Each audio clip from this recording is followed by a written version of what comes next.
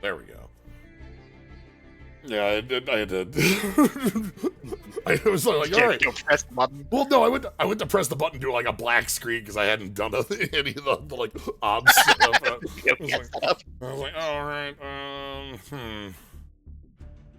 But yeah, no, I just like that. I finally decided like the only thing I'd been posting on Twitter for months, other than like maybe 1 or 2 retweets like, of like a thing, was just like stream notifications, and that's just dead air. That's just it's space. It's nothing left. So now it's just on the Discord and on the Blue Sky. So howdy. Oh, So you got 10,000 gems again. yeah. Well, I did have more.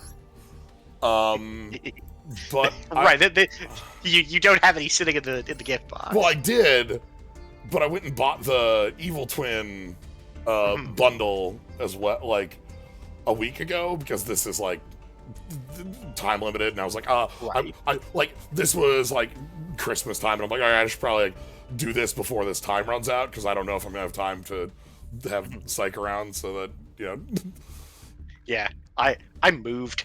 Yep. I've been busy. Yeah, and so I was like, okay, well, I'll just grab this and put us up to like 10,000 again, which this has like a cool board. That is a good time. Yeah, I love doing more art for like this. Yugioh and Leela. This is like a scrolling billboard and such, and like comes with the icon and like it has the alt arts for Yugioh and Leela in here. Oh, that's fun. Yeah, that deck box is really cute. I wish that was like a thing that you ever got to look at in the video game. Yeah, it's just right. Yeah, these alt arts are really good. Yes, so these are the alt arts for I forgot how good these alt arts were. There's the alt art for Leela. They have the hello, my name is. We got the tiny like kiss a kill and the tiny Leela on. Big chillin'. We got our little shark buddy. But yeah, and so I was like, okay, I'm at like I'm set up. I think I'm actually at the point where I don't have anything. Now I do.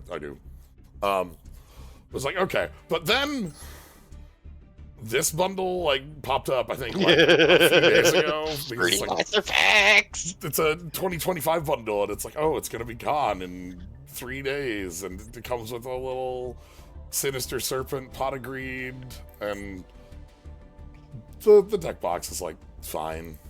Sure. Like a upstart goblin getting annoyed by a Sinister Serpent. I was like, all right, well, we have Upstart Goblin being owned by the Sinister Serpent. We have the Spirit of the Pot hanging out with Duality in the background, I think. Yes. And then what do we have on the left? I don't recognize them. I think we get a little bit better view on the other. If you scroll these to the right, there's another version of this. Yeah. Yeah, I don't recognize them.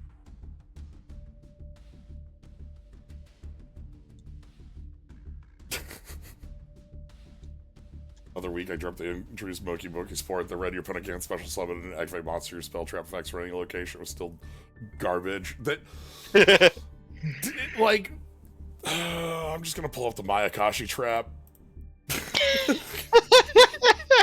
That one's not garbage, but like it's basically that, right? I don't recall that one offhand. Mayakashi was never one that I got super familiar with. So, Ghost Meets Girl, a Master Mayakashi Shiranui saga. Because this is both Mayakashi and Shiranui. Tribute 1 Mayakashi is Shiranui, Synchro or Link. Neither player can special summon from the hand, deck, or extra for the rest of this turn.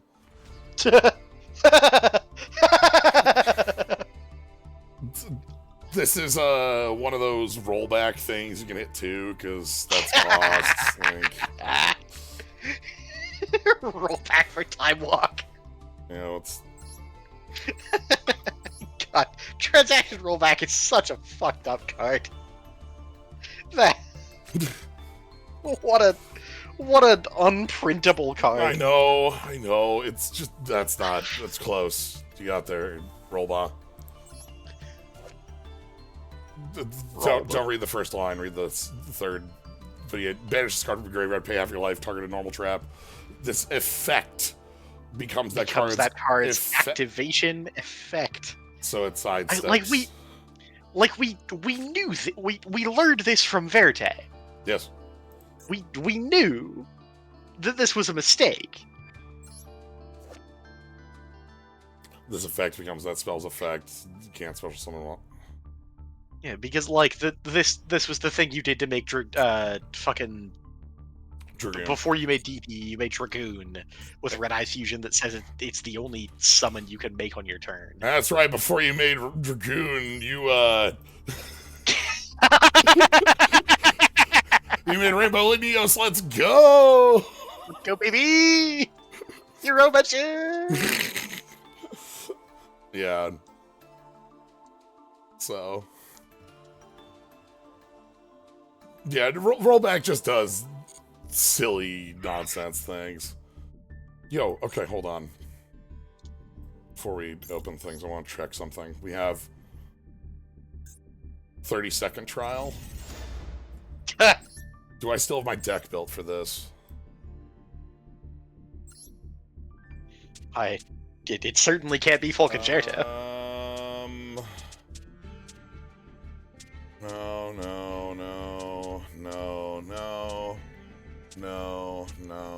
No, I don't think I do. Knights of the Oz Republic is pretty good. Yeah, this was like the first deck I built on Master Duel. Damn, I had a deck built for... Hello? Hoops? Do it. Hold on, do I? Deck. I just have to go into my...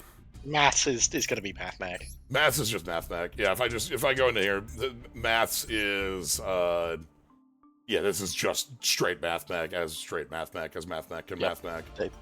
They printed circular and you went, hey. Yeah, I went on and built like a Math Mag deck around this. You can do way more fusion with this. This is just, the deck was designed to super factorial on your opponent's turn for a little Plation, which has discard, send a monster, send a spell trap as its on summon effect. And you do that on your opponent's turn, and that's the entirety of the deck. Yeah, fair enough. So, but no, I had a deck I built last time we had this specific event that was just 40 time wasters to try to time out my opponent. Opponent priority turbo. Yeah, like make them rock, paper, scissors, make them make choices, make them make... but yeah, this is the first deck I built on Master Duel. Almost completely legal. I remember that stream. Yeah. This was a fun one. Yeah. You can tell it's old because it has a 13-card extra. Fucking those robots. I've seen that come up. I actually played against, if I go, did I save that one in replays? Replays are up here, I think. Replay? No, these aren't my saved replays. These are just... Wait, no, these might be the saved replays. Damn. Nah, I don't think I did. I there was a game I played in, like, Duelist Cup where the opponent was like, I'm just gonna, like, roll back DD Dynamite at you. So. But yeah, no. We're here for card opening rather than anything else. So let's go ahead and 25. They do give you these in really weird numbers, so that's why it's not like you just can't avoid. You get these in like 1s and 2s and 3s for winning games occasionally. Yeah. All right. Okay. Got a couple of hollows. This is one of the better ones. This is like a good Marincess. Yeah. Yeah, because this is one that specials itself, which makes it you can go normal link off for blue slug. Blue slug targets a Marincess in grave, add it to hand, and then you can re-special this one. Yeah, no, this is 2025 because the amount of it's 2025 cost. There was an event a couple days ago that was a rerun from 2024 that was your life total is 2025. Like, Happy New Year, here's a 2-day like event that's just burn dome. Yeah. So in the world of the burn dome, fucking Rebel King Leonidas is the boss. Rebel King Leonidas is the killer. Like, Poise the Old Man is ooh, yeah, is big. Quick effect. Yeah, because you can chain it to stuff like chain it to Leonidas. Yeah. You can't. Leonidas happens on resolution, I think. You can chain it to the special of Leonidas that's trying to get in. Like Leonidas has. Oh no, you're right. Yeah. It has to. Yeah. God, go first and set up the taxes. That rules. That's pretty good. You know, Striker is a deck that keeps has gotten a lot more support that nobody plays, but still is a deck that sticks around. Yeah, like the normal stuff it does is just like powerful enough to win games. Yeah. Having a Pot of Greed helps. Yeah, having Engage, like Hornet Drones with Kagari is a free link too. Yeah, like the more recent cards, the only ones I can think of that are like super like that are around are like some of the newer links and like Linkage. Because Linkage is this is like you can hit for exactly 8,000 for a kill with this. Is Sky Striker the archetypal mid-range? Even Sky Striker with Linkage has a way to kill flat, but the way Sky Striker tended to play as a full deck was a like advantage engine based on multi-roll, having set a bunch of your cards from grave and using like pinpoint negation or disruption with Widow Anchor and Shark Cannon. So yeah, as much as like it's hard to like.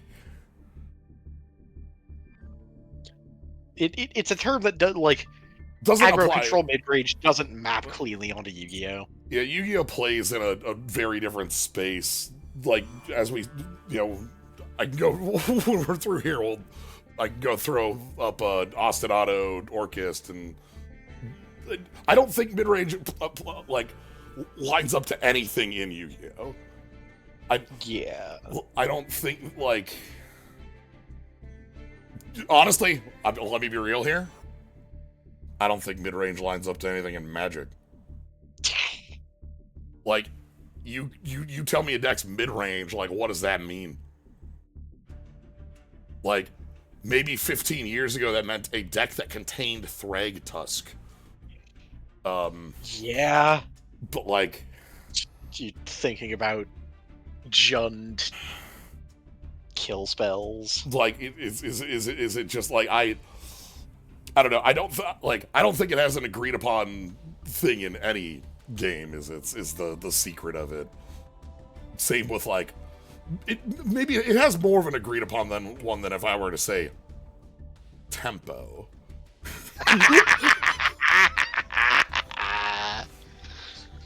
So, yeah, I don't know. I guess I don't think of mid-range as a deck. Like, you can't, like, you can't apply it as much as you can aggro control combo in the Magic space. It's more of a descriptor. Anyway, the other bit about Eagle Booster I can bring up since we're here. There is this year. There's they showed off that like animation trailer thing. Yeah. A while back that had like Melfi's and Zeus and all sorts of like fun like different archetypes showing off like short like maybe 30 seconds at most of animation of like, you know, the live twins doing a crime or Six Samurai stuff. But like they did announce that this year they're doing more longer form, not like we don't have like a full descriptor of like exactly what we're doing, but it's like more longer, like we're posting stuff on YouTube as like, I'm thinking like Pokemon shorts. Yeah, is what it seems to be. I'm thinking about like generations, evolutions, that Twilight, kind of stuff. Twilight Wings, Maldine Wind. Yeah, so like so that sort of stuff, and the two that they showed that were at the end of that trailer, were the last two they showed were Sky Striker, and Elbaz. That makes sense. Those were because that like. Those were the last two they had at the end of the trailer were, and like as ones to use as like your source material for like animated shorts. Sky Striker has like its own manga and is like, this is a very like cool, popular archetype that's been around for a while now. It's 2016? Yeah. And Elbaz is the like, Albaz was the plot of Yu-Gi-Oh! For like 4 years. Yeah, for a while. Like after they detangled from the anime at first, like they started doing their own thing, and Albaz was the second take at that. So yeah, that'll be the animation stuff. So hey, I appreciate this one. I love looking at most of the Dino Wrestlers. It's really tragic that no human being has ever played them. Yeah, like it's really unfortunate. They look so cool. If we go pull up a Dino Wrestler, like yeah, that's a Dino Wrestler, right? Like yeah, it sure fucking is. Nailed it. Got it in one. One in the mouth. Yeah. Like they do all also have really good names. Yeah. Yeah, it's just that like they don't. The archetype plays with a like, we're coming from behind to come back, and like you can see that on the card we pulled here, Capipatera, which also shows off the fun naming convention they have. Yep. Like if your opponent controls more monsters than you, target a monster your opponent controls graveyard. Done. Like that's a powerful effect to have. The problem is that like none of them reach the power level of Pank. Yeah. And like Pankratops, known common. Yeah, this is a UR here. This is a common in print and paper. Yeah. Like so this also recently got pulled off the paper list. I think it was believe so. Yeah. But so the problem is that like the outsized power level within just Pankratops means that your deck isn't Dino Wrestlers, it becomes Pankratops Turbo. Yep. And like that can work, it's just one card. Here's the other major. Yeah, we talked about Albaz is the second take at doing its own story. Yeah, like we have the Zeroth, which is like dual terminal, worms, Gem Knights, Gishki, all that stuff. Then this is like take one that's fully like this took over the main sets and was like our main plot line, which you know, there are 10,000 cards on this list. It's not all of them.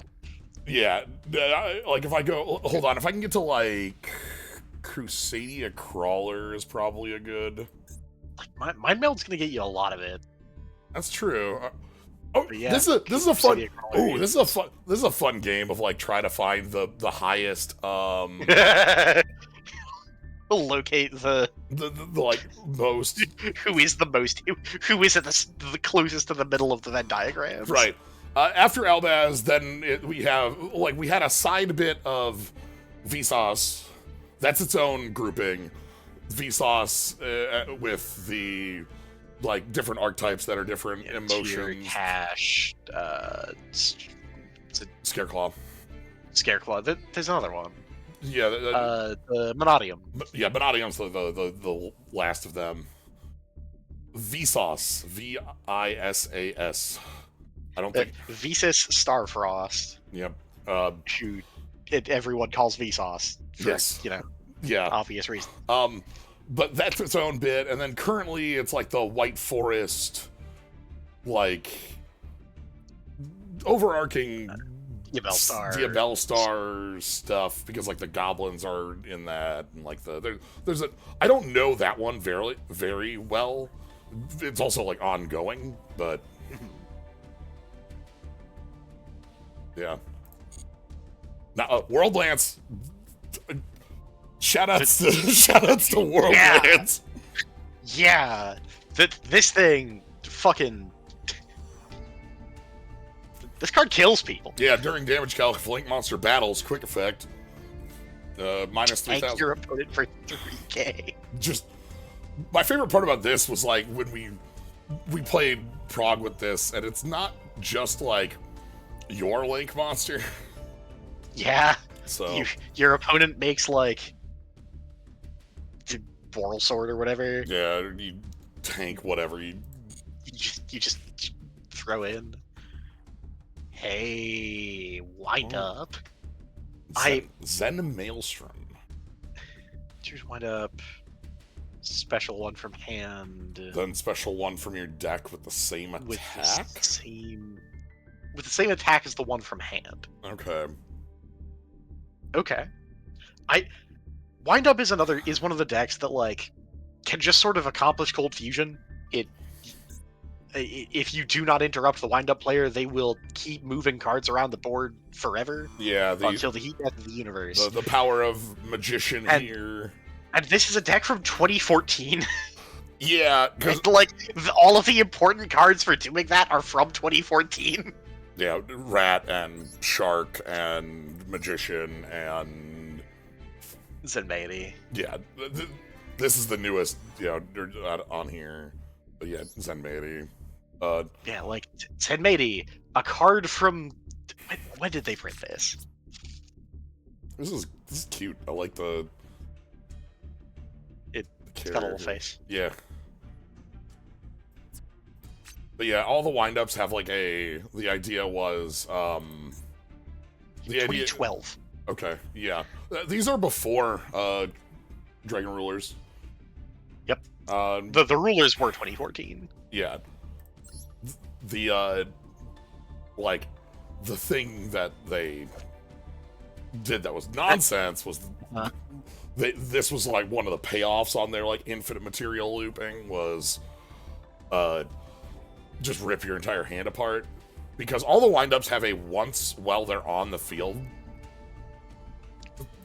but if you're able to flicker them, like, this is not the way you end up doing it, but as such, if you flicker them and replay them and put them back, you can re-trigger them again. Yeah. So yeah. Yeah, no, I played this a little bit in Prague, just with like the early low rarity stuff, and those were good. Yeah. And just fundamentally do not understand it enough to, like, I watch someone do Zen amazing things, and I'm just like, my brain melts a little bit. Yeah, I understand the concept, but like it's so like you have overlaying, changing levels, getting to a carrier, using Zen maintenance. The big thing here is Magician, which has when a wind-up effect is activated, you can special a wind-up from deck. And that could also be like this even doesn't even say not a wind-up magician, it just says the effect isn't a wind-up magician that triggers it. Yeah. So yeah. In Prague, more so I remember in Prague was that so Zen Mains here was like a very annoying. This is a huge asshole. Very annoying card to play through if it would be destroyed, detached material, and if it used that effect, it has a destruction. And the other bit was I lost. I think this got banned. Pretty sure. I think we might have banned Overwind. Yeah. I think this was one I had, and it was just like, hey, here's some like nonsense, like yeah. Couple nonsense fives in that era.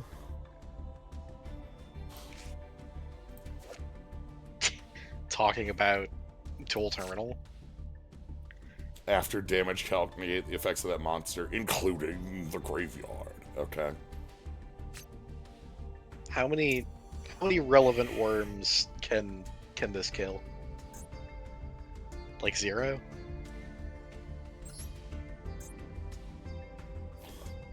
$1,600? Yeah, no, that like 0. Like 0.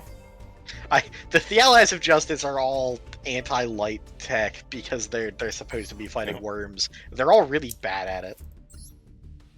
Yeah, my favorite of those is the one that like blows up if it sees a light monster. Right here.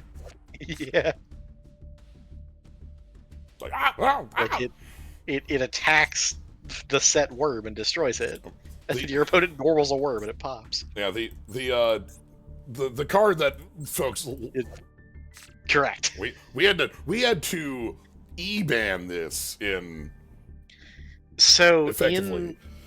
In Prague, in early 5Ds, we opened Hidden Arsenal 1.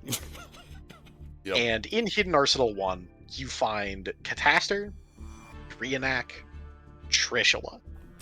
Yep. Also the other first wave of ice barriers, but those are not as problematic as Brio, Trish, Cataster. So the week that this week, it was just like whoever could turbo out, like whoever could specifically turbo out Cataster and Breenac. Those two were the killers. Right, like Cataster, the only way you beat Cataster is with Breenac. The only way you beat Breenac is with Cataster. Right. And so the way you win the game is by having more copies of Breenac and Cataster in your deck than your opponent does. Yeah, Trishula was a little later, but we didn't have to e-ban Trish because it was too big. What else did we hit that week? We hit Royal Oppression, I think, that week or something like that. It was 3 cards, and I think it was specifically. Oh, it was Royal Oppression. Yeah, I think it was Royal Oppression. I think that was the third. The other card I remember of Ally of Justice stuff that had some time being playable was Cycle Reader. Because double DD Crow in certain matchups is very powerful. Yep. But yeah. What are you? Horus. God. Special Horus for Grave.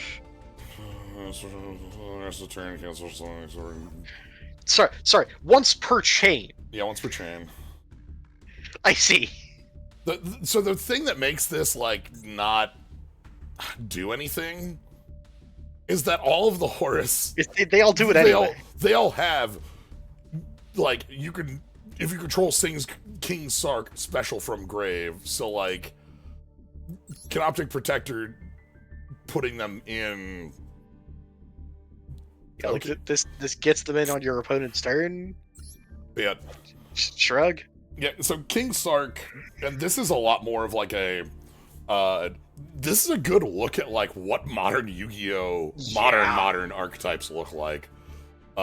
Where like Horus here, which is a set of a set of monsters that revolve around this card, King Sarcophagus. This card has I'll pull up a couple of the way like in archetype ways to search it. And like while this is in play, all of the Horus monsters can special summon themselves from the grave once, and this has 4 times per turn. Discard a card to send a Horus from deck to grave to set them up. And then also there's another. Wow, there's more on this. Yeah, that comes up anyway. But the Horus, the guys can't lose combat. Yeah, the thing with that is that like the 4 of these, Imseti has discard this and another card to search King Sark and draw 1. And then has an on-field effect as well that lets you send a card to the grave if another card leaves the field while this is in play. Dramatef has an attack equal to Horus monsters in play times 12, and also has draw 1,000,000 if a card leaves play. Hoppy here just has a very huge retaliatory effect. Sorry, no, this is the recursion effect. Target 2 cards banished in the graveyard and put them in hand, or wow, okay, this is the recursion effect. But this one, and what a fucking recursion effect it is. God damn. Yeah, either pick up 2 or shuffle them into the deck, and then Kevin UF has things become untargetable. But the thing is, like, if you get King Sark and you just discard your 4 cards, like, you know, your other 4 you have, like, you could just put all 4 of these Horus monsters into play every turn, like flat, just for free. Yeah, your opening hand is King Sark and 4 blank cards.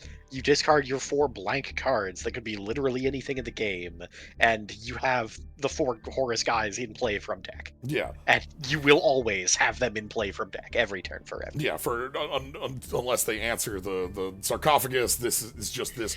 You get to recur something like 12,000 attack worth of bodies.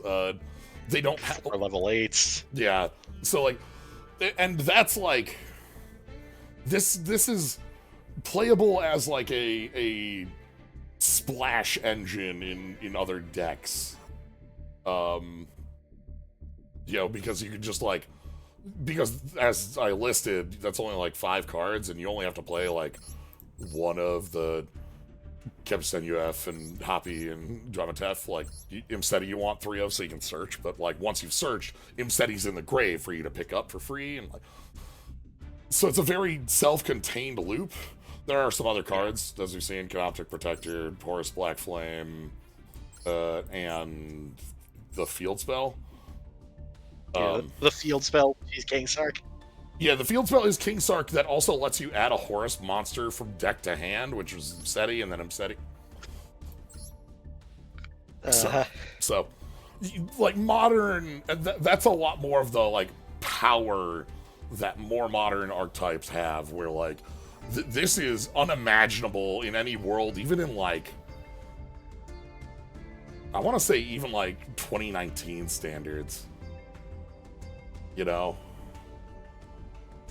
Doesn't need an oral sword at all. That's right, baby. Get Alistair in here. Yeah. You'll be the boy. God. Yeah, no, what? One week for drops. Yeah. Yeah, basically. Yeah. Especially because it's like, oh, this can easily, like, set up a graveyard deck that wants to throw things in. Oh, wow. Hey, boys. What's up? Fucking ancient text. Here's some card you're definitely playing. Ooh! Hey, buddy. How's it going? Here's this big old Archfiend Black Skull Dragon. It's an Archfiend because this is considered an Archfiend card. Yep. Summon Skull plus 1 week after and months after Pokesaurus drops because it's also stupidly compatible with tiers. Yeah. Full power tier, but also Horus tier. Oh, so this is just Summon Skull plus Red Eyes. This is a Black Skull Dragon retrain that's opponent can't activate effects, and at the end of battle, target a Red Eyes in your graveyard, inflict damage to your opponent equal to its attack, and shuffle it into the deck. So every piece of Red Eye's support is doing a different thing. Yeah. Okay, this is Hey, top left. Yeah. Top left. Yeah. What's up? It's the Marmot. It's an Archfiend. It attacks by throwing acorns.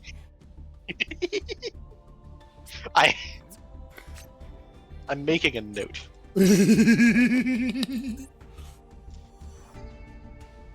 Yeah, let me get to like a Red Eyes card so I can lower the amount of... That's a tune card, help.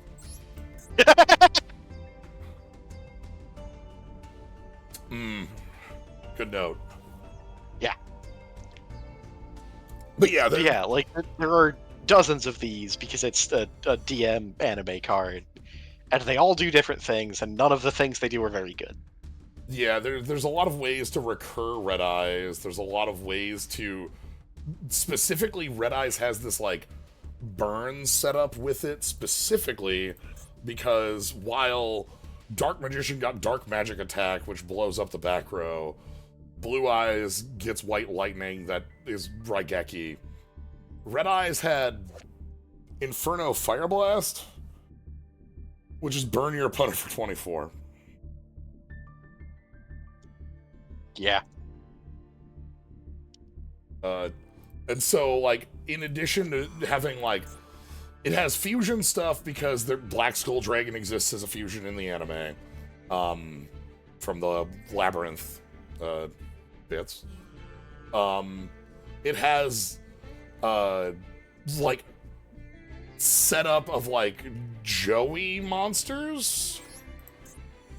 Like, we get, you know, Gearfree the Red Eyes Iron Knight. And a few of those, and it has like things because it's part of Paladin of Dark Dragon exists because Paladin of White Dragon exists, stuff like that. Yep. And so being a foil to Blue Eyes means that you will catch stray support. But it also has some of the, like, some singularly strong, like, so... You find Red MD? Red MD isn't, like, Red Eye support, it's, like, Dragon support, and it's still, to this day,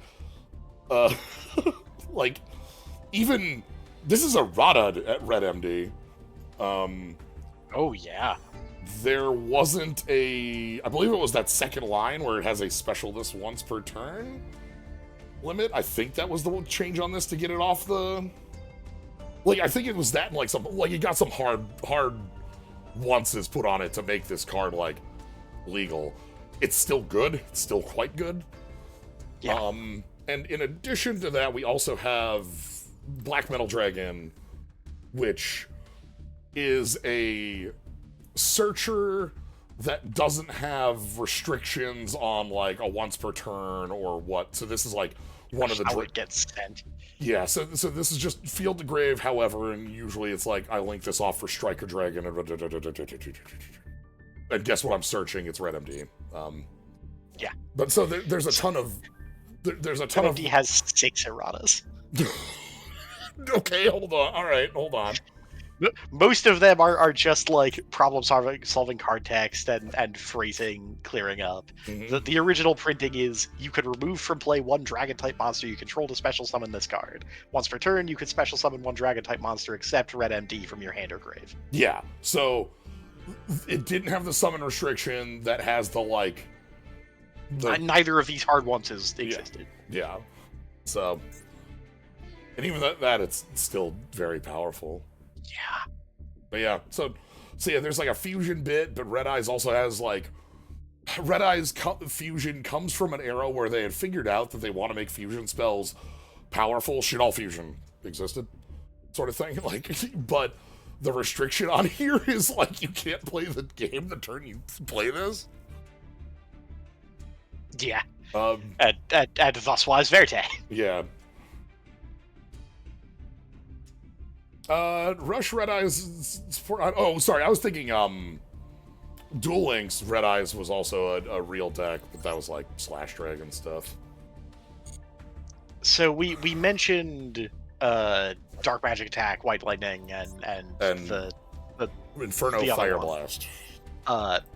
And I went looking to go poke Thousand Knives because I forgot the text on Thousand Knives because it is very similar to this set of cards. And I learned that Thousand Knives was a video game promo. Yes. For a computer game called Power of Chaos, Yugioh the Destiny. Oh god, is that Yugioh the Destiny, Kaiba the... Yes. Okay. Do you know what other two promo cards for Yugioh the Destiny are? Because you've certainly played them. Yeah, Kaiba the Revenge, Joy the Passion.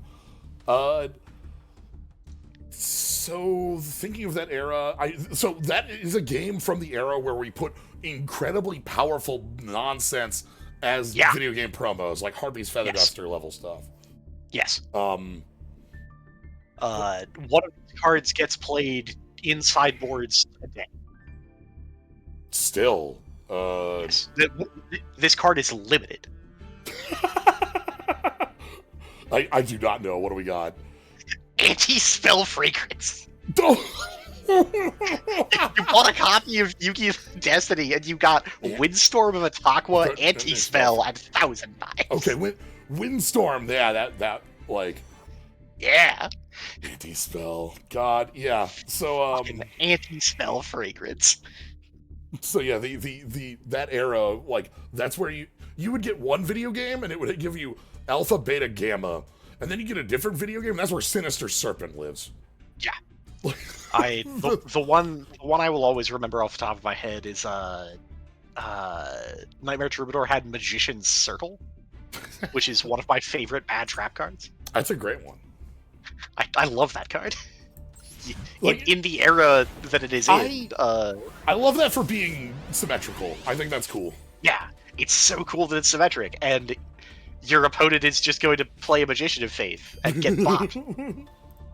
Hey, Iroh, what's good? First wave. First wave 6 Samurai is pretty dang cool. Yeah. That's where we have, because first wave 6 Samurai has oh boy. Alright, I'm just gonna put this in my...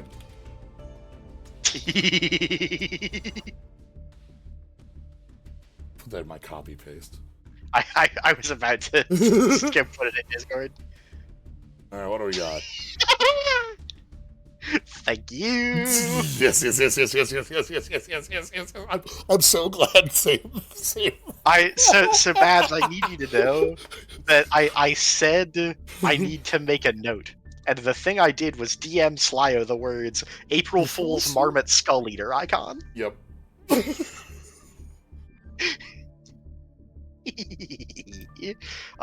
Babs Scriven and I are drift compatible. This is just known, yeah. It's been the case for like 7 years. I don't know.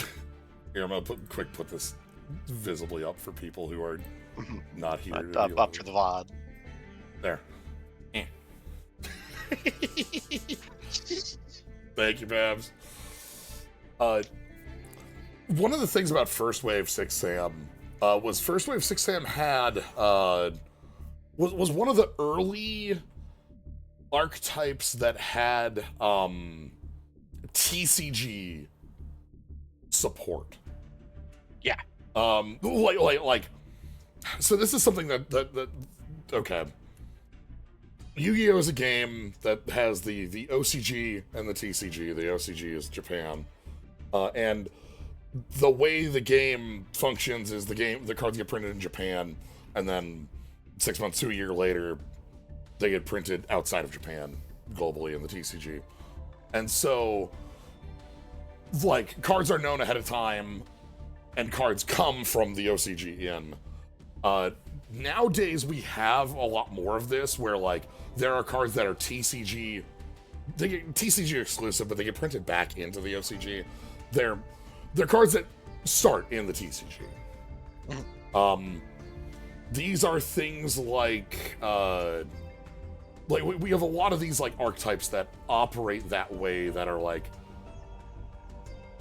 I think Dangers were one of them, right? I think so. Ashen is the recent one I think of, mostly on account of no one playing it. Oh. It looked really cool, and then no one, no human being has ever resolved any of it. Yeah, so like we have a lot of these where like okay, pulling up a bit of a look here. Wow, there's actually a lot more of these that like, okay,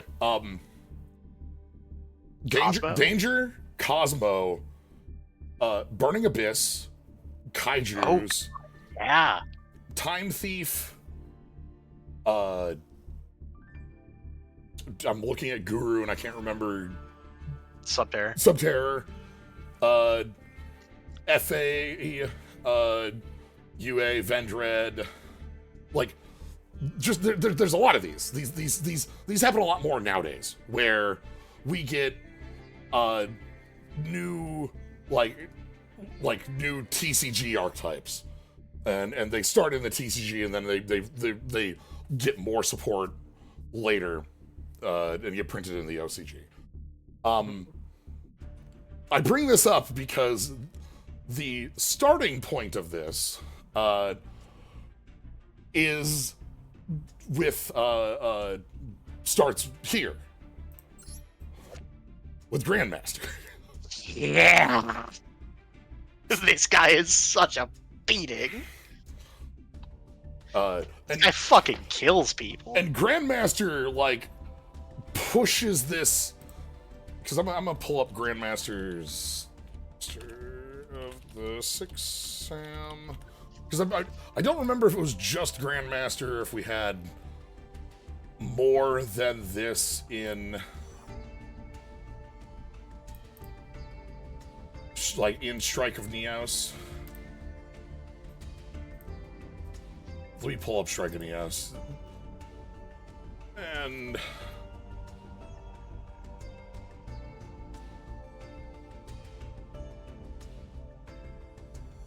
yeah, this was TCG exclusive, and let me tell you, 6 Sam with this card is a very, very different beast at this time than 6 Sam without this card.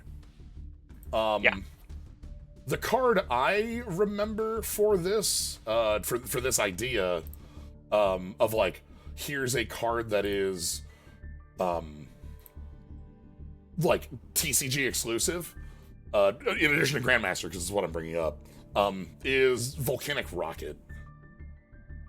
Yeah. Which is also a card that heavily changes the power level of that deck.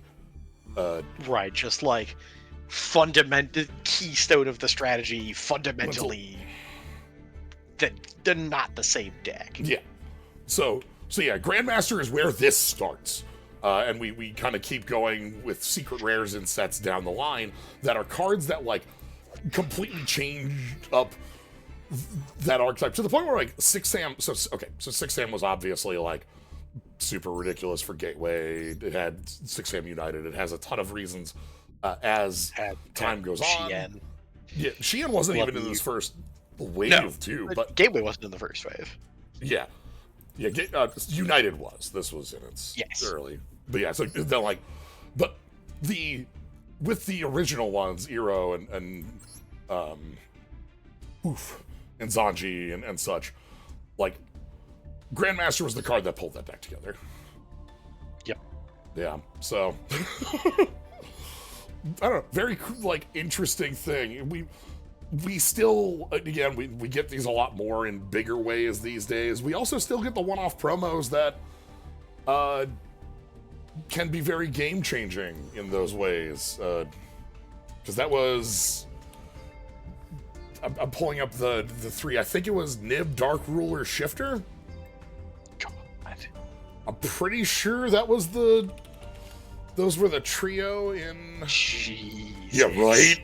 You want to talk about like pivot points in Yu-Gi-Oh.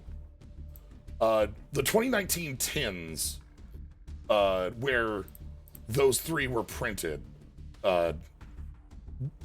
Yeah, where our three promos in there are. Yeah, Shifter, Dark Ruler No More, Nibiru. Those three cards are format defining forever. Uh-huh. So, yeah.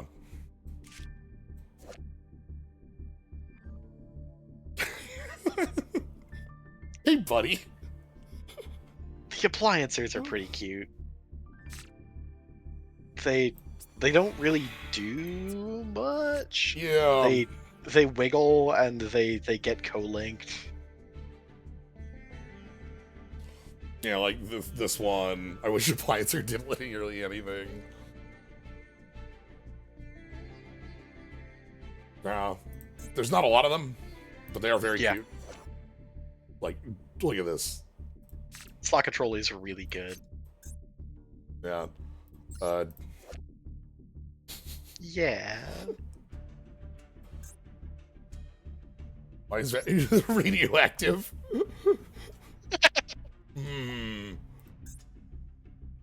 But yeah. Don't worry about it. Little buddies with a bunch of these links that play to.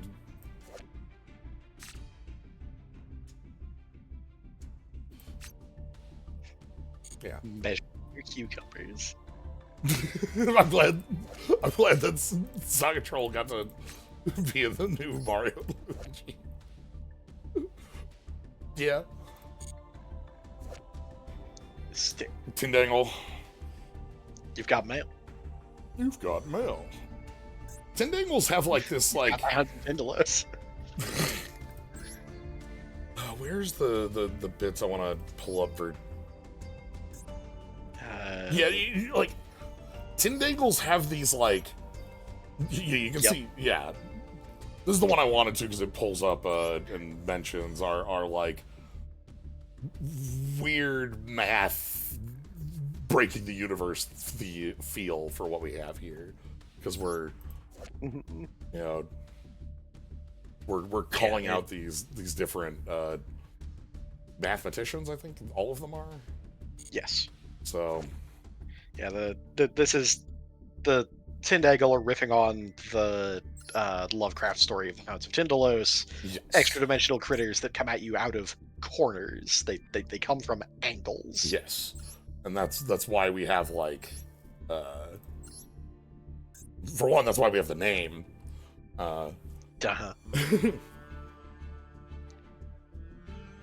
Big TCG exclusives early off the top of your head. Grandmaster Rocket, Test Tiger, Allure, Tour Guide. But yeah, this is like, archetypes can be based on anything, and having this be the Hounds of Tindalos is such a...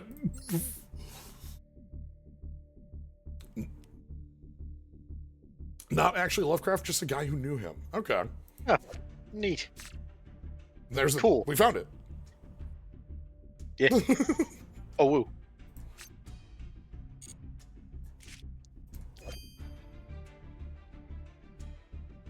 Yeah, okay. Sure. This was like... You could call this like the first archetype, I think.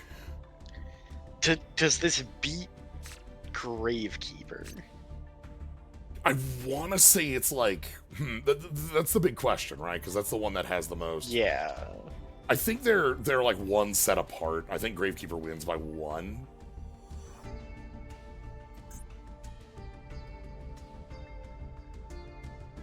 We have a Labyrinth of Nightmare versus...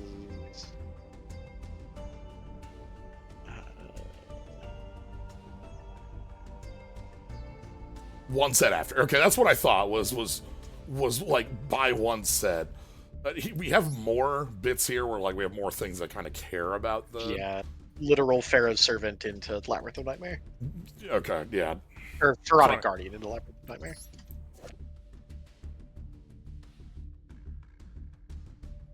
Yeah.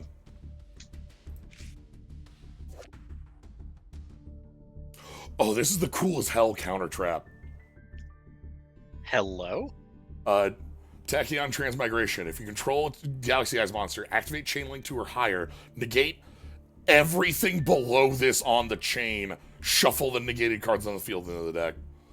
If only your opponent's stuff. And if you control Tachyon Dragon, hand.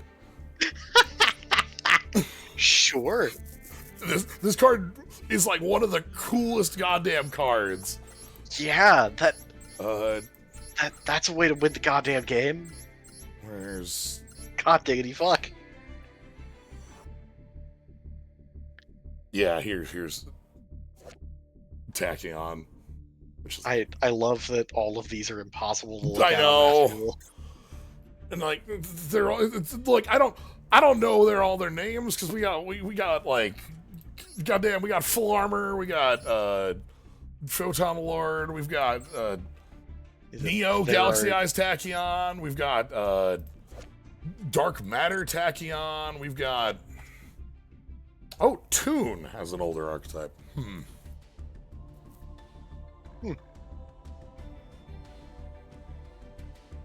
Yeah. So they're held together by being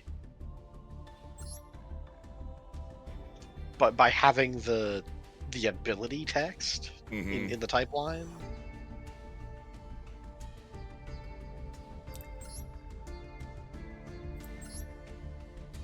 But yeah, this is just like, I don't know. This is one of the coolest goddamn, like, just, you know what? You see Chain Link 7, just shut it down. Chain Link 7, all of your shit goes away. All of my shit resolves just fine. Yeah. See you later, asshole. I'm out. Hand trap it. It's impossible to find a list of archetypes in order because, like, Blue Eyes isn't an archetype in its first set, but is late. Yeah, that's true. That's harder to... Yeah, that's what like Toon is like. It needs Toon World, and then like has cards that care about Toon World, but like it's not like Toon. Same with like Spirit as like a card type. I don't know. Hey, these assholes, little Gaias. These are these jerks. This wave of support happens right at the beginning of which era is this? Oh god. Well, this isn't even part of this. Isn't even one of those. This is Light Dark Gaia. Oh right, no, this is the Chaos guys. Yeah, this is the Chaos one. Not that because you're thinking of. I'm thinking of the fusions. Yeah, you're thinking of the cool fusions and the ones that were like had the field spell Galloping Gaia. This one is like part of a chaos setup. There's like there's an opposite of this, and they're not much of anything. Tribute to Light, add a dark, then discard a card, banish a dark, lower attack. I don't know. It's not really anything, but you have the Midnight Sun and you have the Polar Night, and they both poke at each other. Yeah. They're doing the same thing but backwards. Yeah, these are part of a much lesser known or used BLS support because BLS ties into Gaia in that angle. Yeah, they're here to be doing like super soldier things. Yeah. Oh, hey, speaking of, Midnight Sun has the exact same background as Envoy at the beginning.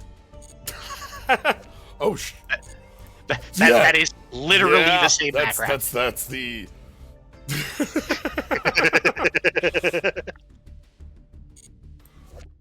One's vision. Activate this card. Reveal Blue Eyes from your hand. Special summon monster from hand.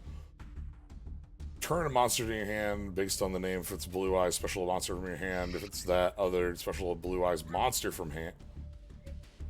This just lets you wiggle your board a bunch. Yeah, the person who wins a card game is the person who moved the most cards between zones. It's true, and this lets you do that a lot. Not for any real benefit, but it lets you do it a lot. That's kind of like blinking really isn't a thing in Yu-Gi-Oh. Yeah. Like, for one, a lot of cards that you would want to be doing that on just have it once per turn.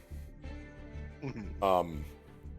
But like, you even the like blink effects that do exist, like don't usually are like, I'm thinking like Harmonizing Magician or Psy-Frame Lord Zeta?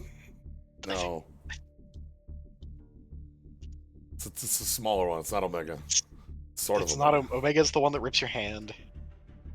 SP does it too, but like yeah, like they're blink effects in that they remove cards from play, but they don't like re-trigger on come in. You know what I mean? Yeah, they mark exile this until whenever returning from banish is specifically not being summoned. Mm-hmm.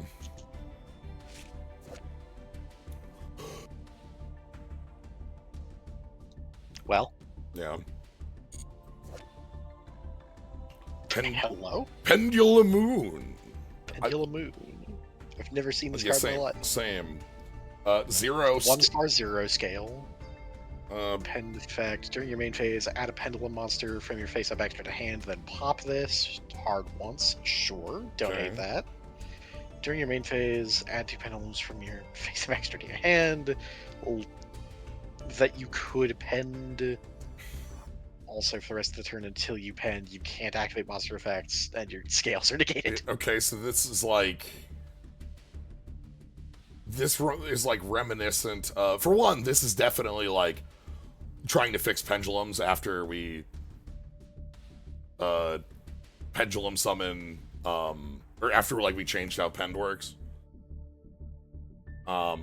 In the sense that this is like pull cards from your extra to your hand, which wouldn't mean anything unless we had already changed the rules. 2013. This was in Psyche. Really? So we'll add to face up. I guess it gives you the cards, then you have to. Weird. Which like is still the case. Like we never fixed pendulum. Yeah. Someday. Yeah. None day. None day. Pendulums are never coming back. Blue Moon. Okay, that effect just read to me like a beyond like pendulum. An immediate. Yeah, and it is. It's just that we printed it in 2023. Okay. Hey, happy memory.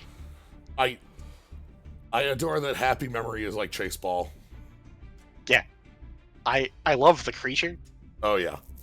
I love that Pearly is just like. It's a Pearly. Yep, that's the beans. Pearly is a very cute creature. It's a little bit Eevee. Yeah. But it's also like dog, cat, fox, rabbit. Right.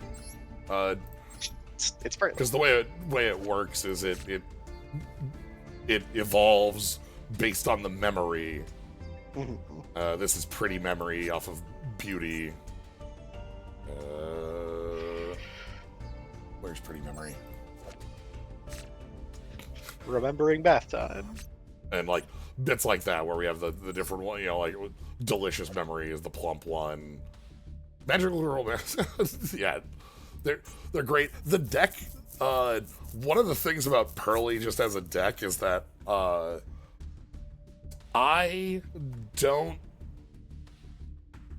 trying to think.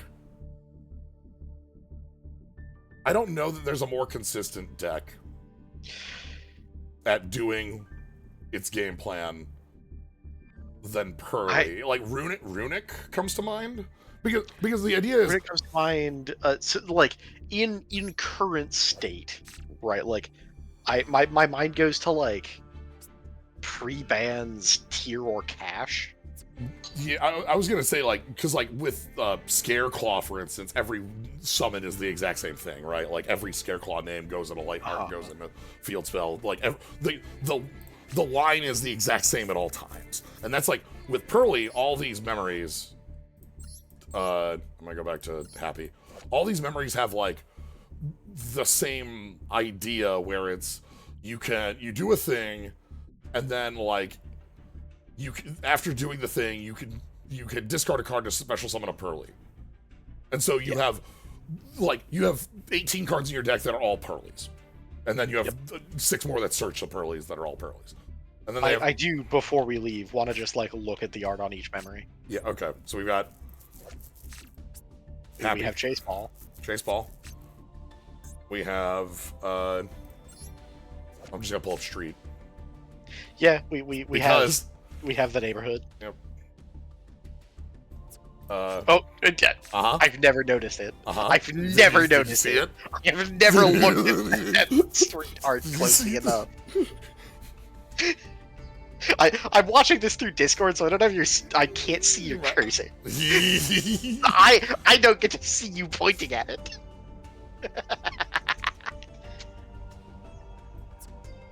Pearly spotted. Then we've got my friend Pearly. This is the Pearly you need to wash. Yeah, this is it showed up at your house. Yeah. It was a stray. Yep, on the stray Pearly Street. Yeah, okay. No, yeah. We're getting and then we've got... I understand. And then you get bath time. And then we get bath time, because we just saw. Yeah. And then after bath time, we have happy time. After happy time... We have dinner time. We have dinner time. That's so many What foods. a spread for Pearly. We have so many foods. Okay, so we've got... oh my god. I love the crazy straw on the orange. It's really good. We've got like... We've got croissants, we've got a strawberry cake. We got beans down at the bottom. Got a salad, we got a spaghetti, eggs over... guac bowl, beans, a power bracelet, some, fruit basket, rice ball, chili donut. Yeah. And then after that, after dinner time, we have bedtime.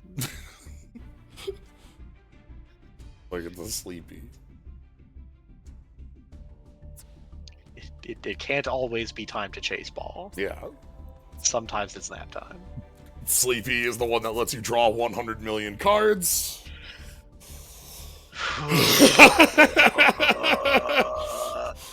Once per turn during your opponent's turn, you can draw 1 card. This is not a once per card, so you can draw 3 if you have 3 Sleepy. And then if you summon another monster using that as material, you can then draw another 3. Yeah. If you, I don't know, for some reason, this is a deck that not infrequently draws 6 cards during your opponent's standby. Well, that's why they made the hits they did to Pearly.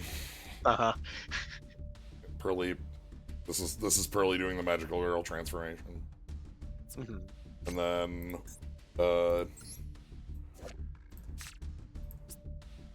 surely we can both chase ball. Yeah. And then they get in the robot. And then they get the robot.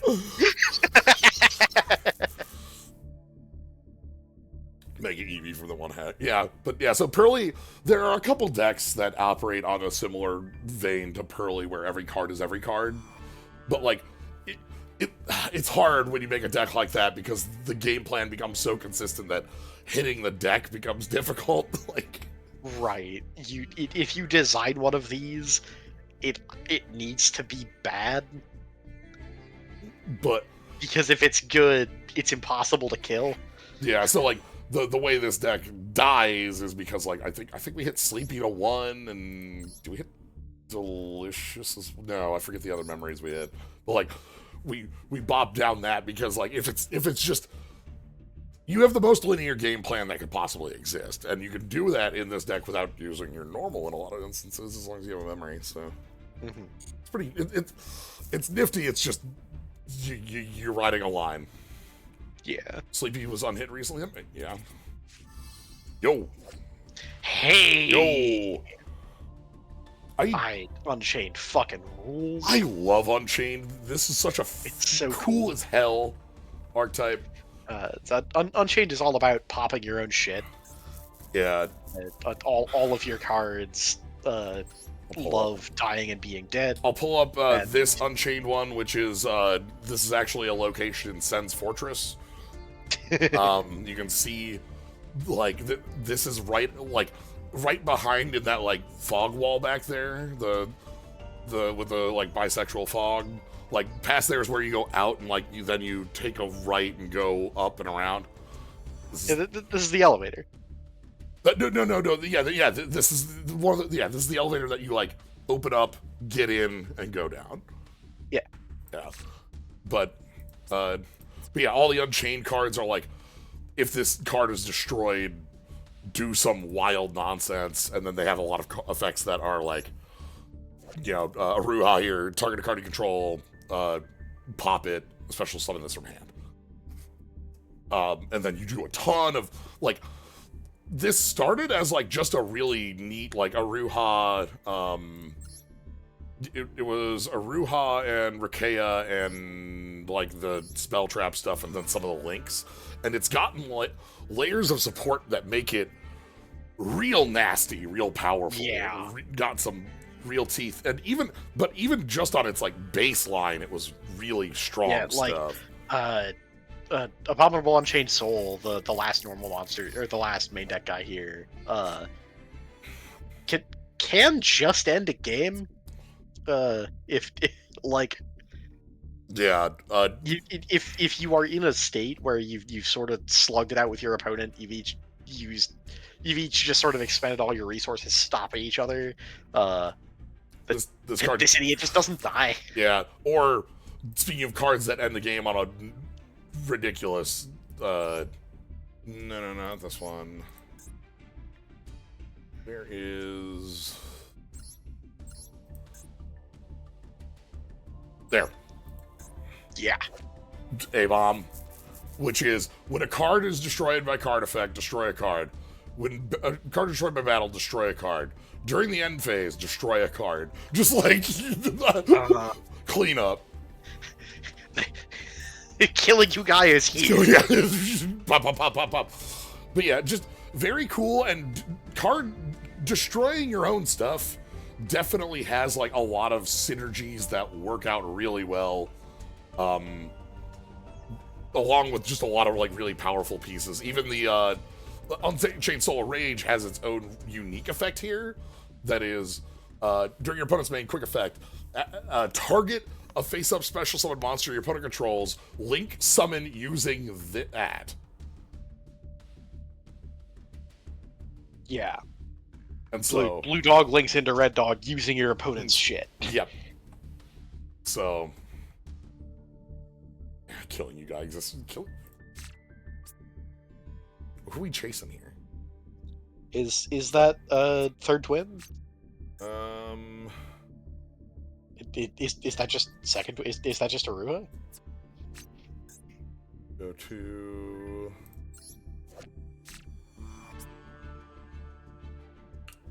Aruha's got like too much of a hat, too much hair. Yeah.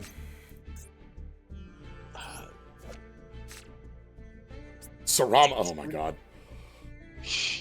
Teeth. Oh, I'm just thinking of, like, this was also like had a very fun week at Prague with this deck. Holy shit. God. The wiki does seem to think that just is Aruha. I think Aruha just like without the hat.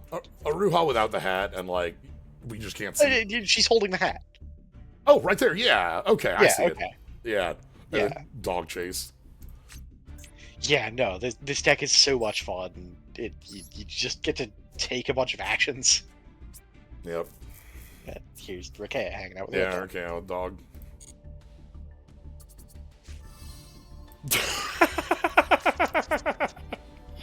My sweet, beautiful boy doing the pose, Sitting. being held. Yeah. Yep. Here's this jerk who was the face of whack control decks, whack stun decks in Master Duel for a while. Yeah, very cool, like, when you're doing just normal Eldritch things. I love the loop that is, like, Eldritch, Golden Land, and all the, like, elixirs slash, The boys here, yeah. Conk, Hero. Yeah. Thinking about the period where Conk was limited. Because that was the problem. That was the problem. We're getting a new we're getting new support for this that lets you just sort of tag into the fusion from anywhere. Right, because nobody used that. No one has ever fusion summoned Eldritch the Mad Golden Lord. You don't do this under any normal circumstances. You're doing it under wacky circumstances. Yeah. I do want to acknowledge on this card's text box that this card's text box only works by fiat. Its name becomes Eldritch the Golden Lord, and the hard once is on Eldritch the Mad Golden Lord. Ooh, that's always a good bit. I love this works the way it is supposed to, because if you ever try to do it the way as written, the table judge walks up and hits you on the head with a newspaper. Teeth. Teeth. This is just teeth. Targeted DD and Grave, special summon, can't special summon monsters for the rest of the okay, except Fiend. Teeth. So not related to DD Crow. No. So God, DD's so DD Crow is different dimension, which was the setup back in the day for Banish. Banish, yes. D/D are the dimension demons. Yeah. So this is one of these archetypes that kind of loses itself in its localization. Yeah. In Japanese, these are all they have a title that is like a position of like C-level corporate stuff, and then a name that is like an ancient king or conqueror. Yeah, like if I pull up the existence of DDD human resources. All right.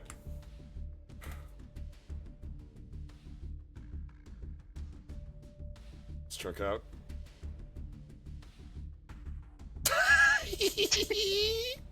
Yeah! Surely. Hold on, I gotta put it up for... Babs, thank you so much. Yeah, God. Surely.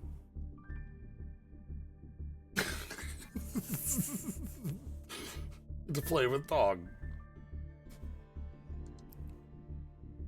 Yeah.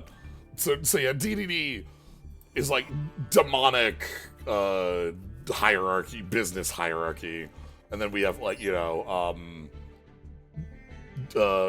King Caesar, High Genghis, like I think, oh God, DDD Super Dimensional Sovereign Emperor Zero Paradox.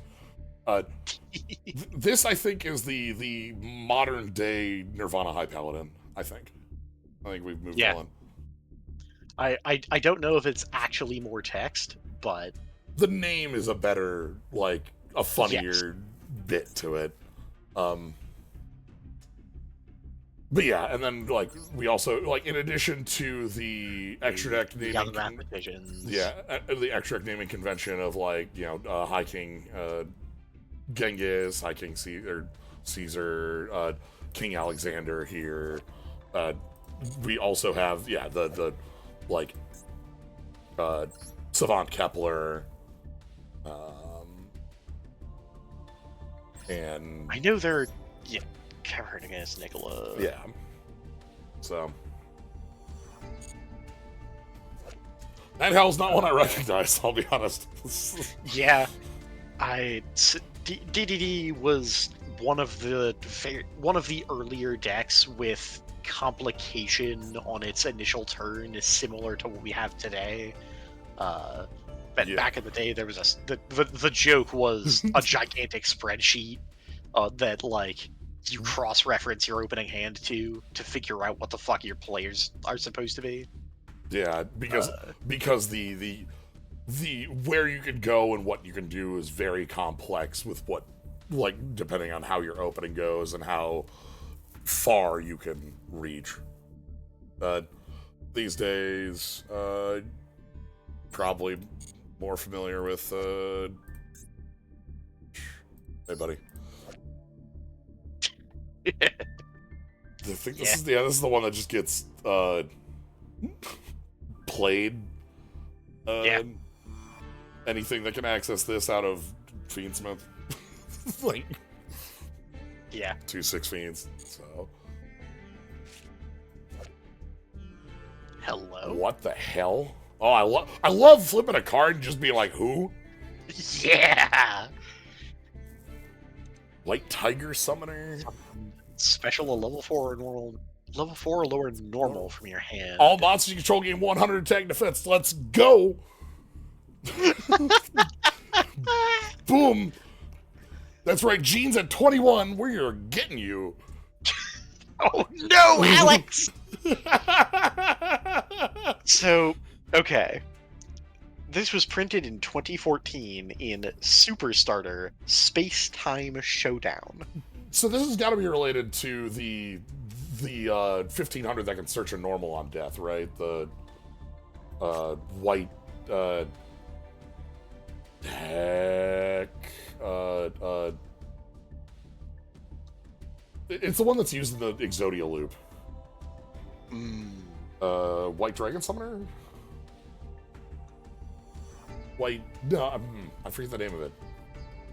Yeah, so this was or hold on, or is it like White Tiger, Black Tortoise? Is that what we're doing? This trivia page isn't giving me anything. Come on, I can tell you that guy in the back is a different card.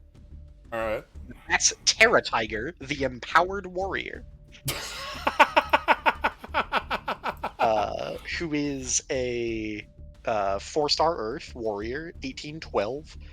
When this is normaled, special a level 4 or lower normal from your hand in defense position.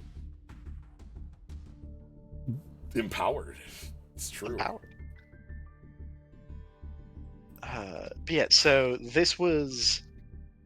Oh, God. So in, like... Yeah, okay, so... 2008 or 2006, maybe, they started doing annual starters, and this was in one of those. And there's got to be Genbu and Byaku and like the Suzaku. It's all there. Okay, so because like Venstra, the Empowered Warrior, Arnis, the Empowered Warrior, Hydro Tortoise, the Empowered Warrior, Golden Dragon, Blue Dragon, Red Sparrow, Green Turtle. Okay, so that's fun. Like, come on, if you're gonna put your trivia on the trivia page, you gotta get that in there. This is a real trivia. Wikipedia trivia page is bad. Come on. Green Turtle Summoner is an old Vindictive Magician.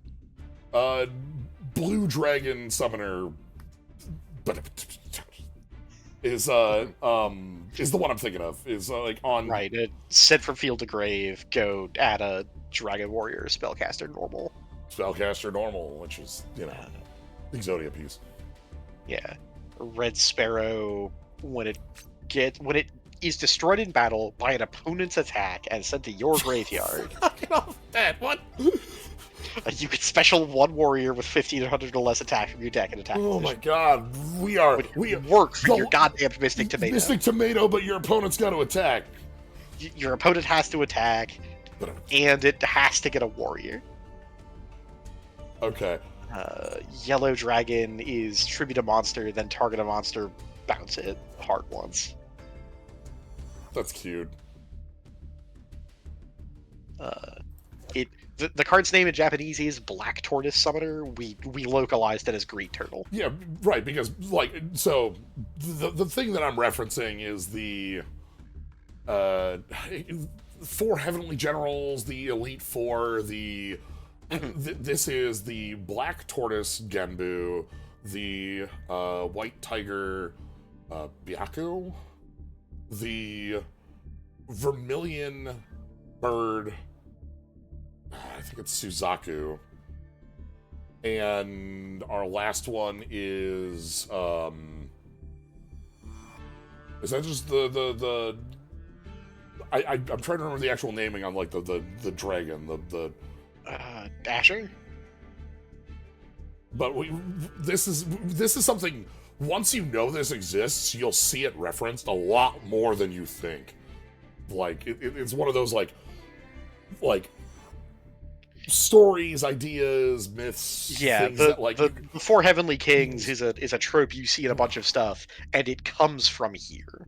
Yeah, this is what we're using for it here on these, because it's like I'm thinking Qinglong, Azure Dragon, Qinglong. Azure. That's okay. Yeah.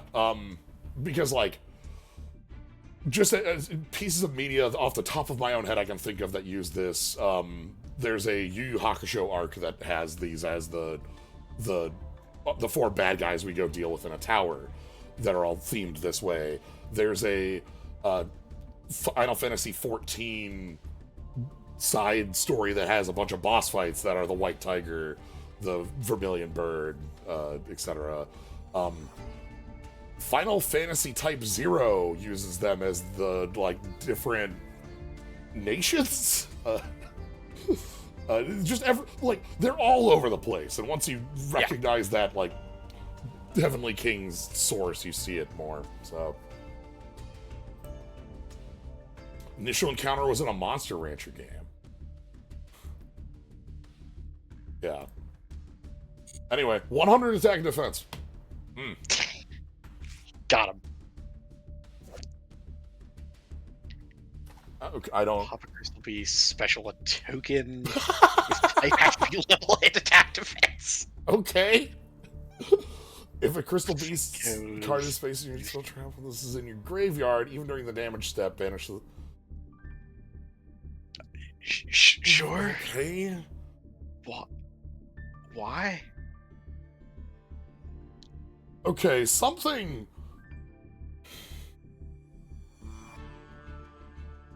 I don't think this is a piece of like of combo nonsense for the deck, because I think it has better combo nonsense, but something reads to be like you could do some combo nonsense with Yeah. Like that. I'm saying why just on account of like that deck already kind of has other things that do basically the things that this does. So okay. Crystal Beasts, really cool, especially for the time period they come from. We talked about. Yeah. We were talking about 6 Sam. This is that era. This is right after. This is the set after Strike and Eos Force the Breaker. Crystal Beast is probably the earliest deck with what looks like a modern field spell. Yeah. Crystal Beast. I can pull up their. Not from here, I can't. Pegasus. Yeah, Pegasus. Just go to Pegasus. There it is. Rainbow Ruin, which is so much. But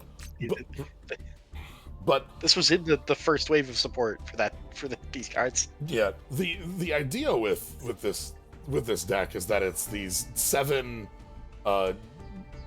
gem animals, and they all have like when destroyed in a monster zone, put them in the spell trap, keeping them. And so, like, then you use them as a resource, resummon them from that position, etc., etc.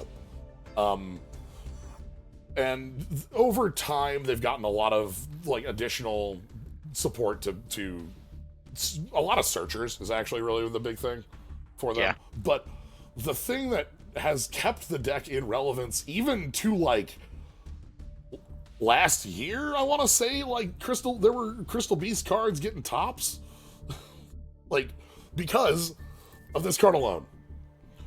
Crystal Beast Sapphire Pegasus, which has on summon to put a Crystal Beast from deck, hand, or graveyard into your spell trap zone, and then it has the text that puts it in the back row. There's no time. There's no once per turn anywhere on this card, and so the different ways that you're able to flicker in and out that card and replay it and resummon it and build this back row resource, and then I don't know, put like you're searching up Crystal Beast Rainbow Dragon, which when it's a continuous spell, you can like special Crystal Beast by banishing it and keep going. Just it has the ability to build a board in a really unique way, and it uses the back row as the resource in a.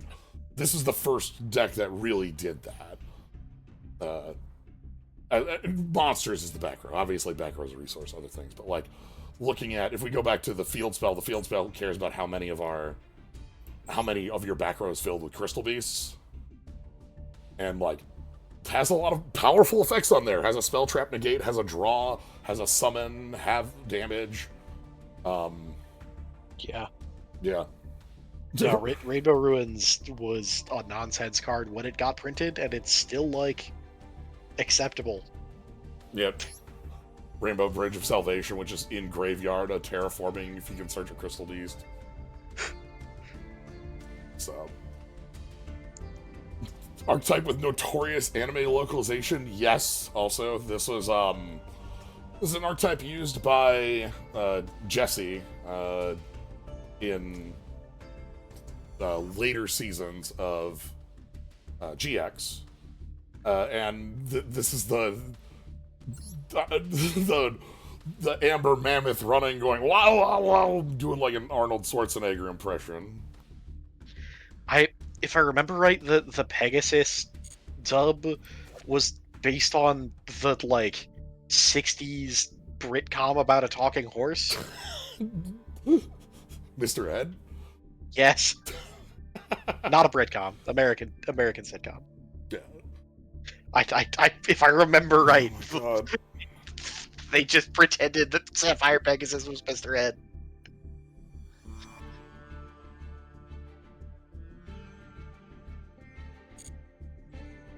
That's a different archetype where we have cards that are based on characters from Yu-Gi-Oh! That's Bujins. God, yeah. I mean, half the Crystal Beasts are Goku doing different voices. Because half of GX is Goku doing different voices. Yeah. Emma voiced fully half of all characters in Yu-Gi-Oh! GX. You'd be wrong. This is a trick. None of you can post links to cast pages. So, one thing I want to point about Pensaplume, these are incantations, these are fun ritual support. We have our, the plume that has the face with the eyebrows. Look at the like sad face down. The nib is having a really bad time. I think they're all like this. I'm pretty sure all of the Imcans are. Yeah, they're all one spirit having a really good time and one spirit having a really bad time. Yep. I remember that from Yeah. I don't know why I'm not saying imps. It's in the name.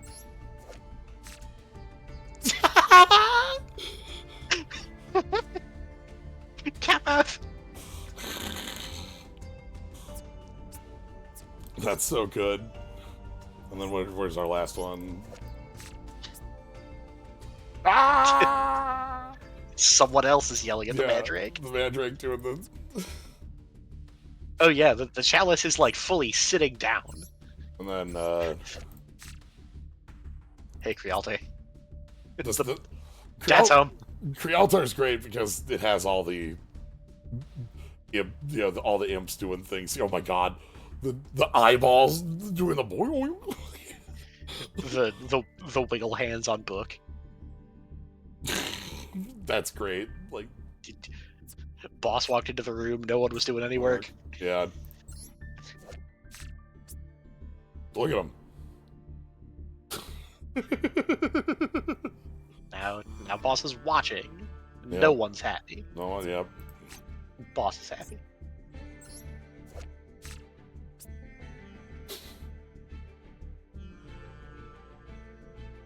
Oh, this one's cute because everyone's doing... Everyone's having a good time. Yeah. Set up the candles, doing the dance, writing the Handsome circle. Plume is holding a tinier The tinier pen?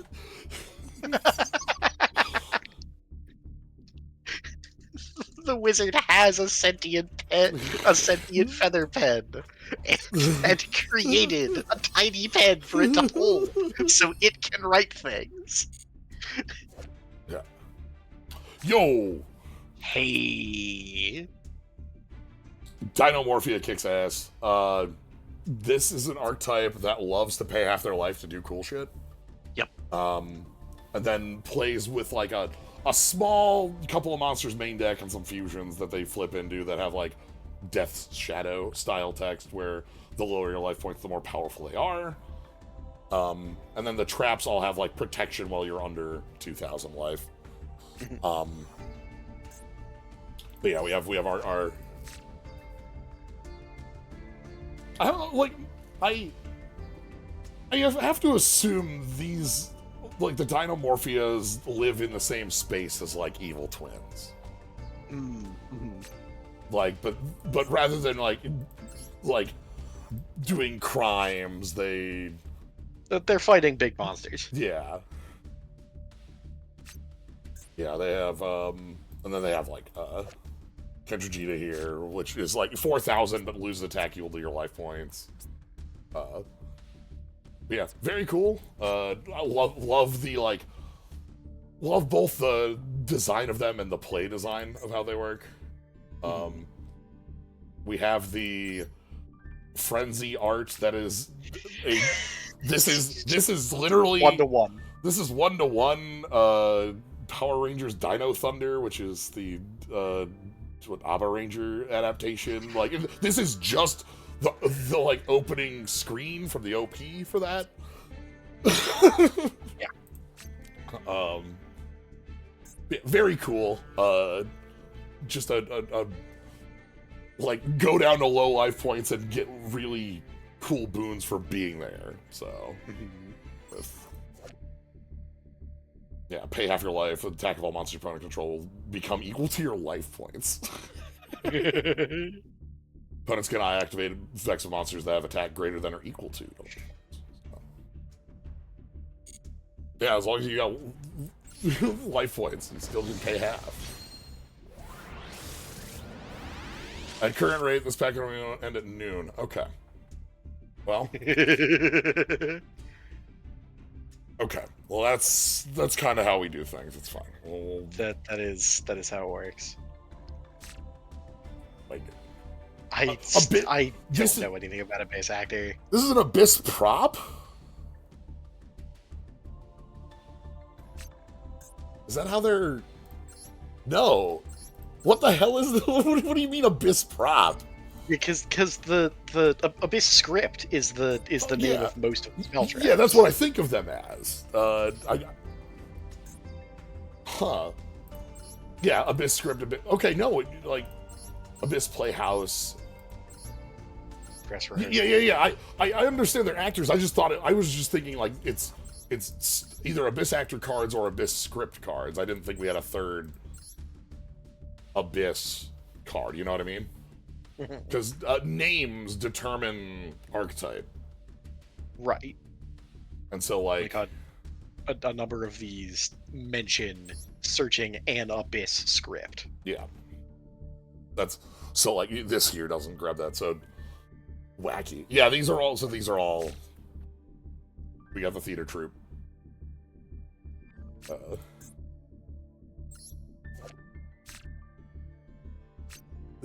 This is this is a unique pendulum archetype. They have some like I don't remember if we really played around with these at all.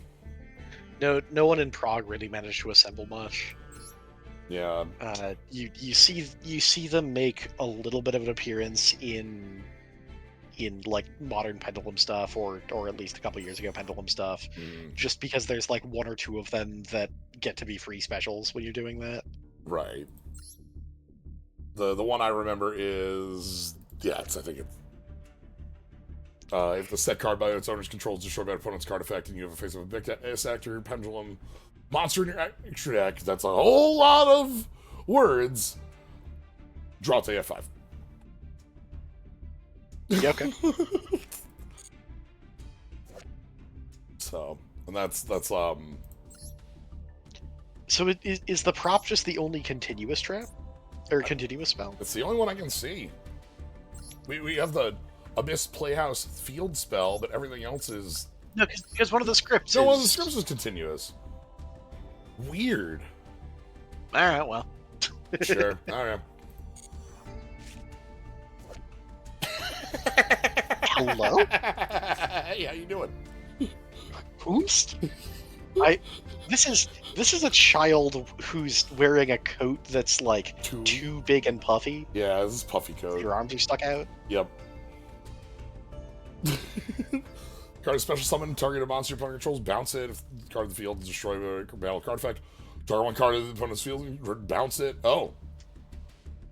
Sure, yeah, alright. Yeah, playable in Penguin. It says Penguin on it. Yeah, right there. Of course you don't have enough of those to make that decision. Ooh. Oh god. Oh god. One of our masked heroes. The one of these I'm... Oh god. Oh. The one of these that I'm sure... Back up. It's 6 stars. Up one more row. It's 6 stars. Where's it at? Here it is. Center left. I gotcha. Man, Darklaw is the one that, you know, if you're familiar with any of these, it's this, but there are more than just Darklaw. You mass change one of the same element and flip into it. This one flips off light and has like a quick effect attack lowering. This one can get huge and also like, this one can hit hard. This is what Koga does. I don't know nearly enough about Common Riders to have words to say about Koga. Yeah, none of these are like directly a Common Rider.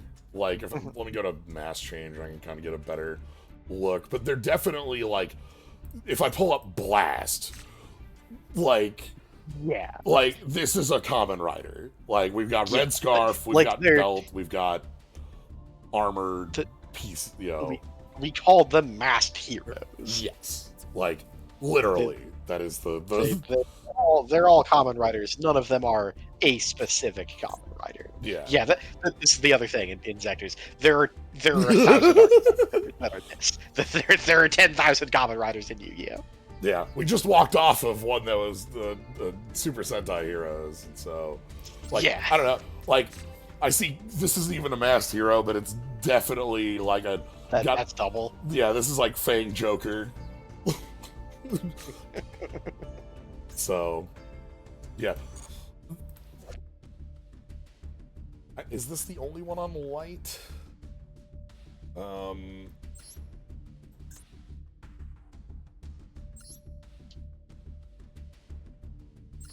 I know that it's because there's Dion on Earth. Yes, it is. Yeah. Because, like, there's actually multiple on Dark.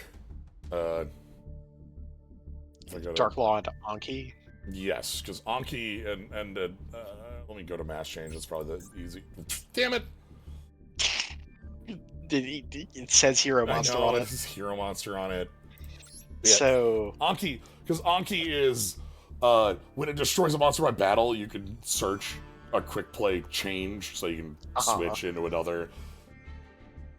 Also doing a like kind in the of middle, a little bit of a rider kick. Middle of a rider kick.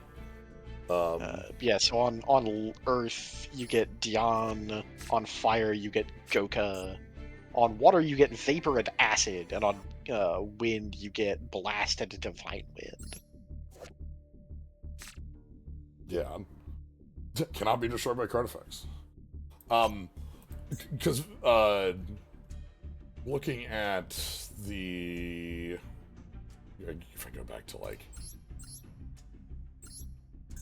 There we go. There we go, finally. Blast here used to be, like, inclusion in your extra if you had room in order to, in the instance where you summon Stratos and they go for an imperm, you blank it.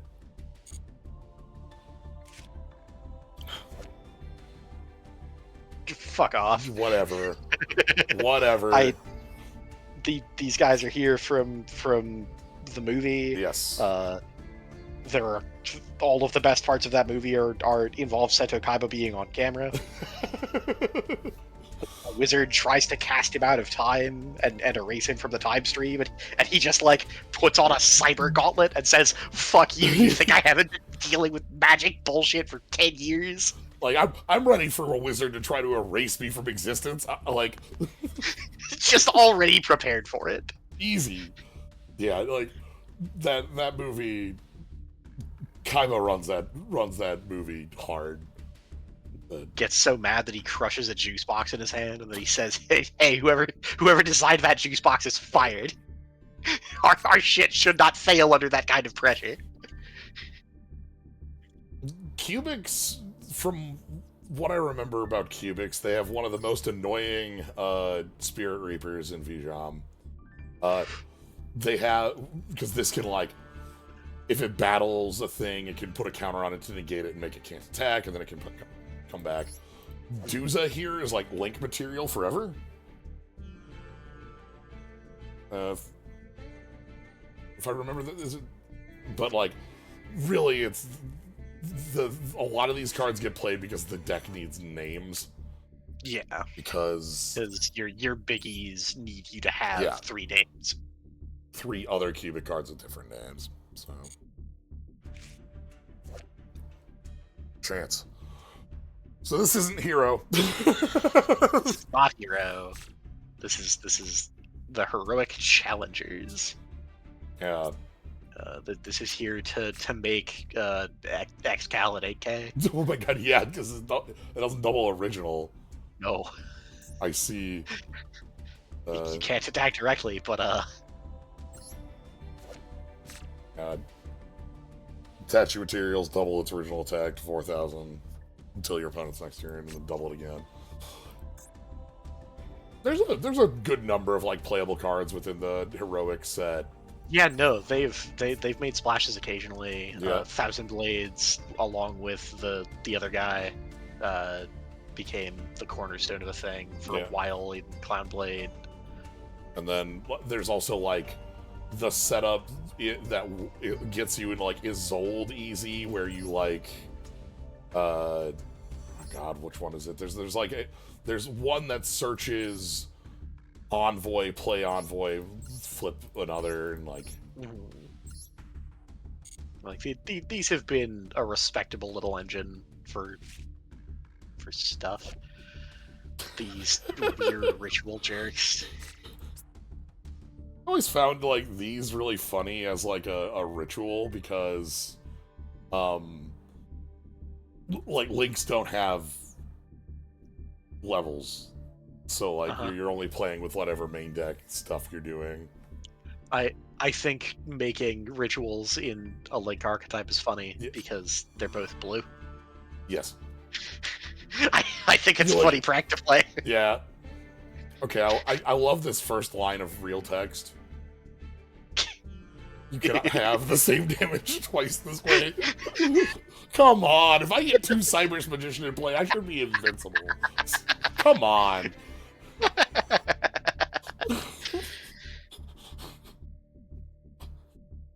Let me just run it over. Yeah, there's a set of...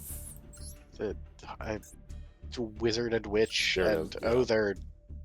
Right, no, Witch was the link. Yeah, Witch is the link that searches Signet Ritual in a Cyber's bit, and then the other one doesn't involve rituals. Wizard. Sage. Sage is the other one I'm thinking of. Yeah, the 1-star. Yeah. I like their stupid little hat. Their stupid. Gigantic. It's a really hat. dumb hat. And it's really good. Yeah. It's like a pretty good outfit. Yeah. Whole thing comes together pretty well. Your staff is We've got cat ears. Your staff is a cat wearing boxing headgear that's way too big. Yeah. Magalu. Getting there. Yo, I want to look close at a metal foes. Yeah, just like look at art.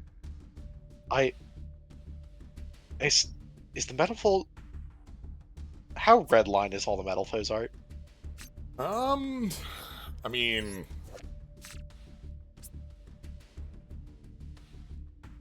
we're getting there. Like not tremendously. Like we're. I mean, this one's doing our Akira slide. I feel I don't think we're there. Yeah. I feel like doing an Akira slide with 4 wheels is incorrect. I feel like you lose 12 points for that. Stealing who looks like he's wearing a helmet, but that is just hair. That's just hair. Yeah, I don't think these are. Cool iron bodies meet burning metal machines and man-machine combine. Burn up the soul. Metal foes fusion. They made up their own summon chant. Yeah, that gleaming golden buggy breaks bad guys good. What wonderful wheels with a bumbling buffoon. Yeah, so the bit of these guys is they're all terrible at their job and they're all killing each other constantly. This is also the bit of Ignites. Yeah. The big thing I like is that they get to have flavor text. Very rare that we get to have that in Yu-Gi-Oh!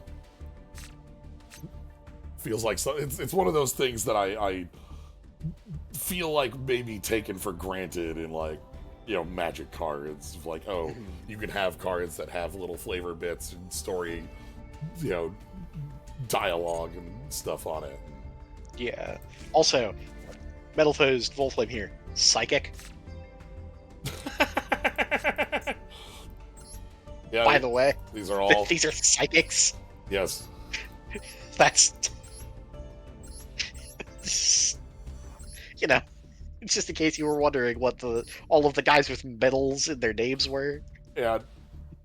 I say Metal Foes is more known for a lot of... Honestly, Metal Foes has a lot of things it's known for, between fusion, counter, electromite... Fucking electromite, yeah. God damn. Combination.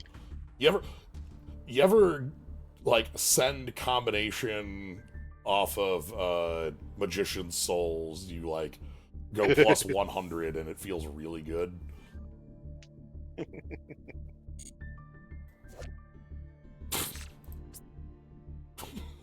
Sure. Okay. I know it's not, but hold on. If this card has Battle Cruiser Dianthus as Xyz material, hold on. Give me...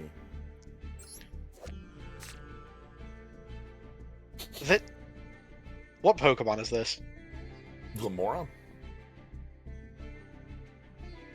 There's the rock poison from... No. Is this a Cradley seen from the side? Seen from above? Yes, that is exactly the Pokemon, okay, Pokemon I'm thinking of. Thank you. Cradley seen from above? Yeah. Yeah.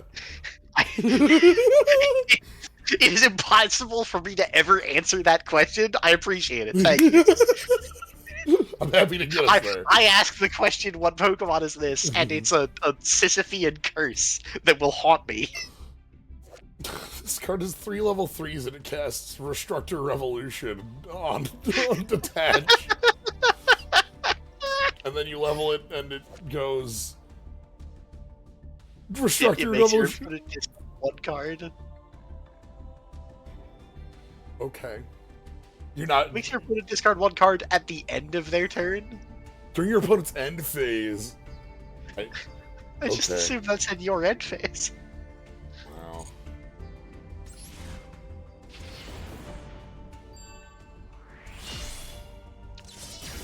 Oh my god, we're moving at a blistering pace. What do you got for us? Yo, Hey. I love Wind Witches. These cards are sweet. They're really good at mixing with other stuff. Yeah, they have specific wind lock on these. Like right here, it's you gain special monsters from the extra except level 5 or higher winds. And that lock is kind of annoying because it locks you out of links because it has a level restriction. Mm-hmm. But they like the Wind Witches are a fairly small archetype here. Like you can just see like a few, and I can't get to the real card they're related to, because they're making Crystal Wing Synchro. Yeah. The secret to level 5 or higher wind is there are like 3 different archetypes and a series of huge wind synchros that are like all very strong but annoying to get to, and Wind Witches are really good at getting to them. Yeah, so like the normal setup you would do would be like, okay, I think it's like is it normal glass bell, search, no, sorry, special ice bell, ice bell searches for glass bell grabs snow bell, and that's you can summon it because you control 2 winds, and then you can go 3 plus 4 into 7 and 7 plus 1 into 8, and that also has a this gives it a can't be destroyed by opponent's card effects on your Synchro Dragon. And in that, you can go into Winter Bell, which has a ping on it. So, yeah, they're a small engine that plays wind synchro stuff, and I think they're really cool. So, yeah. Going clear on the used by the girlfriend. They played Speed Raid and Clear. Oh, this is Burst Wave Melodious, I think. This is a special summon when you control Melodious, add Polymerization to deck. If this card is sent to the graveyard for a fusion summon, burn 500. Yeah, okay. As I showed off earlier, I've been playing Melodious Snake Eye Orchis out of... I haven't... I've been having a good time still playing that, thanks to Synth. And, shoutouts to, I believe it's Aria, for just being a tremendous motherfucker in Prague. In Prague, week 1, unanswerable. Yeah. If Aria was special summoned week 1, I believe there were 0 outs. There might have been a monster with piercing. You know the other band that week? So this was Aria and...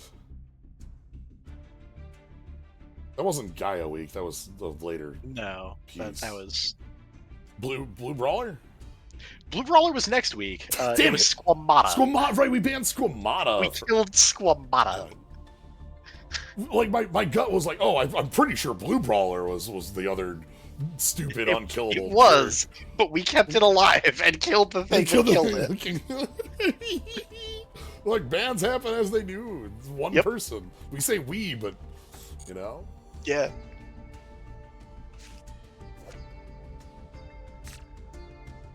Hey.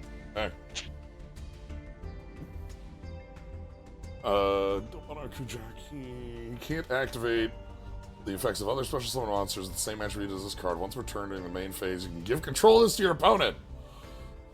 You, the activating player? Oh my god!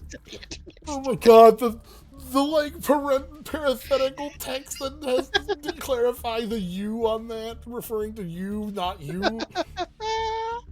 Oh my god. Okay.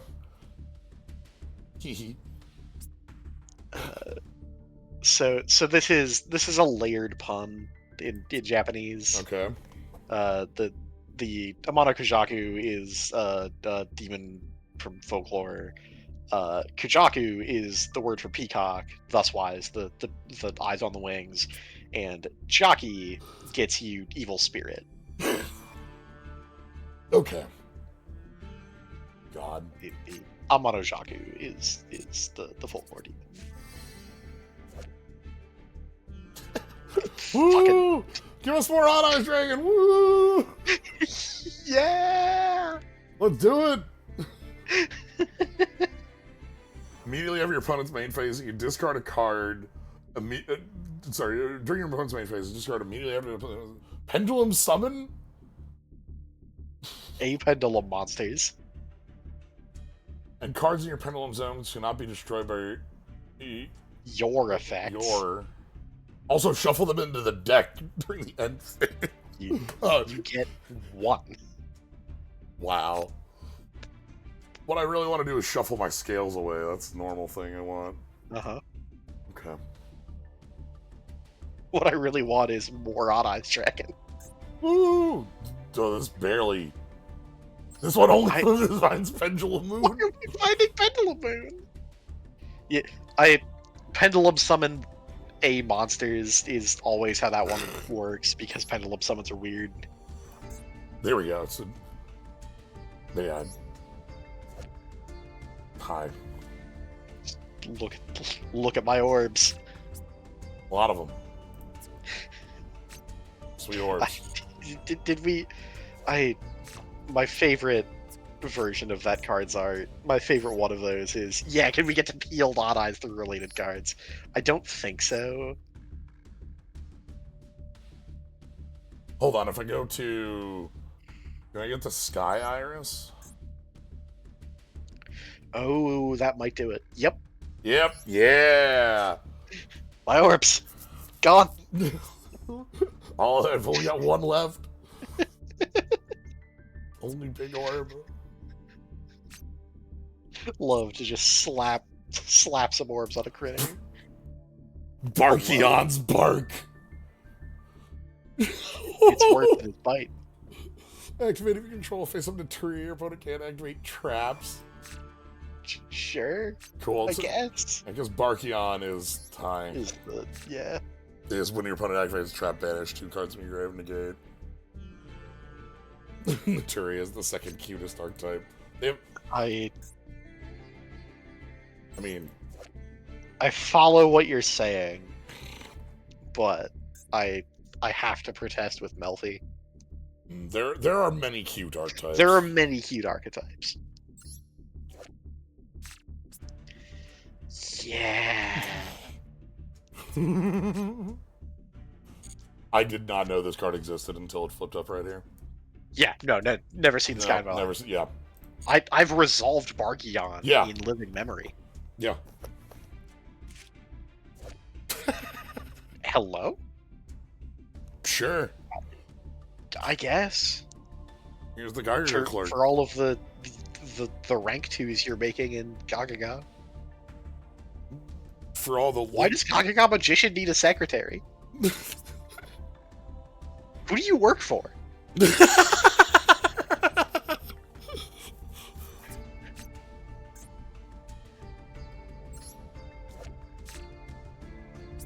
Sure as fuck ain't this guy. Yeah. Tax fraud. We do have big ice cream.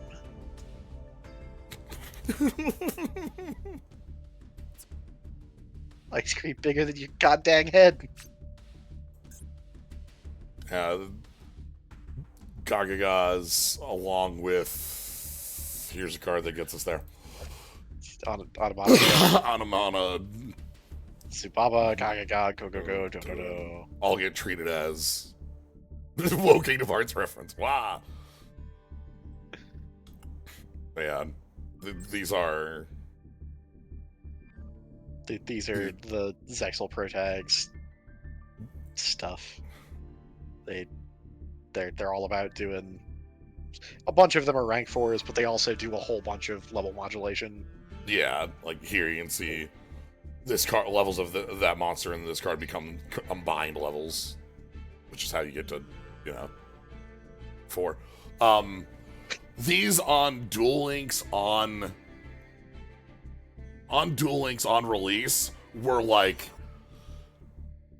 tier -1, just like the best deck, unbeatable, unstoppable, bar none, because so Onomatopoeia here is you can once returned, set a card from your hand, search 2 like bits. They had this as a skill. So your opening hand was always the same forever. You want the most consistent thing in the world. Like, look, every opening hand was this exact same opening hand because you had a double tutor as your skill. That'll fucking do it. Yeah. Ooh. A sentient scale. Yeah. It maintains the balance of the universe, but often places the stars on the wrong side. It's got star chips. Yeah.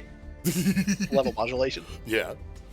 If you've ever wondered why the universe doesn't seem fair, it's because this idiot's bad at math. Oh, god damn it, Wired. Come on.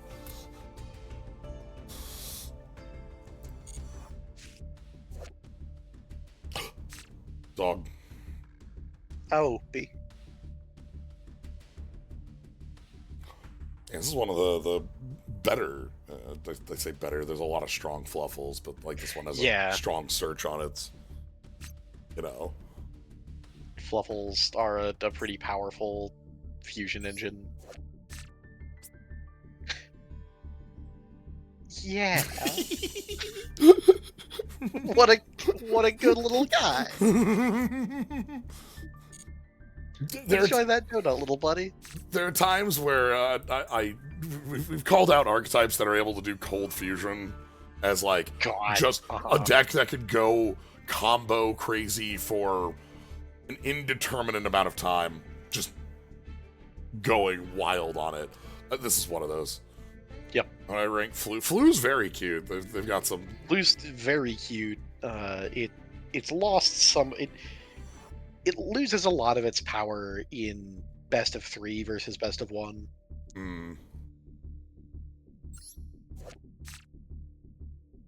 This jerk. I hate that guy. I want that guy banned from his arcade. Which is the cutest fright fur? Okay, hold on. So, sheep.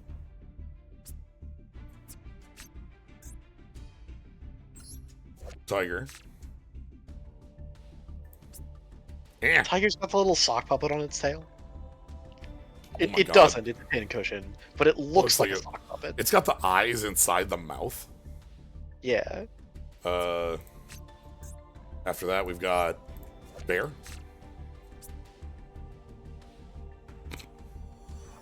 I think bear's funny for having the scissors are not like concealed inside. You can see the handle of the scissors. We've got Chimera.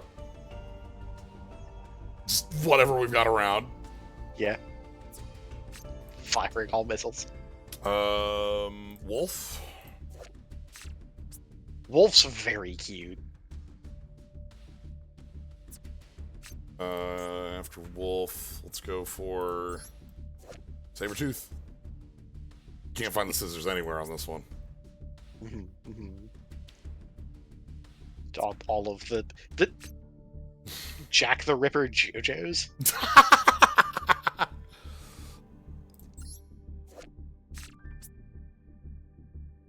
Sawblade body. 10,000 saw blades. As a main is pretty good. Yeah.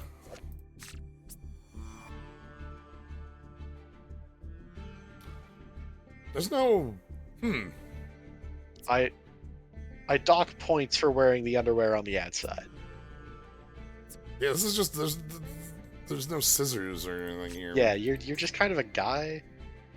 Then we'll get into. Oh, Kraken is really cute. I like this one a bunch, actually. Yeah. And then we've got Cruel Whale. Cruel Whale that's got, like, the rebar Yeah, at the back of the tail.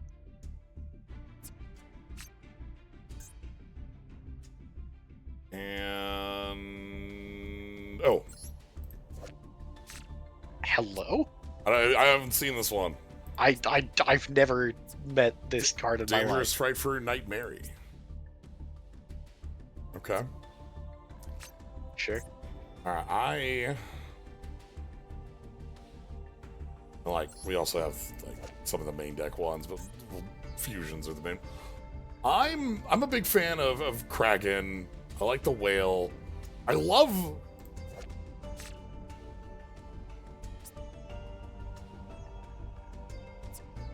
Sheep is very silly. Sheep isn't even really doing sharp things. No.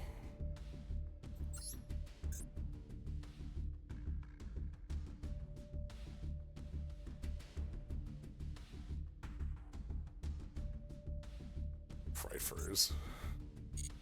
Bear, final answer. Okay. I'm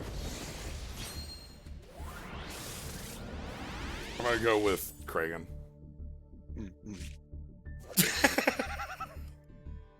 So,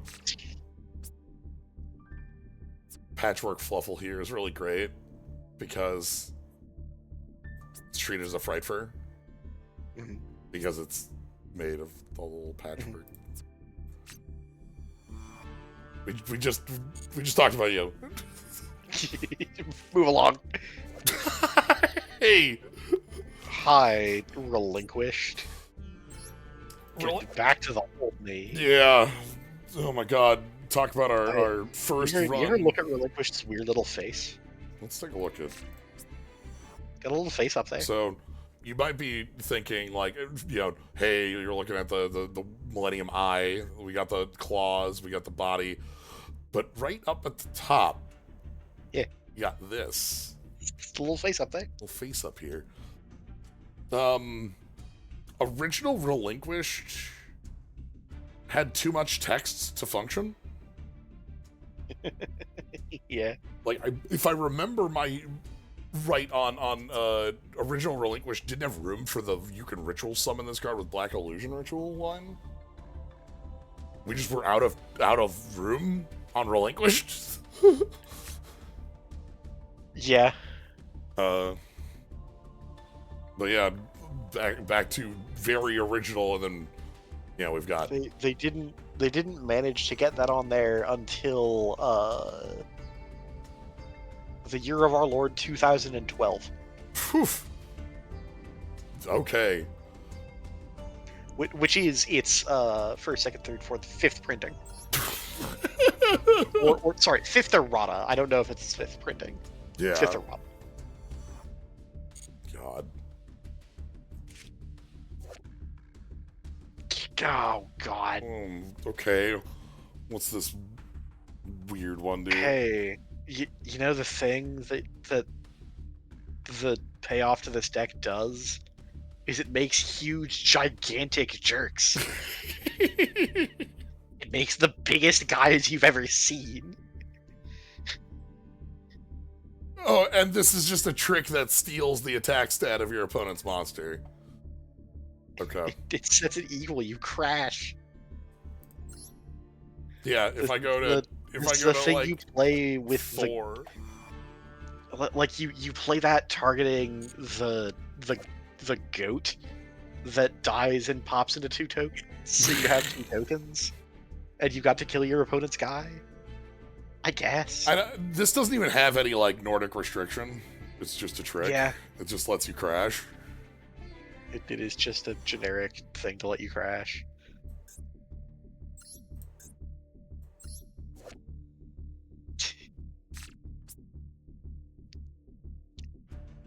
This dude's upper body is... What is happening to your waist, my guy? Got hit with the beam that makes you into an hourglass figured lady on a comic book cover. Like, I'm looking at. He's got side abs, but not regular abs.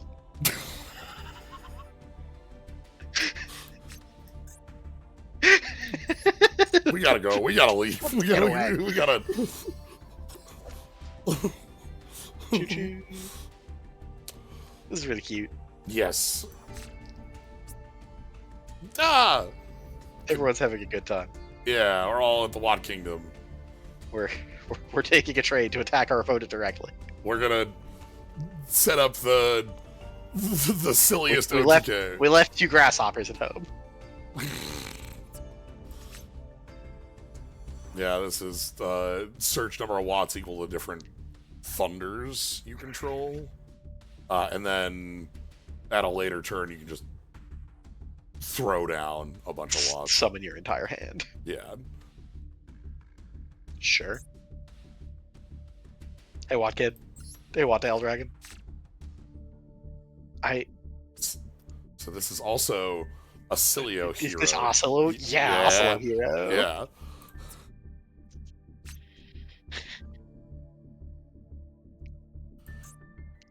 Which we can't. Right, because Watt Kid was originally Oslo hero number 2. Number 2, yes, but had to be changed because Watt is an archetype. Mm-hmm. I love a lot of our Watt monsters. They're very silly. This is, I think, my favorite. Just a light bulb. I've never seen this part. Watt monsters you control cannot be destroyed by battle while attacking. Sure. You know. Uh-huh. Yeah. Yeah, it's text. Allegedly. Technically. I can't say you're a liar. Like, if I go back in here, so many watts have, like, inflict damage to your opponent. Like... Oh. Zoop. Target one face-up exceeds monster your opponent controls and face-up exceeds monster you control. Whoop. Is this Pearl and Dice Sigma? Yo, so Pearl and Dice Sigma. So this is a card is that Dice Sigma? Yeah, because Pearl. So at the edge of that like story, Pearl is the one who defeats the Vylon Dice Sigma because it's unaffected and has 100 more attack than Dice Sigma. Yeah, which happened all the goddamn time because which was the thing we did in Prague. Yeah, in Prague Dice Sigma was so all over the place. Dice Sigma, which is a rank 4 that needs 3 4s, and you detach 1 material to take a face-up attack position effect monster and equip it to Dice Sigma. And if it attacks something which with an attribute matching an equipped monster, pop it. Yep. And so if you're fighting a mono attribute deck, you take your opponent's biggest guy, and even if they make a second biggest guy, they can't get you. It was one of my favorite cards that we had in there, for one, because it was like one of those things where like this is not a card that's played outside of Prague because 3/4s, but it represented like an answer at a high investment that like was really powerful, but also like could really backfire because it's very high. Right, investment. like you put up your 3 4s to go remove your opponent's guy, and they go bottomless. Yeah, some sort of just whoops, and then you're done. Yeah, compulse. But we still did it because it was because you have to. Yeah. No, that art rules. Yeah, that's cool. That is exactly the thing happening here because for those unaware, Jedi Pearl is a 2600 point rank 4 with no text. It's not an effect monster. Yep. I can't get related cards doesn't like get me there. No. Oh boy. Oh no. All right.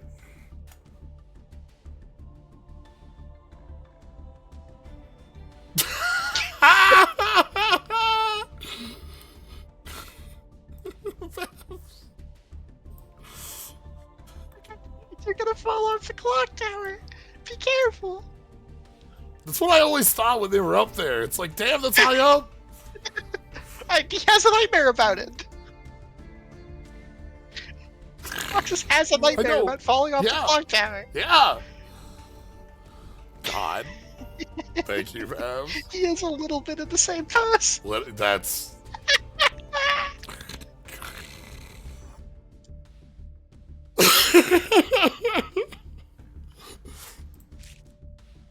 Oh, God, thank you.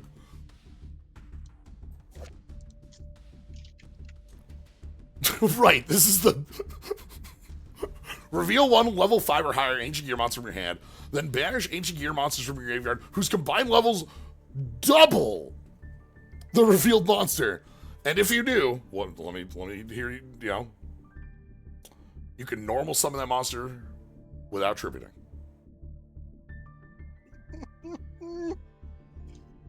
You need to remove 16 levels of ancient gear monsters from your grave. And normal summon it without tributing. You must normal summon it without tributing. You must do this. You must do this. Opponent must hold. Incredible. But yeah, ancient. We have a billion ancient.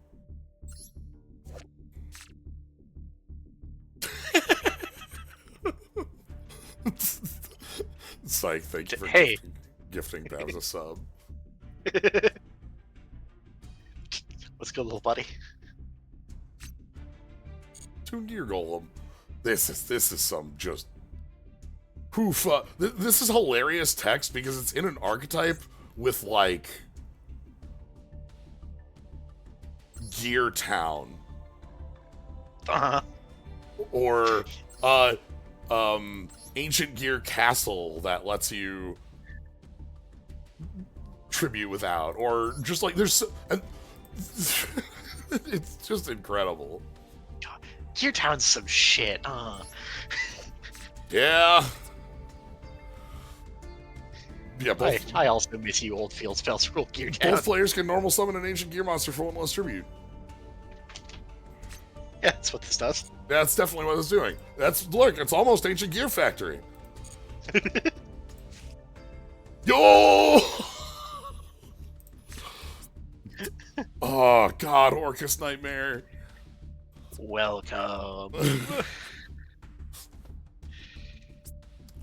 Orcus Nightmare has a lot going on here. I've never looked too hard. Uh-huh. Yeah. Yeah, a lot of hands. Not having a good one. No.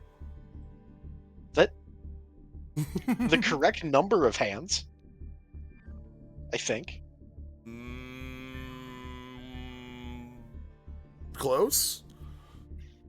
Oh, nope. I see. Yeah, uh-huh. There's a third one up there. Yep. I was looking at the two down at the bottom. Big Scythe.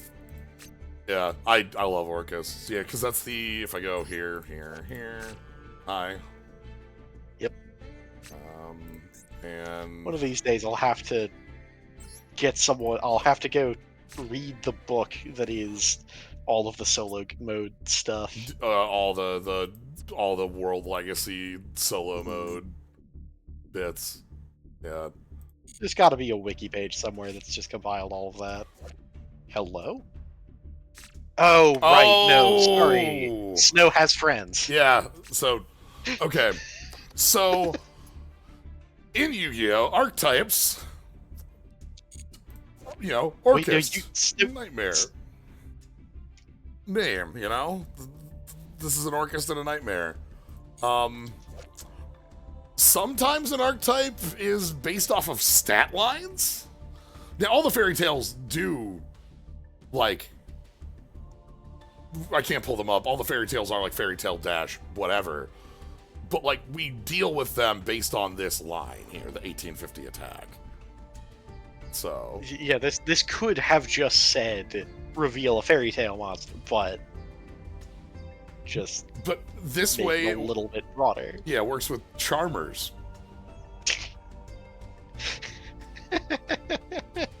Right. Monarchs defined by stat line. Yep. Yeah. Fairy Tale Luna with kaijus is definitely like a thing that was real. I'm so ready for more Orcus support. Orcus Link 1.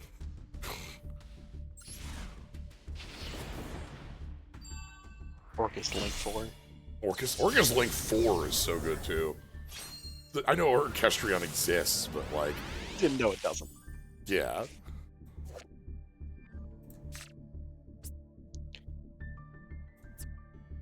Yeah. These ended up being better than I thought. These like the Velmonica stuff ended up working a little more like than I expected. They got like a second line of support, and then like had like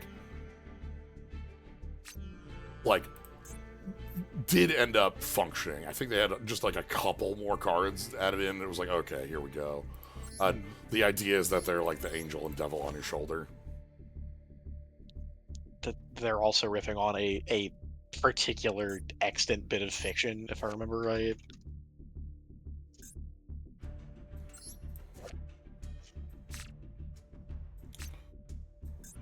Yeah, like so the pendulums get their own specific counters when you take damage from a card effect or gain life from a card effect, and then when you hit 3, can't be link summoned unless you have 3 or more resonance counters. Pendulum zone, you can link summon this, and then it like bops things, attacks 3 times.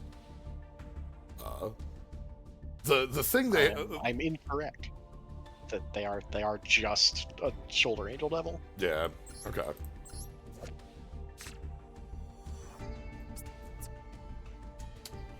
Velmonica, the agocacological voice?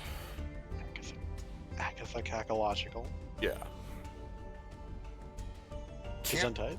Can't tell you what that word means. I can pull the pieces out, but I don't... Okay.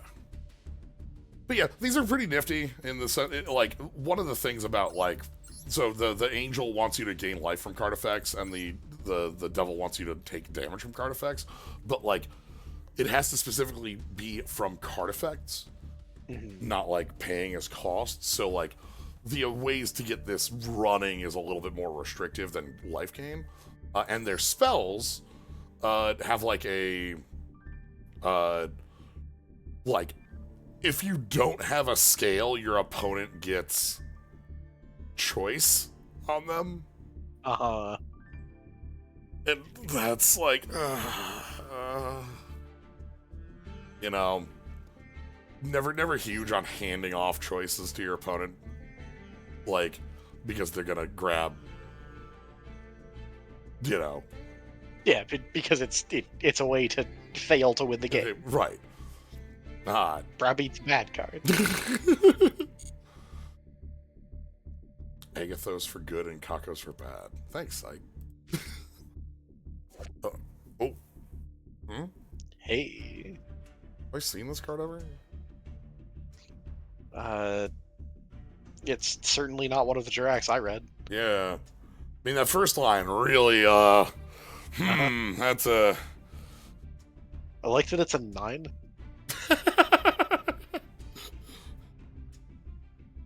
I love that the banish has to be a 17 or less. Like,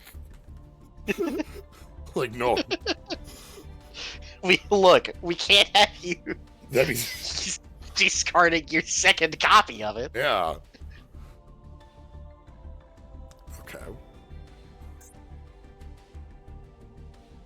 Yeah, 17 is the line on Jiracs. They have a lot of things that care on that. IQ? I like that it doesn't work on this one because it's already an abbreviation.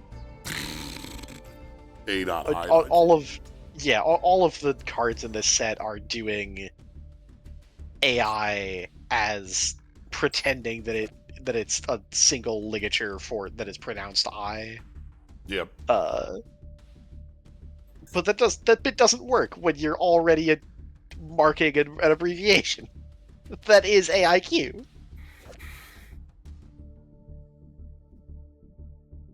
Yeah, we have a bunch of these that are like,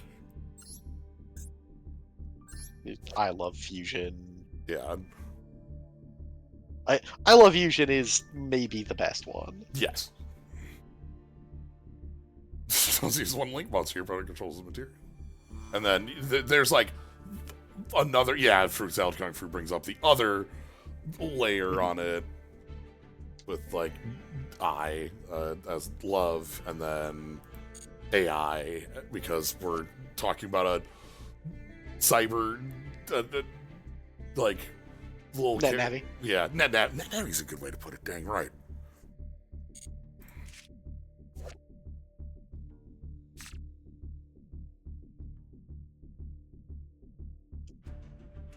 Okay. I've never looked at this card. There's a reason for that.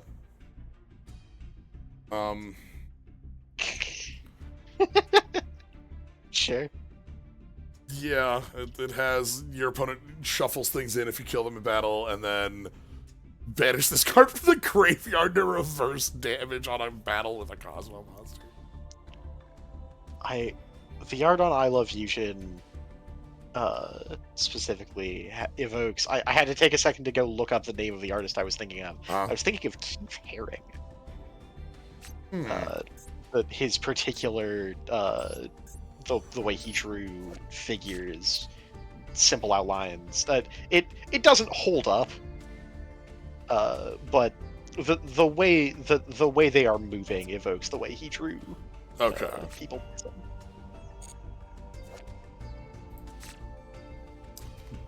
I guess it is true what they say. No one mourns the wicked. We have no one mourns this card either. This is. It's true. This is far and away the worst Cosmo card. But yeah, this is we had this at the beginning, but Cosmo is Star Wars plus Wizard of Oz. Yep. So that's Luke, and Farm Girl is Luke, and such. Yeah, we have Luke Dorothy. Yep. And that's Glenda the Good Witch, who I believe goes into the... God, that'd be like Obi-Wan? Makes sense. That tracks. Alright, what do we got? Well, we were talking about maybe being the first archetype. Yeah, this was like a later wave of Amazona stuff, I think second. And this card is really powerful? Yeah. Is that supposed to be Vader Death Scene? Yes, that's Vader Death Scene, but with the Wicked Witch. Yep. But yeah, Princess here, on summon, searches an Amazona spell trap, and on attack, you can send a card to summon another Amazonas. So, we have a pile of searching just on this one card. Yeah. Lot of being power. Being named Queen is relevant to a couple of things. Yep. Yeah, it was very silly in Duel Links. It would search specifically this thing. Onslaught, which just says it has a number of effects on here, but the main one is that you cared about was if your Amazonas battled an opponent's monster while this is face up in spell trap, you can banish that opponent's monster. Yeah. So. Hello again? We're only 7 packs in. We're only 7 packs in. Oh boy. Uh-huh. Well, I don't need a fourth one of this. But hey, you wanna mail me that? You wanna hold on to that until Magfest? Yeah. I'll send it. I'll bring this one to Magfest. Hand this one over to Ian. Thanks. God. Diabell Star here, very powerful. Fits in our Sinful Spoils, which then fit Snake Eye, which for a while was just the deck. Yeah. Not at this point. No. A lot of it's like legs have been cut out from under it. We had we just had this card get banned in paper. Snake Eye, Sinful Soil Snake Eye, and like just a deck that's very good at like making 1,000 material. It's also not a $650. That's a dollar card. Yeah. DML Stars has gotten reprinted twice. Yeah.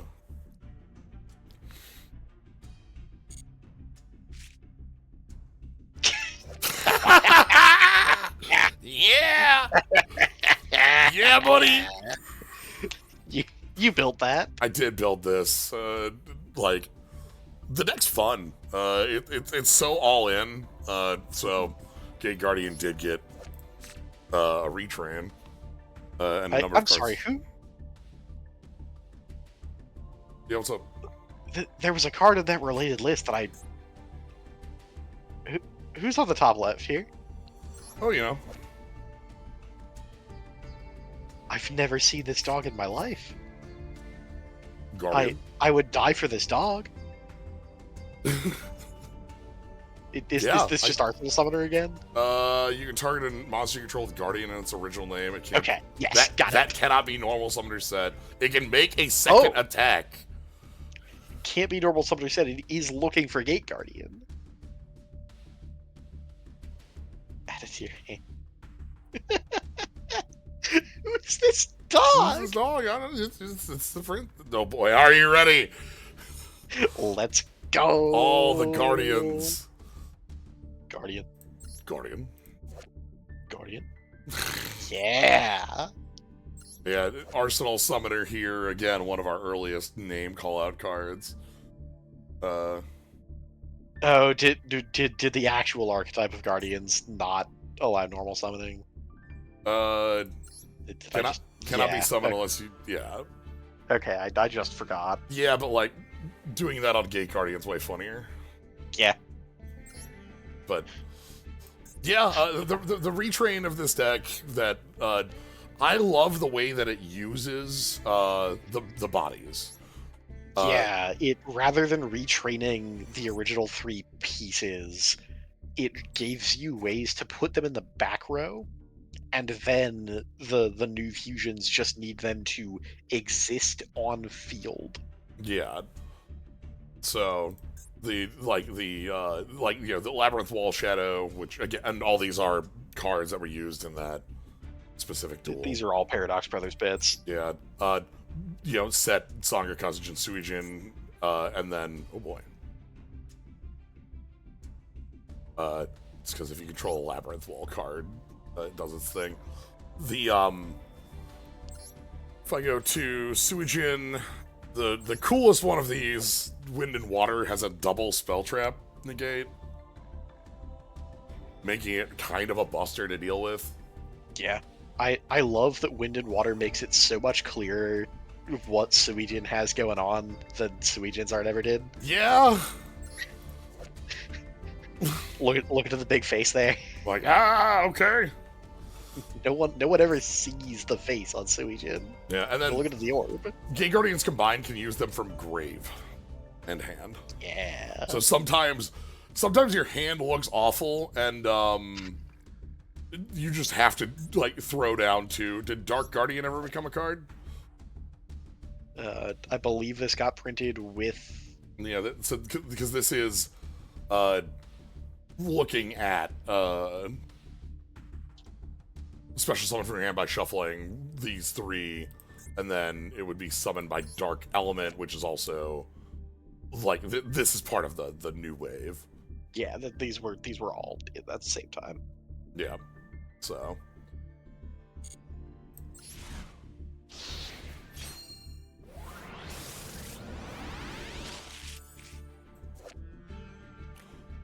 Yo. Yeah. The kaiju that you play from your own hand instead of to your opponent's field. Yep, this is your kaiju. Summon it as your 33 to run over the Gamma Seal you gave your opponent. Also, remove 3 kaiju counters. Your opponent cannot activate cards or effects for the rest of the turn. Also, this card can make 3 attacks. So, There's so many fucked up effects on kaijus that if no one ever activates. you know my favorite thing about that? From anywhere on the field. Uh-huh. Kaiju mirrors.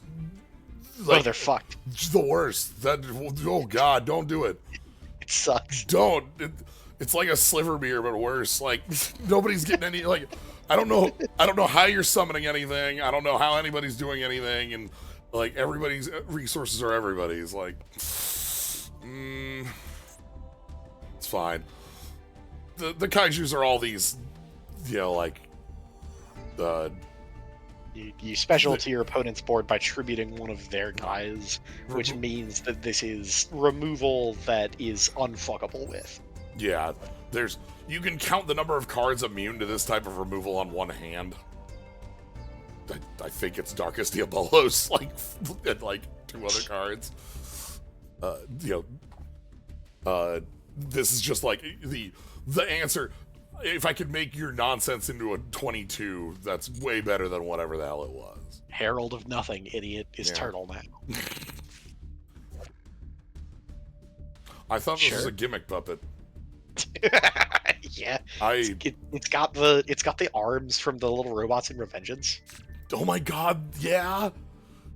Which are also the little robots from MGS4, but that's not what you think from. No, I definitely think Revengeance. Also, you think of the pile of 5 of them wearing a trench coat. Yeah, or the one that's trying to flip a USB. Yeah. I love the one that's trying to flip a USB. I forgot about that. I should play Revengeance again. It's a good game. And it's you can play through it in a day. I'm probably gonna have the day off work on Monday.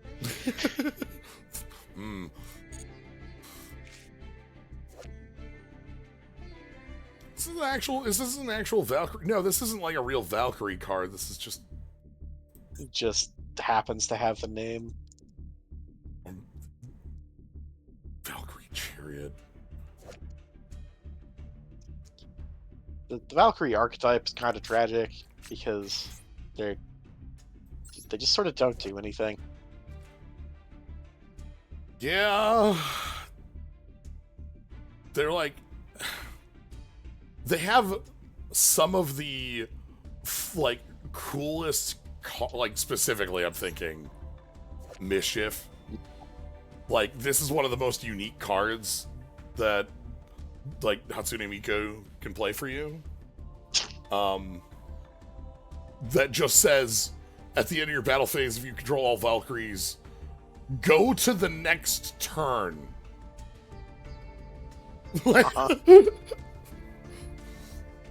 Which, I remember when this was, spoiled, it's okay, What does that mean? Can I use this to abuse once per turns? Sort of. But you're, it's, end of battle after your Valkyries all attacked, so, I don't know what...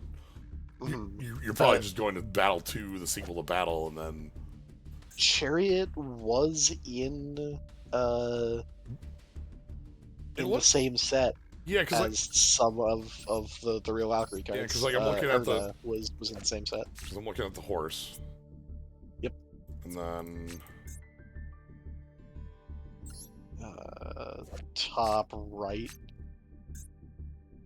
No longer top right. Second row, first one.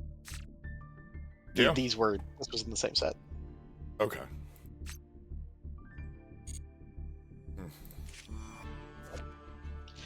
I forgot that they're all just numbers. Yeah. Sorry. Yeah, going back to Fünf wird Dritt. There's 3 too. There's Sext. Yeah. These are just numbers. I forgot they were just numbers. 1, 2, 3, 4, 5, 6, 7, 8, 9. We don't get that high, but that's what we're doing. That's what the name is. It's the same. We do the same thing with Cyber Dragons. Yeah.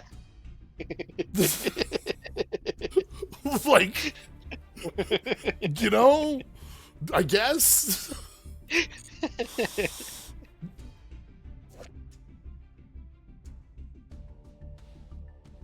Oh, this is the one that specials. Okay. Sure. Yeah, like the Fire Fists. You'll have those sitting around. Fire Fists are nifty for being like, again, I like we talked about with the Gate Guardian stuff and the Crystal Beast. I always enjoy like use your back row stuff as a different resource. Gives you something that's like a bit more unique as your resource for your game plan.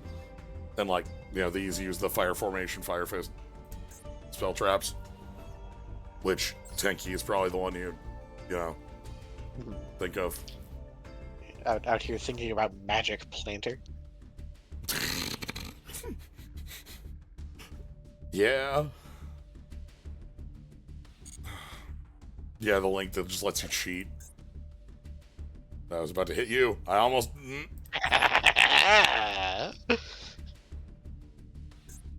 Yeah, just, you know... You can activate these without... Just whatever, it's free. Like, I don't know. Look, get out of my fucking store, take what you want.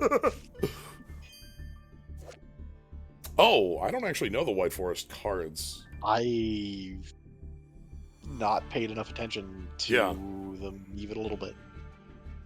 The way that they end up working is that they, like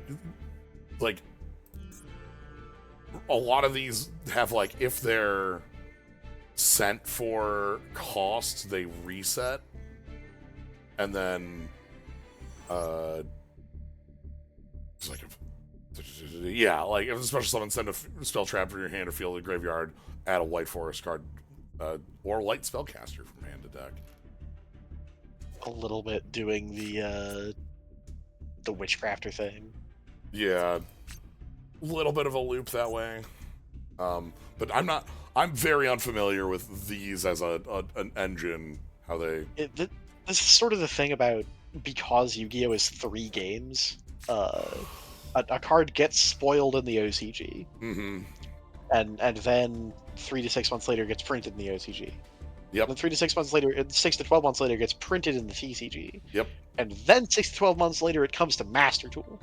Yeah, and the only one of those things that anyone like posts about is the OCG spoiler. Right.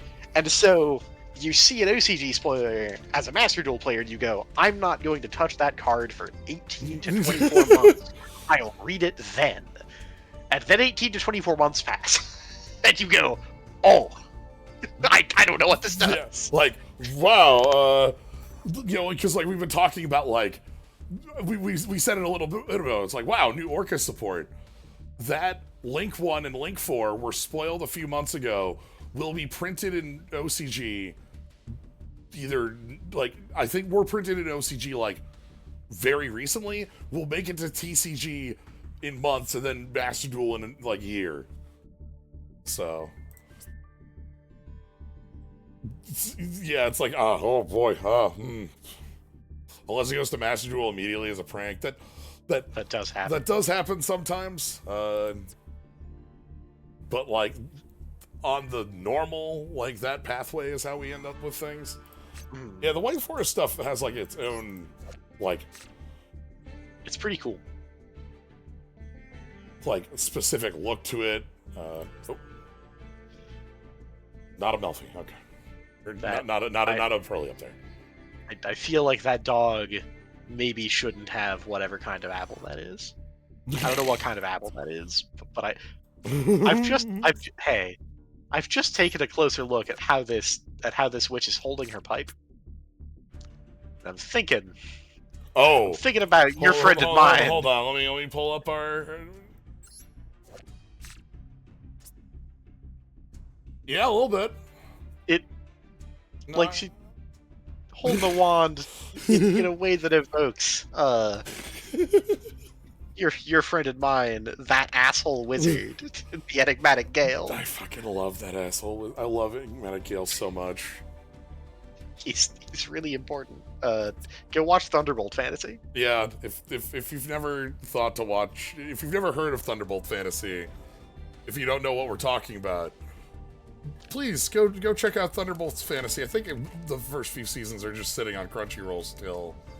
If you like a kung fu movie, you'll probably enjoy Thunderbolt Fantasy. Yeah, it's like a wuxia story done in very, very cool puppetry.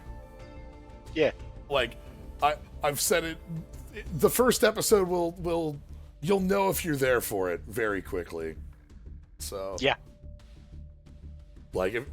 Just first episode, if it gets you there, like it's putting its hand on the table very early. So yep. Yeah. I'll have to check out what all this stuff does. We have a lot of, like, even thinking about Thunderbolt Fantasy and Generabuchi, some of the imagery we're seeing with the White Forest cards here definitely is evocative of imagery that's used in Madoka Magica for our witches. Because we're doing, like, you can see we're doing, like, shadow bits here with our this bit of, like, the puppetry woodblock stuff. Yep. It is it's a bit we specifically, like, took a second to talk about in Thunderbolt Fantasy last week. Yep. It did come up.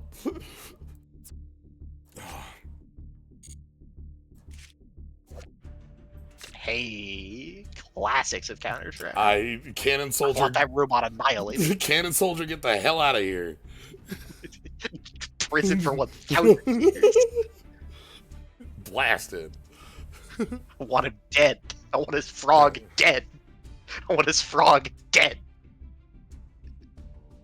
Any of the new cards have lore in the description? We don't get flavor text on Yu-Gi-Oh cards, so basically no.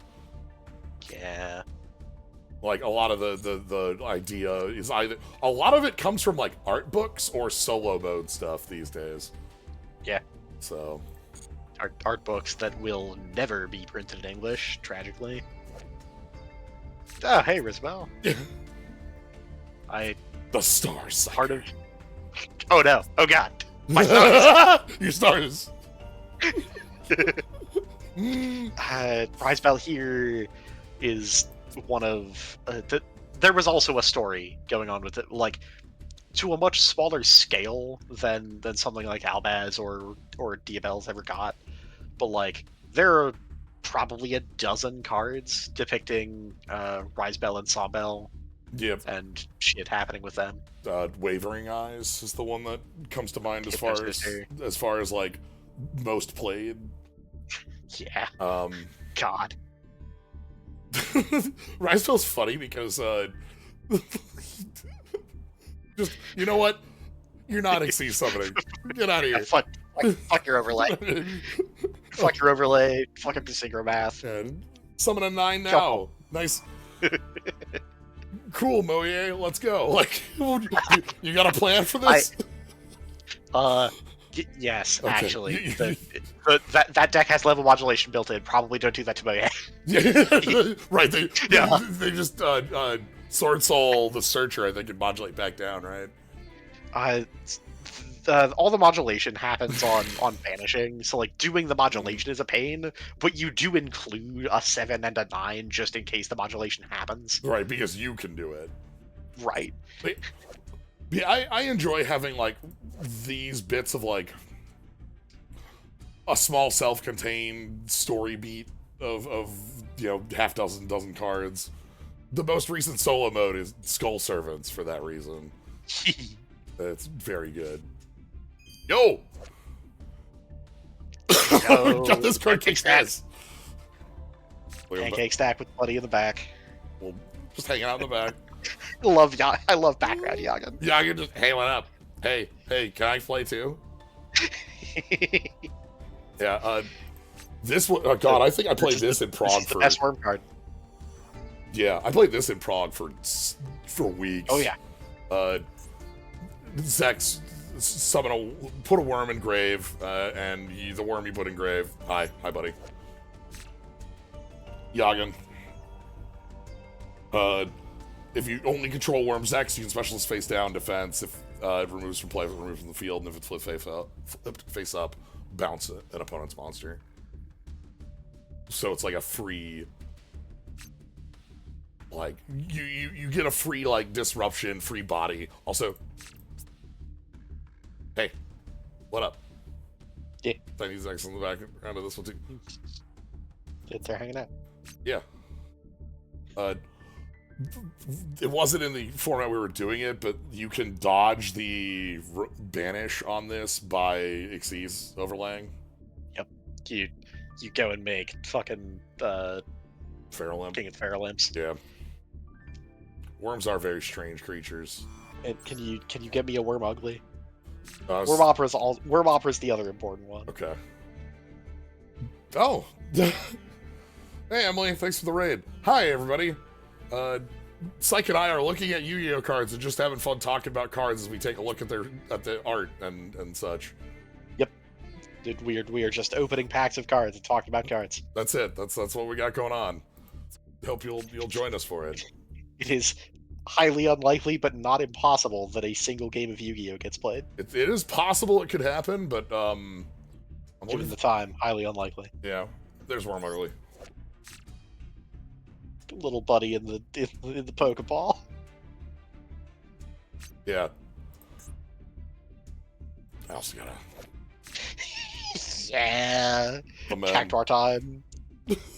These are Moon Cactuar, yeah. I've never looked at the word Apocalypse's legs. Ooh.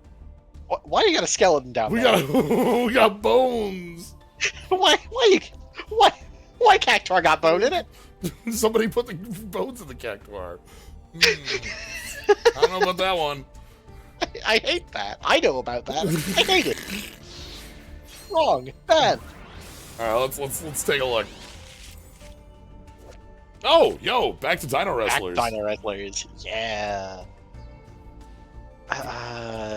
Seeing if I can never. Trying to remember fighting style that one is on. Brachio. That is Senegalese wrestling, which gets called Lam or Ram. Okay. Yeah. If I'm remembering right, I used to know all of these. Yeah, because the Dino Wrestlers we have again. I think Capotera. Kapop is Israeli military fighting style, and then Terra, and such. So like, the obviously our main one.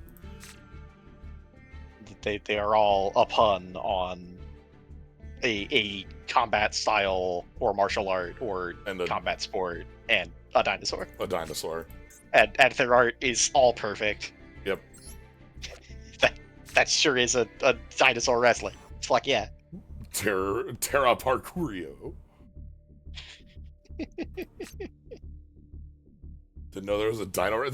There are more archetypes than you can imagine. Like one of the things about flipping over a random card is that you can find anything. You can find the gladiator beasts, who are these cool beast warriors who hang out in the Colosseum. The Colosseum. They are all having tag matches all of the time simultaneously. Yep. All the cards have after battle, if it battled, you can swap them for another gladiator beast from deck, which lets you then trigger things like, Bestiari has on summon, pop a spell trap. Murmillo is on summon, destroy a monster. Yep. And so you swap into who you want for the. You've got this very toolboxy effect, and all of these fusions and links that let your multiple guys jump into one guy for even more toolboxing. Yep. Also, Perry. Card just named Perry. Yeah, they just get Perry. Yeah. You- Third strike noise. yeah. That's exactly. Boom, boom, boom, boom, boom.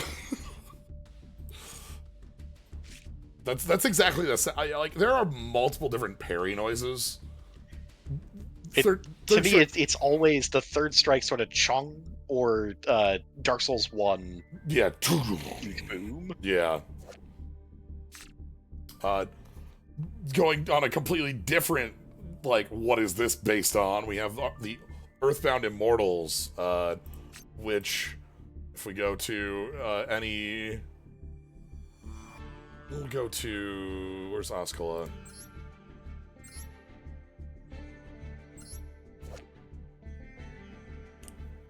So these are based on, like, the Nazca lines. Yeah, here we go. I was looking for Ascala Piscu because this is the one where it's like you could most easily see, like, yes, this is what we have here. These big, monsters sealed in the earth, in the Nazca lines, which is, again, very different idea for what we have going on here. These are also very, like, so many restrictions on what you do with these. Yep. You only have one. If there's no field spell, they blow up. You can't attack them. They can attack direct. And then they just got within the last like 2 years a new wave of support that just does some nonsense because that's what you get to do with cards that are this bad. Yeah. Yeah, these were one of the big problems to deal with in 5D's Motorcycle Time. Yeah.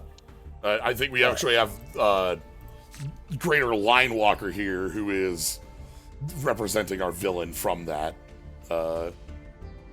season. He's normal on a portal while this is in play. Make your opponent's life points 3k. Yeah, just put your opponent to 3k. You die now. Yeah.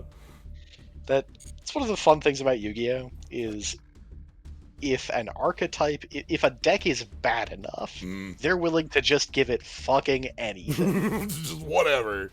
Like, look. You want to draw 7? Here you go, bud. Like, have fun.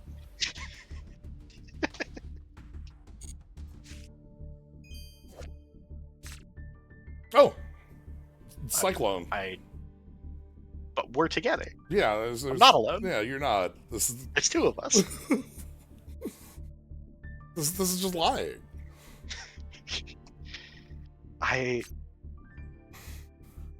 This is what a wild effect. Look at a random card. If it's a monster of that declared attribute, shuffle it into the deck. Attribute and a type. You have to hit both. Yep. You have to hit both on a random single card.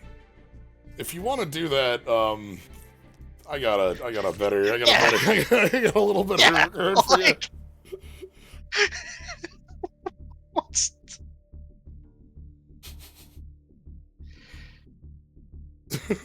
Maybe. What are you doing? Gishki, most known as noted for an extremely silly FTK that involves decking your opponent by making them draw one card at a time. Hi. Yeah. Mind August here has the effect to shuffle 5 cards into your deck. There's no restriction on how many times you can take that action. It's only on summon. But if you could keep, like, summoning it, then using it to summon the next one to draw into the rest of the pieces, you just kind of keep doing, like, looping things. Yeah, you shuffle back 5 cards. 4 of them are the cards that put you back into this circumstance, and one of them is a card that says make your opponent draw 1 card. Yeah.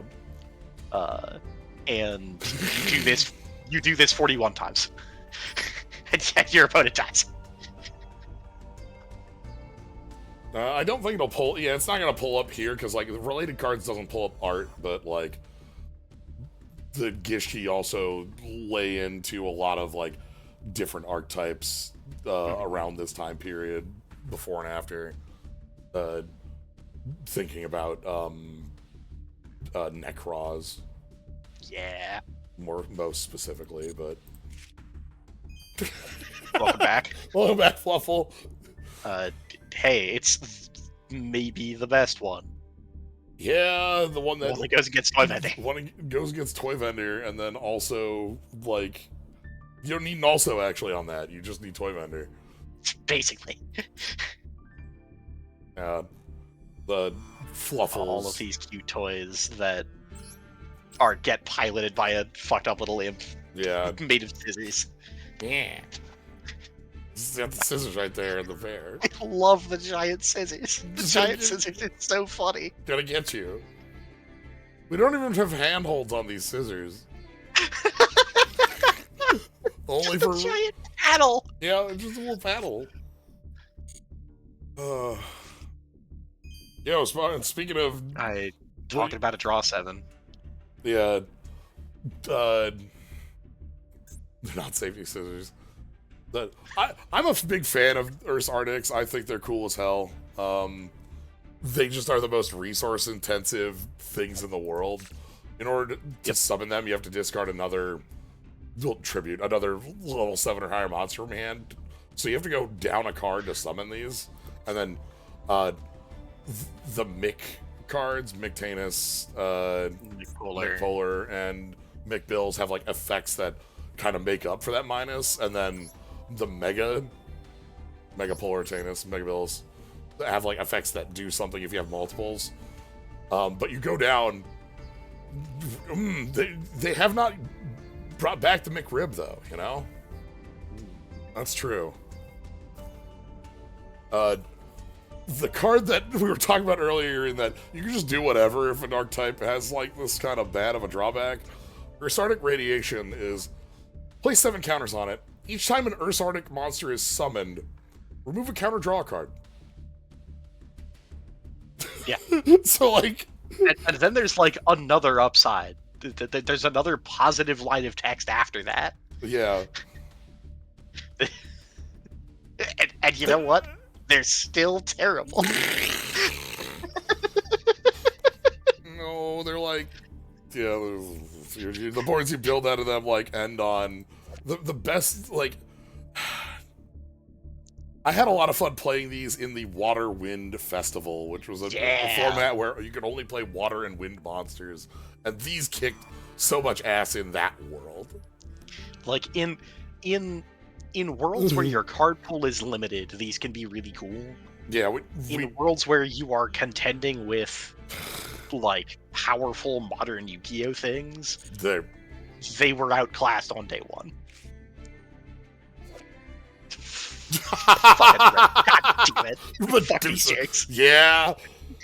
These guys suck so bad. Oh my God. All of these cards, Reptilian is all about setting your opponent's monster's attack to 0, and then doing fucked up things to your opponent about it. Yeah, that's our like petrify effect, and then and in progression in limited, they're just like the least killable jerks. Especially because they had like Reptilian. God. Hey, cannot be destroyed by battle. Anything that fights this goes to 0. This goes to attack position on end of turn, but like you don't want to attack into it. Yeah, because your guy sucks then. Yeah. Reptilian's just such a huge pain to deal with. Yeah, and I take a look at the art on Gardna. Where we're at. Oh, yeah. Zooming on this fucked up turtle. Ah! The turtle that hates. Ah! This turtle's wearing a helmet. Yeah.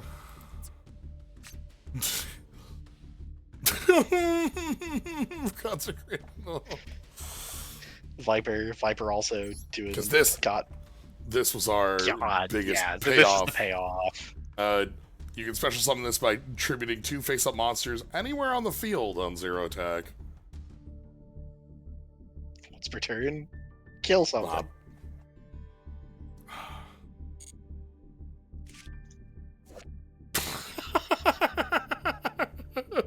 800 attack and the wingman effect. Yeah, you got the wingman. Also, don't forget. For 1 turn! For 1 turn! That's all you get! Why is this an equip spell? You read that and it's like, oh, okay, 800 attack, and then, yeah, sure, whatever, and then like, oh. You read this and it's bad, and then it's worse. Like, that's probably not good enough to play as a card, huh? And then it's like, oh. Why is it an equip spell and not just a regular spell? Because it's following the Neos, at once during turn end phase, return this to the extra deck. It's doing the Neospatian thing, yeah. Sure. Yeah, fine. It's doing the Neospatian thing.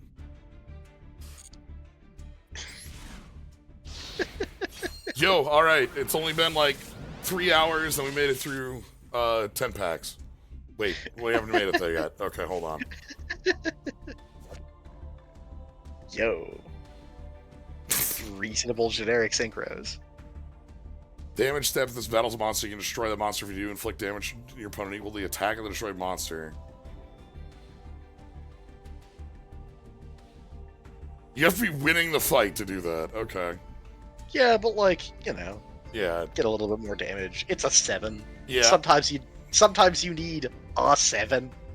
The thing I'm thinking with this is that you play, that you would go like Debris Dragon pickup. Can Debris Dragon pick up Exploder Dragon? Is that how you do this? Or is Debris Dragon 500?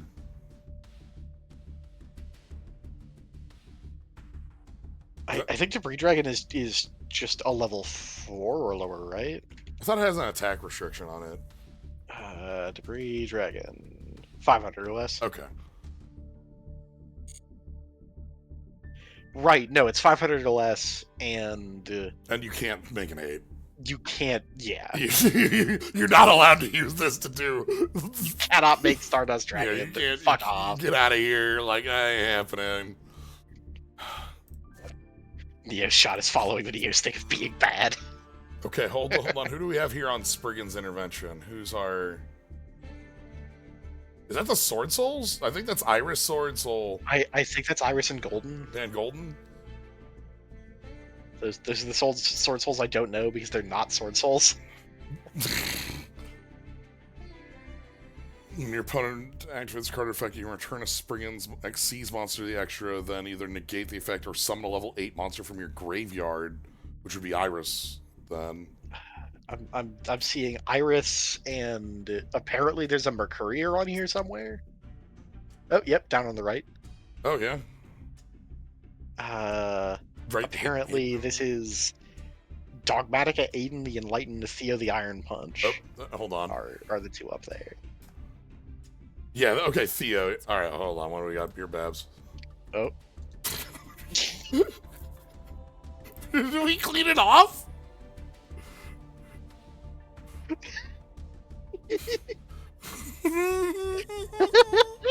We're pretty memory.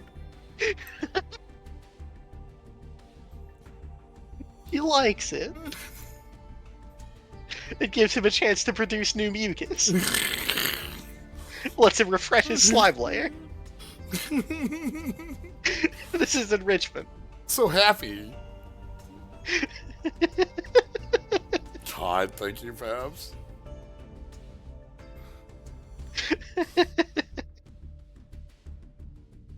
Yeah, that's Theo and Aiden up there with Iris. Yeah, so those are our Dogmatica.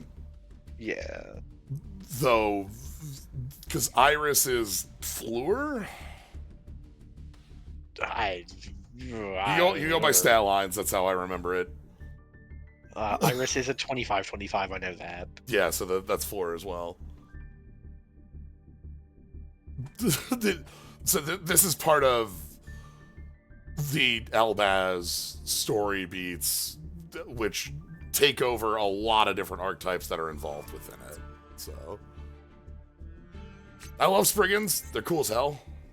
Yeah. They are these like... They overlay into a gun. They're these silly little, you know, like, here's Rocky, that like, that you all have the effect to be placed like on an Xyz monster as ammunition to be fired out. So, like, specifically on Explorer, you could, like, reattach to Explorer and then fire at your opponents in a cross formation. It's great. Yeah.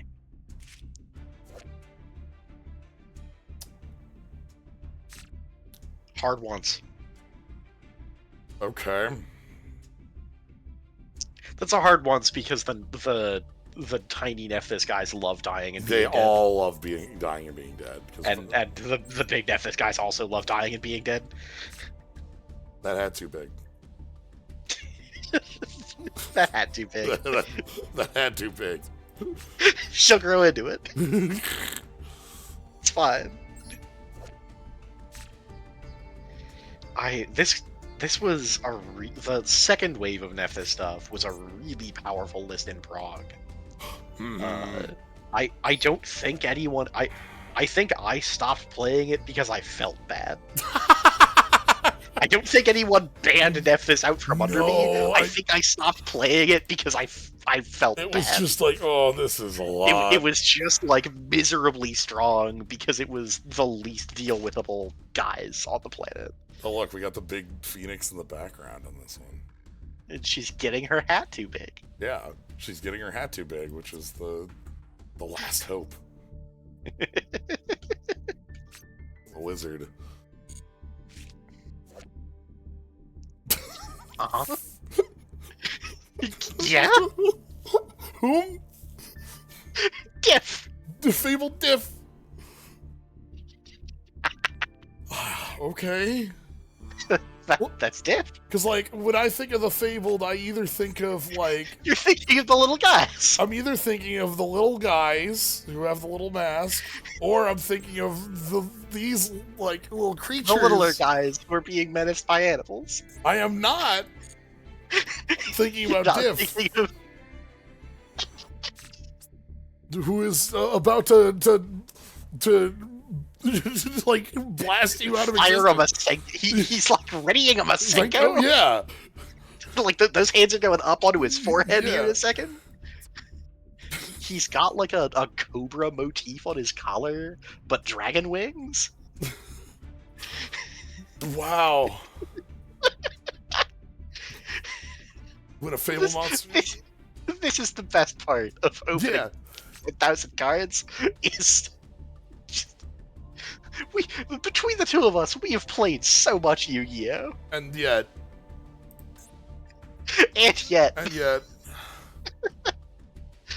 Oh, fuck. Keep your also post fable Diff. I thought about saying it, but I was too busy laughing at Diff. Welcome back, Pendulum Moon. Oh, Pendulum Moon's back. Okay. Sure. Weird. Kind of wild to get doubles in here. Yeah. These Dwinguses. When either player's monsters declare an attack, and all monsters you control are face-up machine monsters, destroy attack position monsters your opponent controls up to the number of machine monsters you control. Uh-huh. How banned was Mirror Force when this got printed?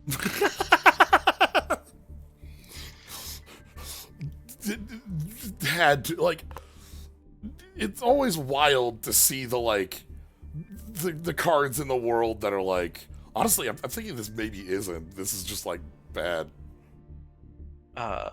This was 2009? This was printed in almost. Okay. This was 2019. That's what, like, this has that's what I was thinking. This has the like feel of one of those like bad Mirror Forces, but like it has gold and silver. Yeah. Like it's too new. Yeah, it does. It's trying to trick you. This was from a promo pack that was specifically doing new Fire Fist stuff, new gear stuff. Yeah, it has the feel of Radiant Mirror Force. This is the set where we got the 4 different summon skulls for different summon types. Oh my god. That's where this lives. Excellent. Okay.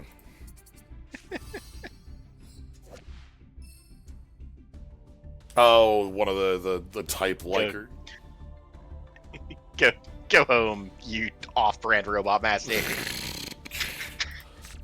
Go home and be a family man. It's like a leg that's a rocket. I'm just seeing like big knee pad.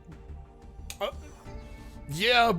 Like you take the Mega Man foot and you just sort of extrude out a little bit more.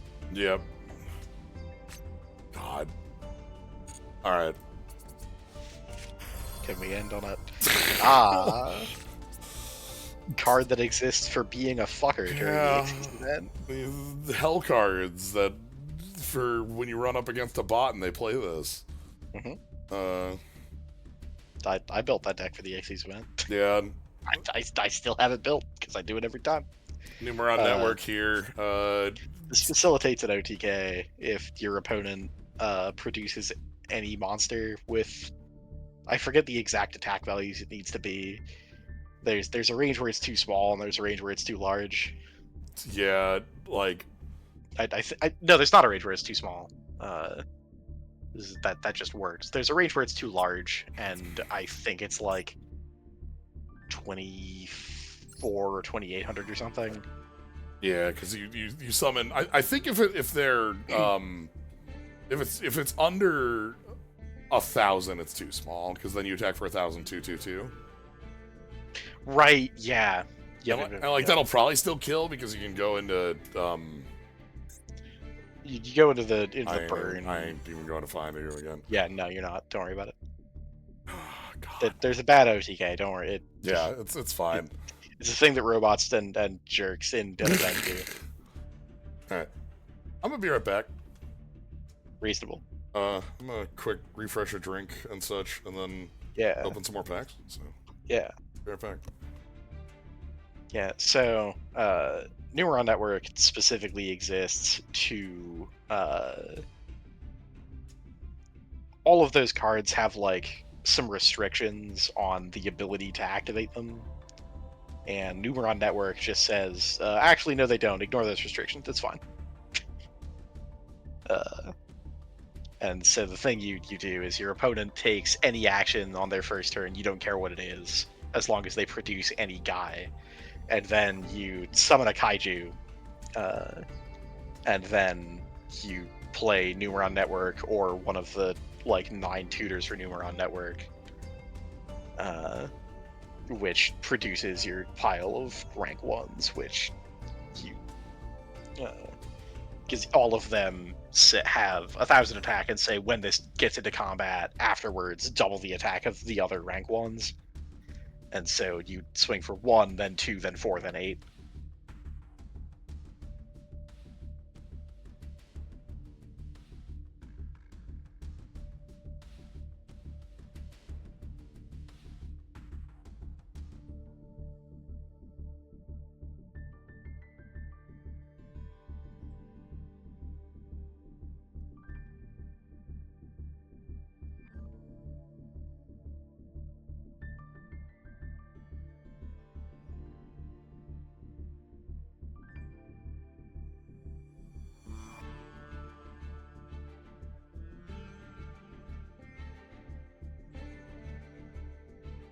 Alright, I'm back.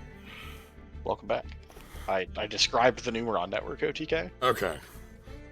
Yeah, and the fact that it gets to be more consistent than it thinks because it has... Yep. Activate Numeron Wall from hand. You have this, you have Terraforming, you have Metaverse, you have Planet Pathfinder. Alright.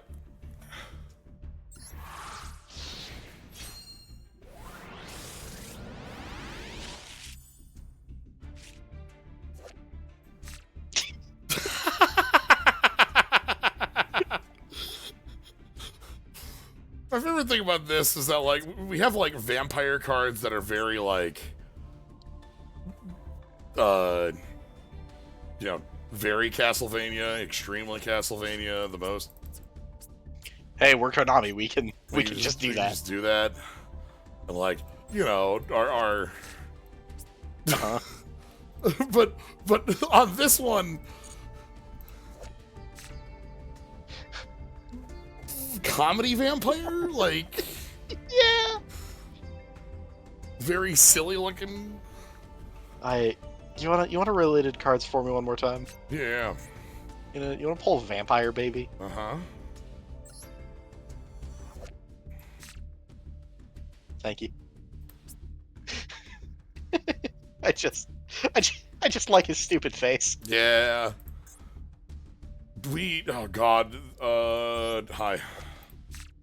Oh no. This was the killer in Prague. Yeah, it's like 2 hours after games normally end. You were out this week. You see people still in call. Yeah. Yeah. I'm like, what? Like, I'd gotten back.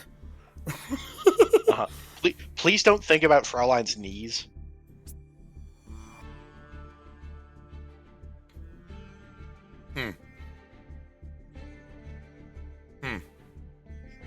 Damn it.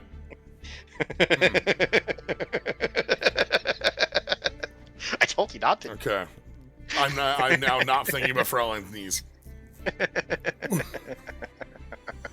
But yeah, like, this card's such a summons for absolute free. buster, limited. Summons for free when like air moves.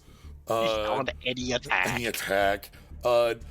You win every fight for the rest of the game, and also steal anything it kills. And it's just like, you win every fight. You win every fight. It's not when this fights. It's not when a vampire fights. It's when any zombie fights. yeah. And guess what your entire deck was? Yeah, and that even then you had like, where we at? Here's our less comedy from this side, but like on the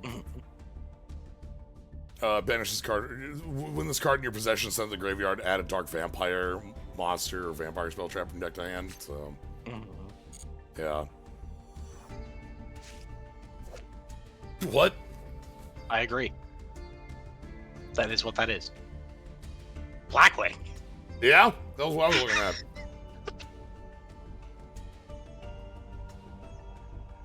at. Okay. So Blackwing crossbow. Blackwing crossbow, 500 attack defense, Donzalug, and put this back as you sink. Okay. It's not even Donzalug because it's not Yeah, combat damage, it's destruction. What a silly looking thing.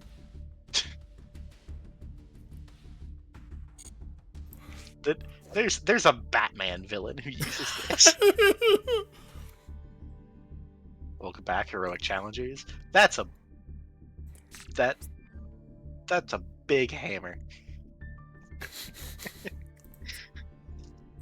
It's just struck. This is funky because it's a heroic challenger, but it's a 6. Yeah, they are an engine that does 4s. But this one's just sort of here to try and kill your opponent. Oh my god, this does sword fighter. Yeah. Except for you don't gain 200 attack, you gain all of it. Incredible. Yeah! This is that dumb zombie that has a feud with Hades. I think. Does that guy have 3 eyes? I don't think so.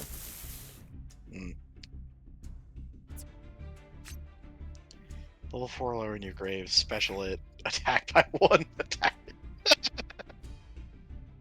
Yeah, you know.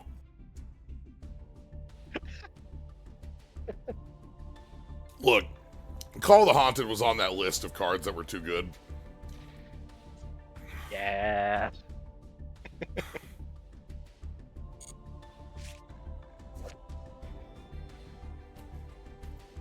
TG1 EM1. The transgender electromagnet. Yep. And we have a few of those, by the way. Yeah. Where can I search a TG spell trap? Here we go.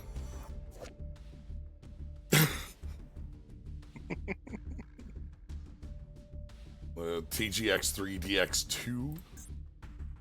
Yeah, they're all named like this. Yeah, It's great. these The thing TG stands for, by the way, Tech Genus. Not genius, genus. Yeah. Why are you here? Cyber. Cyber Gene magician. Cyber. I'm on cyber magician. Valid targets. Yeah, here's the TG SX1. Yeah, so the first wave of these was just a couple of guys that, when they left the field, went and grabbed another one from deck. Yeah. And so were very floaty. Yeah. You just sort of have guys around to sync with. Hyper Librarian down there is perhaps like the most impactful of any of these over time. No one has ever done fair things with this card. You're about to draw your deck. Yeah. This card has never done a fair thing in history. The other thing I think of with this deck is that Snake Eyes really likes level 1 Pyros. Yeah. And so they could go into any, like, flex, and this is one of them that they could go into. Oh, here's the 1850s. Yeah. This is part of our... So... Friend of the Fairy Tales. Yeah, so Charmers can't... They've all got different names. Yeah, so like... They've done, like, 8 cycles of these that all have different names, so you can't make an archetype out of it. Yeah, so they go off of... Instead, Charmers go off of Spellcaster 15 Defense. So, That's right, Dogmatica Fleur-de-Lis. That's not Fleur-de-Lis. Ecclesia. That's right, Edo, the Sun Magician?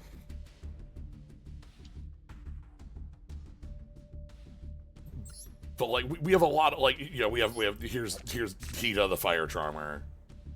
And then relatedly, if I kind of move over, we have here's Hita the Fire Charmer as well. And then we also have Hita the Fire Charmer as well. And then we also have Hita the Fire Charmer as well. And these are all differently named cards. They're not all Hita the Fire Charmer. It's Familiar Possessed Hita, or it's Hita the Fire Charmer, or Hita the Fire Charmer Ablaze, and so like the conventions to getting to all these are really funky. Mm-hmm. The extra deck ones are all really nifty. They all are effectively the same card, where you link onto them in a fire, grab one of that element from your opponent's grave, summon it, and then if they're destroyed, you search that type. Mm-hmm. These get really good in sideboards during bad formats where one deck gets played all the time.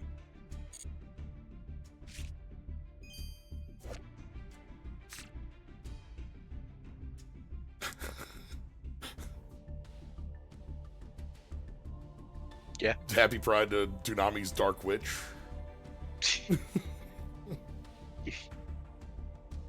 Get your effect out of my way, it's June. Yeah.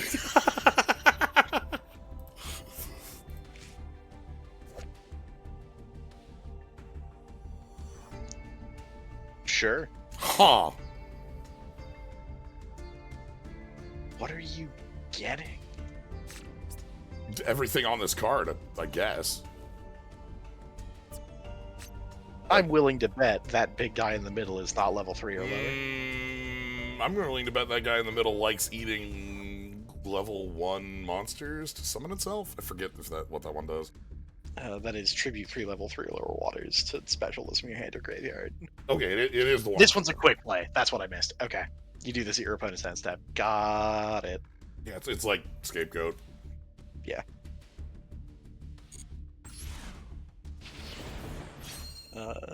Atlantean Dragoons is the other creature on there. They are a 4-star. Oh, the fucking Star Seraphs. Yeah, these are furniture. Book chair, book chair stick.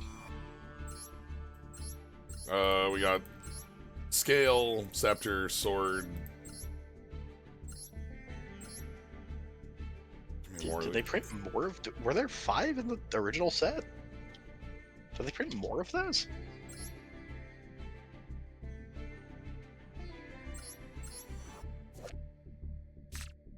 Yeah, I want to say, I don't know all of them, but like that wouldn't surprise me if like scale here is new or something like that.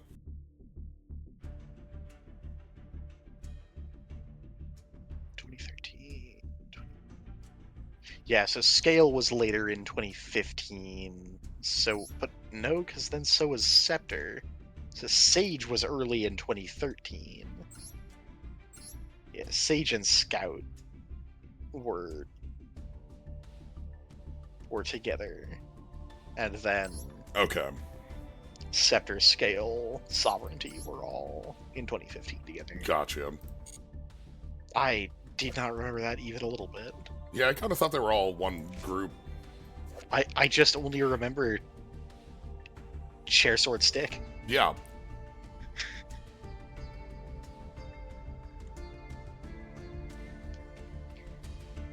Sure. I read all that. Untutored clear wing. Wait. Can I get to...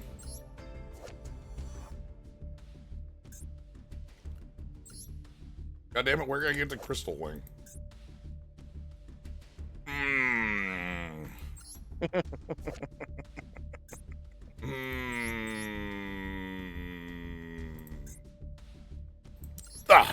There we go. I just wanted to get the crystal wing from our conversation earlier. Yeah, we were talking about wind witches and specifically gigantic wind synchros. If you put the words crystal, clear, wing, excel, and synchro dragon in some order, you will produce a Yu-Gi-Oh card. Just end it with dragon. Yeah. You can end it with synchro dragon if you want.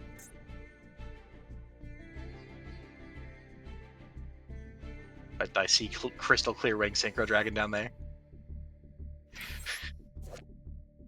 Uh-huh. Yeah, okay. You can remove any set of those words and still have a valid card. Yo, Lyralisks are cards for criminals, mostly. Yeah, I love them. You get to summon an infinite number of level 1 birds. Yep. Cobalt Sparrow here on special grabs another, and then you want to just overlay into like Assembled Nightingale, which is 200 attack for each material on it, and attack for number of times as material. Directly.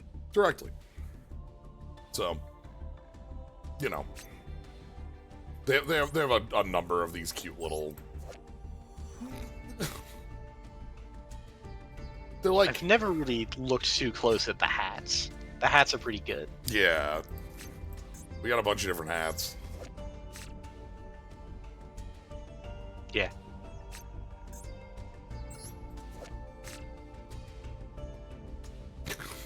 Wagtail. And... Yeah, no, the hats are all really good. Yeah.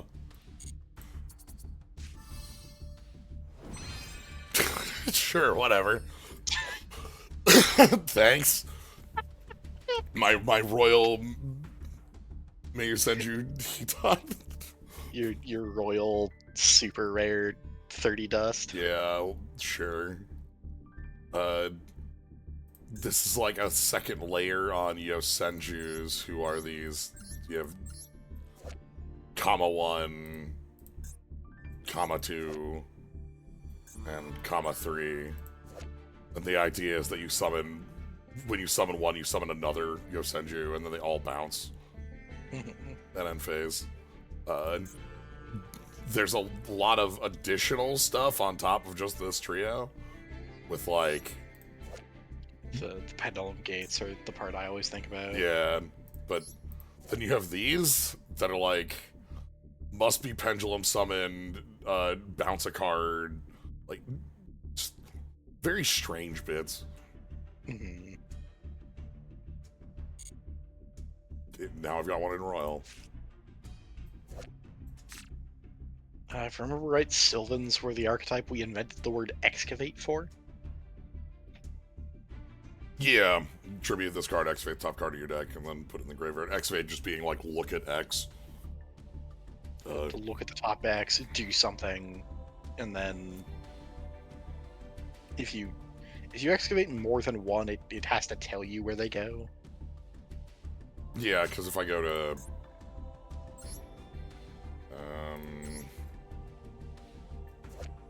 once turn, activate number of cards top of the deck equal number of cards your opponent controls, send any activated plant type monsters to grave, place the rest on bottom. Yeah.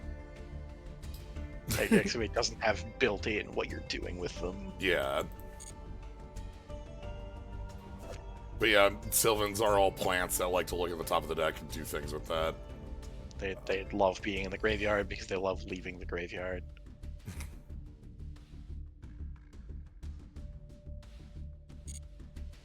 The Sylvans have they have Sylvan Charity here. Draw 3 and then put 2 cards back on top. So effectively a Sylvan library activation, you know.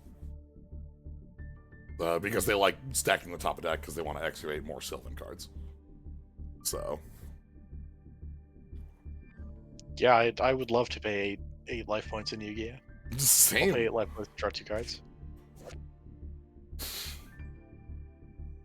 What a good little friend. This is a tiny little buddy compared to like all the other. They run force. It's huge. Doom plus Barre.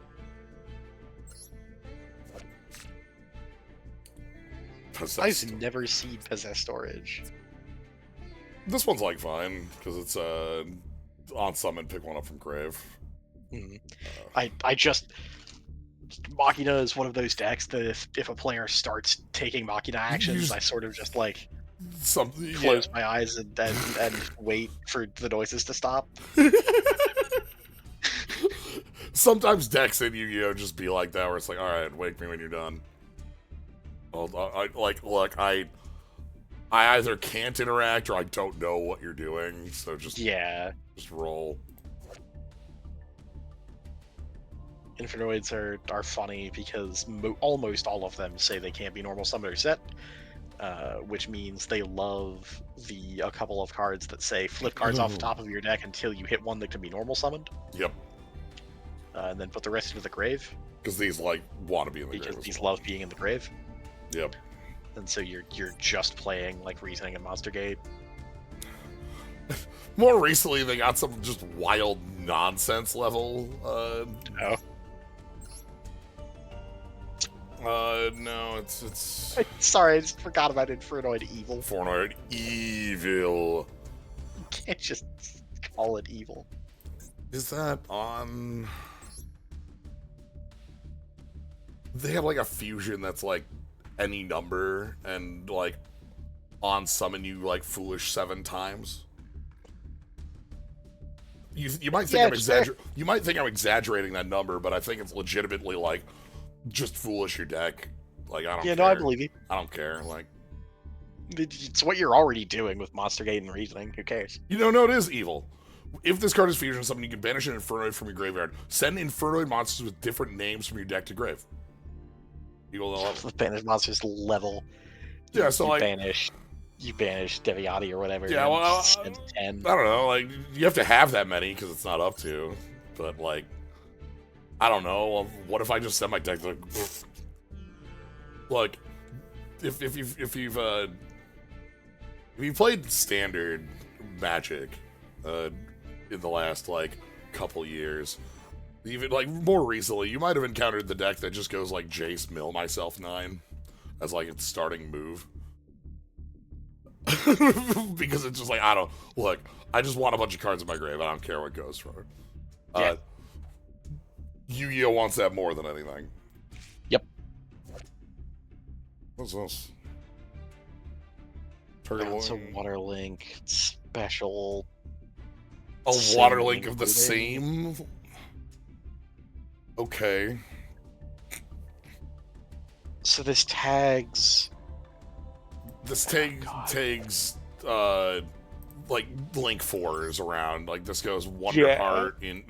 Not Marble Rock. This goes Wonderheart into, like, Bubble Reef or whatever. You can fire this from your hand, so you can use it to dodge removal.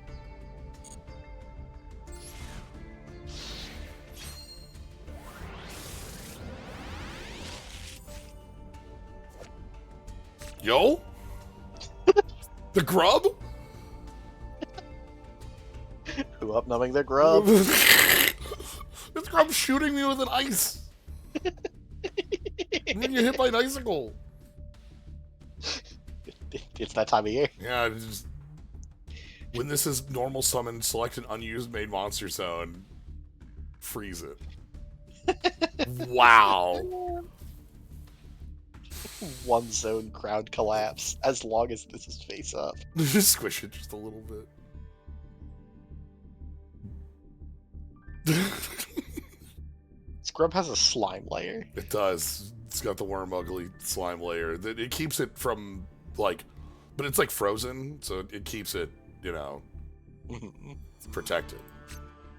Numbing grub. Okay. Hey, welcome back. Shark cannon. I love this one. Like, because its base effect is just, like, banish a monster from grave, which is, like, okay.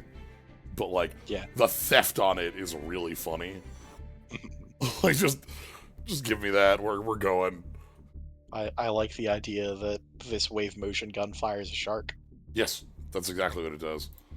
Much like our previous... Hi. Yep. Eagle boosting. Eagle boosting. You steal them. Hey, we got another Mega Man. Yeah. Wait, this is the same... Hold on. Yep. Yep. Why is the squirt gun Mega Man covered in knives? Well, because it's dark. They're shark fins. Yeah. Send a water Gen X monster you control the grave, draw 2 cards. That is, like, the one thing you want to be doing. Sending water Gen X to the grave. He's sending Gen X undone. You put this in the middle of the... Okay, so... Alright, we didn't talk about repair Gen X controller, but, like... Can you, like, set this up with repair Gen X controller and then, like, keep going from there? Is that something you can do? I guess it's except by drawing, so it doesn't re-trigger then. It's also a once per turn. Well, it's a soft. Yeah. Yeah. Oh no! The creature swap guy. The creature swap guy's got the slime. My favorite part of this one is the, like, slime on the bottom leg that's being, like, kind of wiggled. Yeah. Like, that slime is being creature swap. Yeah. Creature swap, another one on the list of, like, we had to make more versions of this because, like, the card we thought was too good. Select monster. You control a monster with 8 counts your control. Sure. This is like the 12th worst thing you can do with an A counter. It's like the 13th best thing you could do with an A counter. Well, okay, this is the 3rd worst way to steal a monster with an A counter. Let me put it that way. Okay. Because we have Brainwashing Beam, which steal a monster with an A counter, and then we also have Mass Hypnosis. Like, Goblin attack for it's completely zooted. Yeah, just they're out. Love to be the third worst trap that steals a counter and wants to. Like. It is I, the third strongest mole. Soul of Silver Mountain. It's for turn, detach and seize materials. Target a set card. It can't be activated as long as this is still face up on the field. If this card destroys a monster by battle, it has material. Target one earth monster in your grave. Special it. It's like cromulent. Yeah, okay. That's text. That does stuff. Not a lot of stuff, but stuff. 2 level 3 earths. This has got to be pretty early, I'd assume. I think so. See the card you ban. Oh yeah, the one that doesn't destroy a counter. Yeah, Soul Silver Mountain was 2012. Okay.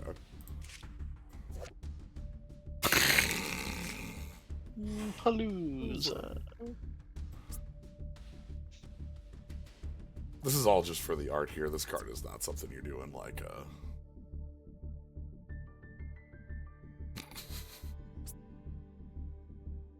Look at them.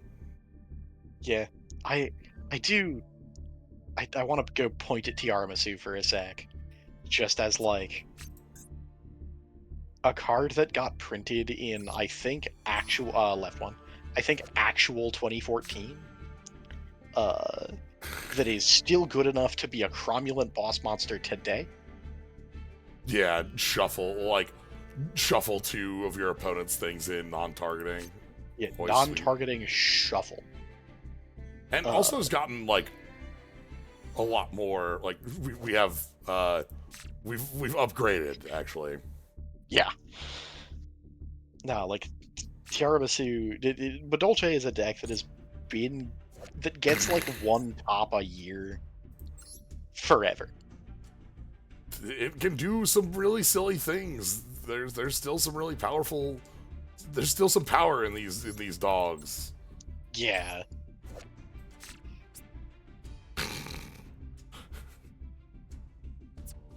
Croissant has sleeves. Yeah. It's one of them dogs with the long fur. Oh, and Croissant collar. Oh shit.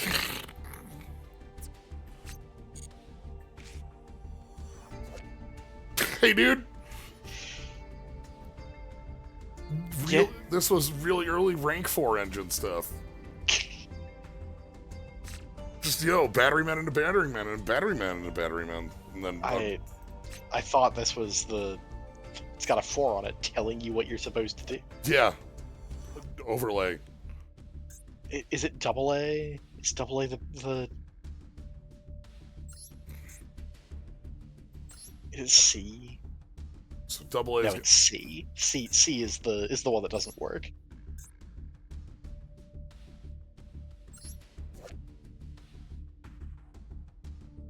the All one batterymen Cs you control are in attack position. All your machines get 500 attack per batteryman C. Please take a look at the type line on batteryman C. that they all are. None of the batterymen are machines. Thunder. Batterymen are cool. Batterymen are cool. The industrial strength over there is Dark Arm Dragon at home. Yeah, this thing's like sort of BLS. It's kind of an ass kicker.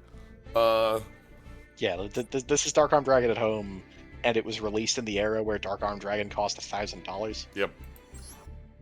Has some help with like microcell. Microcell is so goddamn good. I love having so much card advantage. Yeah.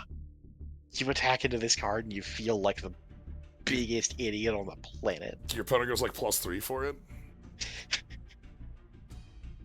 Like, because they get to summon a batteryman from deck, and it's gonna be we summon 9-volt, and then 9-volt's gonna search, then we draw a card, and then like we're gonna die. Like, yeah. Batteryman's really cool.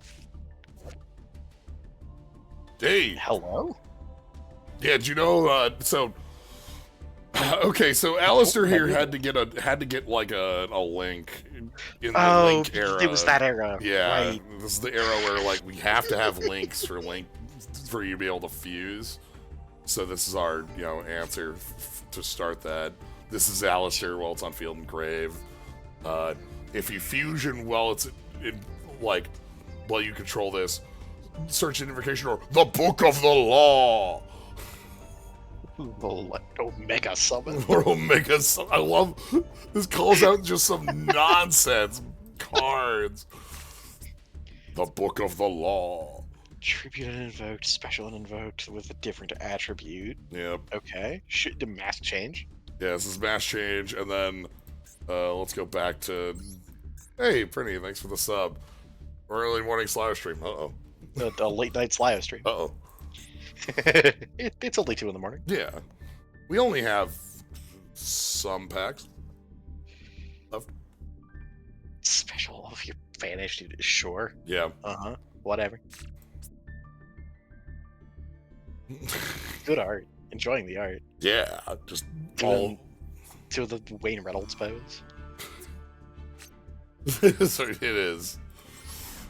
But yeah, we had to have that was the era where like everything that was like a non-link archetype needed a link to function. So yeah. God, get out of here. These are a funky set of cards for the Atlantean season of Duel Monsters. The seal of Orichalcos. Nonsense. They all let you like fuse. You use Time Wizard and Magical Mallet. You need to make the Time Magic Hammer, who has the Phantom Time Wizard in the back.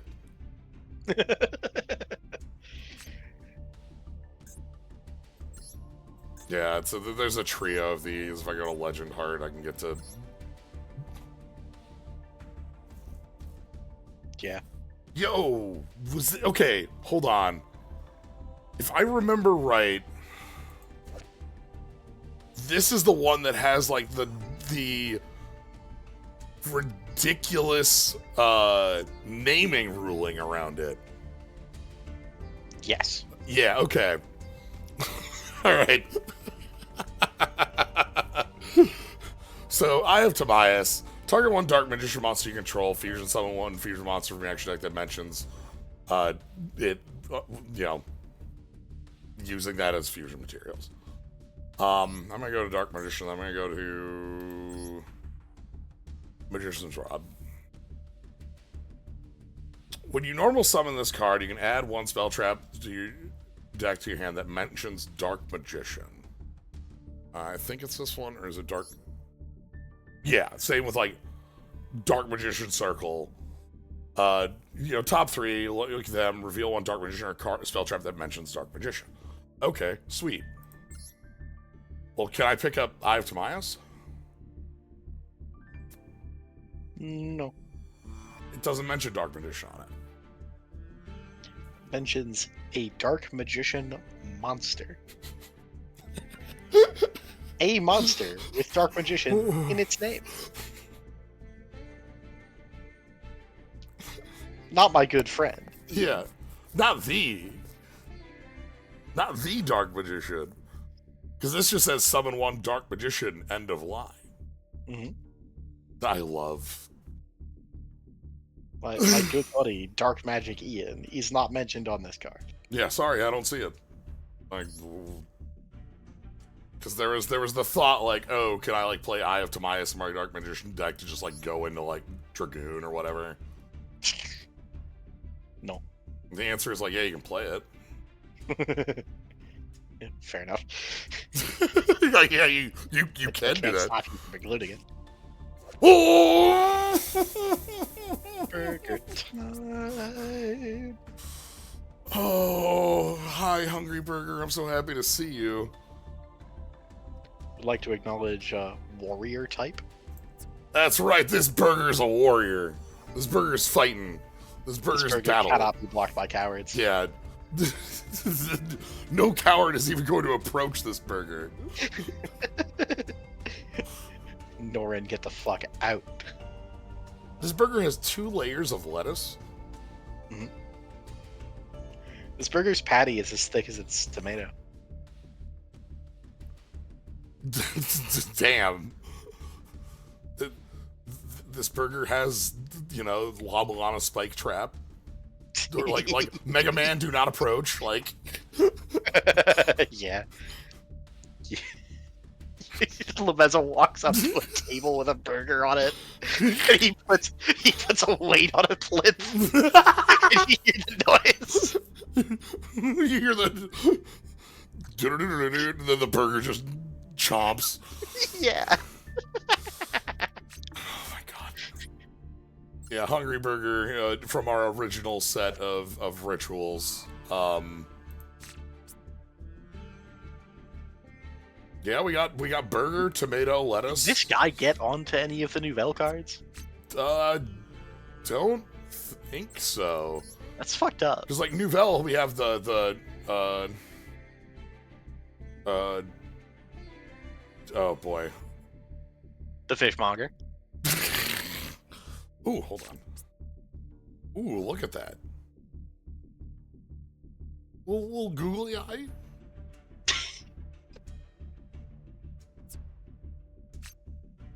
But yeah, we do have They did print burger support. quick Yeah, fact. like, this guy could have been the burger chef. Well, so the idea here is that these are all demons. This is Bale, and so we would have to have. According to the lore, he was the first head chef in the Nouvelle restaurant. Okay. Oh, so the I accept. Okay. Thank you. Yeah, excellent. I believe you, even if you I did don't- just make that up on the spot. if I would still be happy Well, about because it. look, if we take a look at the chef's special recipe here, look at the ordering on those ingredients. we got the lettuce, the Holding the tomato and shaking. yes.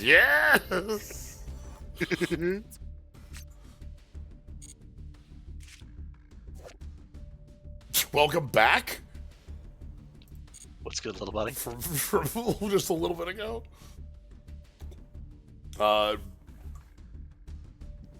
Gravity bind at home. Yeah, this is one of the like, half dozen of these like, look, just here's a way to stop combat, but we don't want to print like gravity bind level in area B level things. So we just had the battery man before. Abyss Hill also wearing a pretty good hat. Yeah, Any hat that has goofy eyeballs. yeah, on it. like the gems that look like little eyeballs are great. Yeah. Yeah, The Abyss Hill do we have- very good in. we have. I want to check out the others, see if they also have like. No, not really. Other nice hats.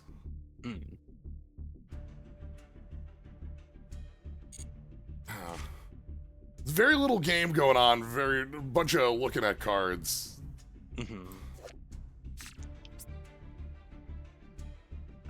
Shino Birds and Shino Barons doing ritual spirit things. Yeah, so these are we have the Baron and Baroness, little and big, and these are like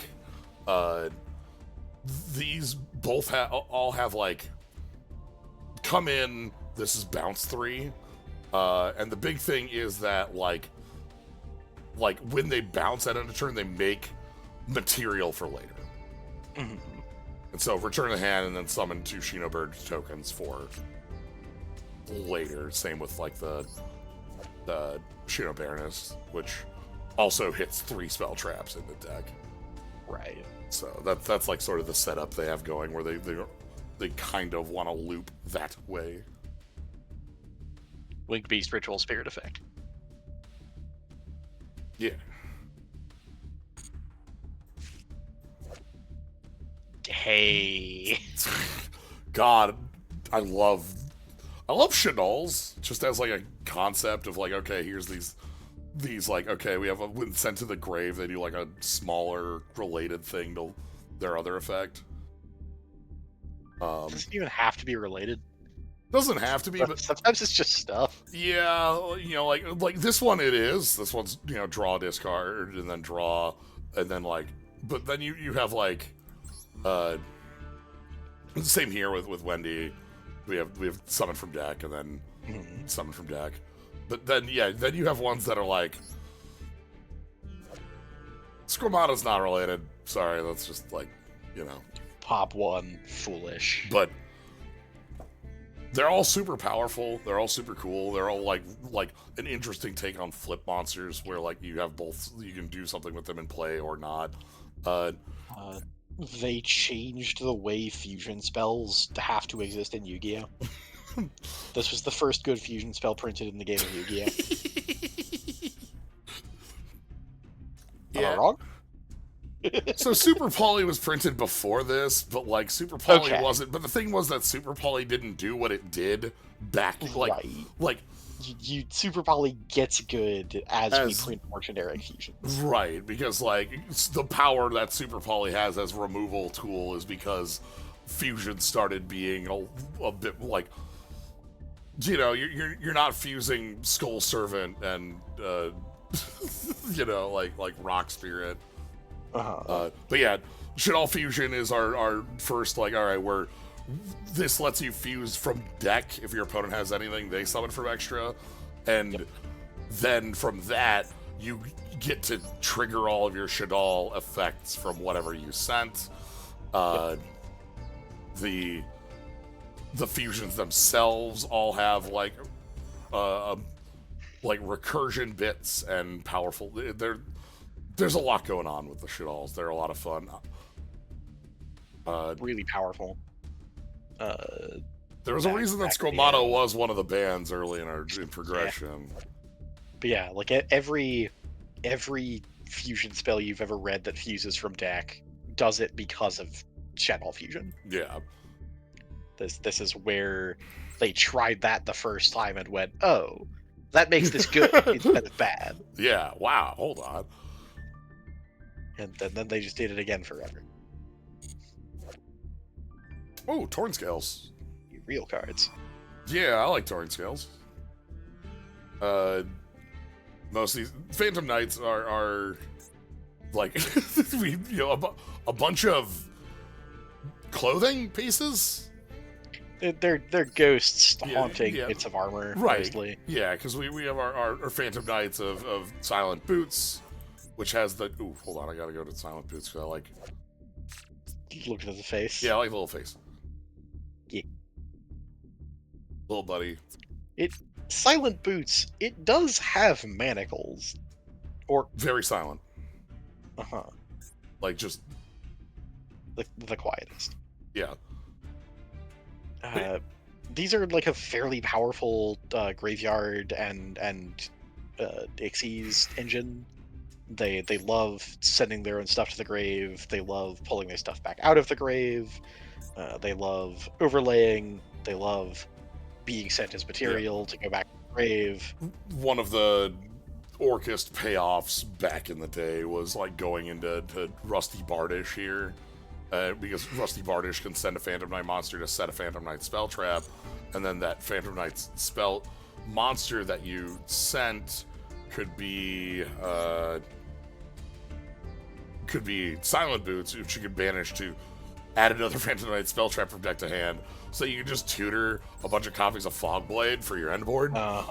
Just like, you know what I want to end on? Like, yeah, I just want like 2 extra copies of Fiendish Chain to end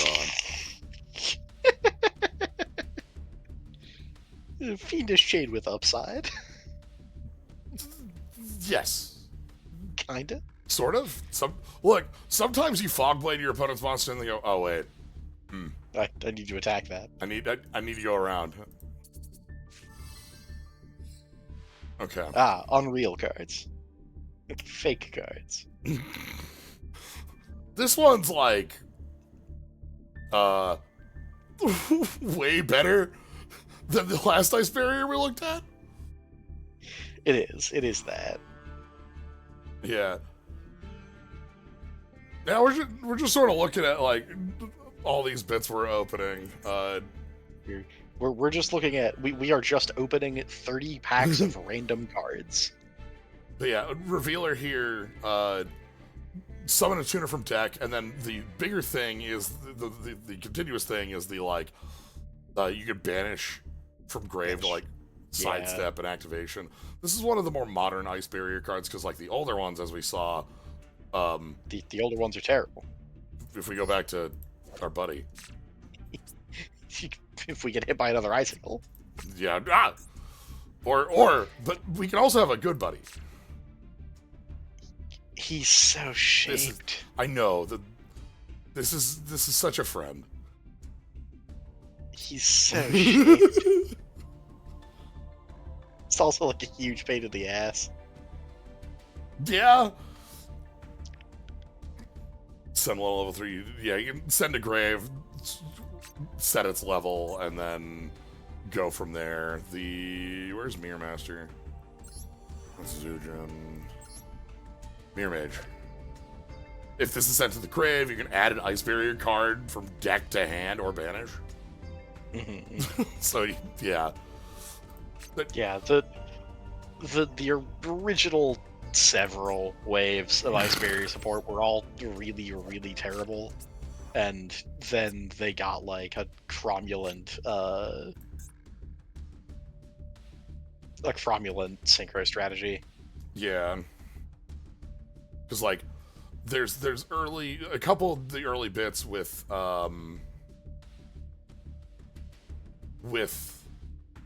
like wanting to control multiple ice barriers for these like sort of like stun style effects, where if you have multiple ice barriers, you know, level 4 monsters can't declare an attack, or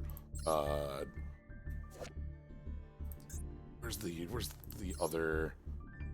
You want to be looking at like the huge ones. Yeah, all of the powerful stun ones were like 5 and 7 stars. Well, those represent a different set of ice barrier things involving magic triangle.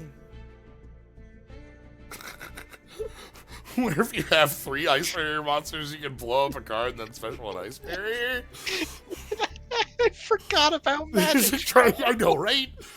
It's like, yeah, all right, we can go magic triangle into like, sweet, I can summon Grunard and double summon. All right, let's go. You don't do that. That's not where you want to be. Still medallion though.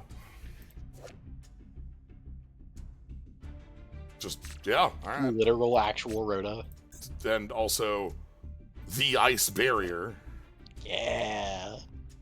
That fish is having a worse day. Yeah. Oh, sorry, but that you should have gone around. You went through the.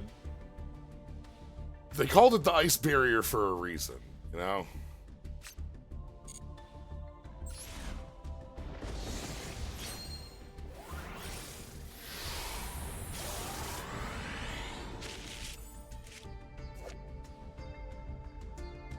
Oh, so... No, so, okay, so Wandering King Wildwind is a card that you would play with Resonator stuff. Okay. Yeah. Is the idea. 15 less attack, sure. Yeah. This, if summoned, you can't special from the extra except synchros.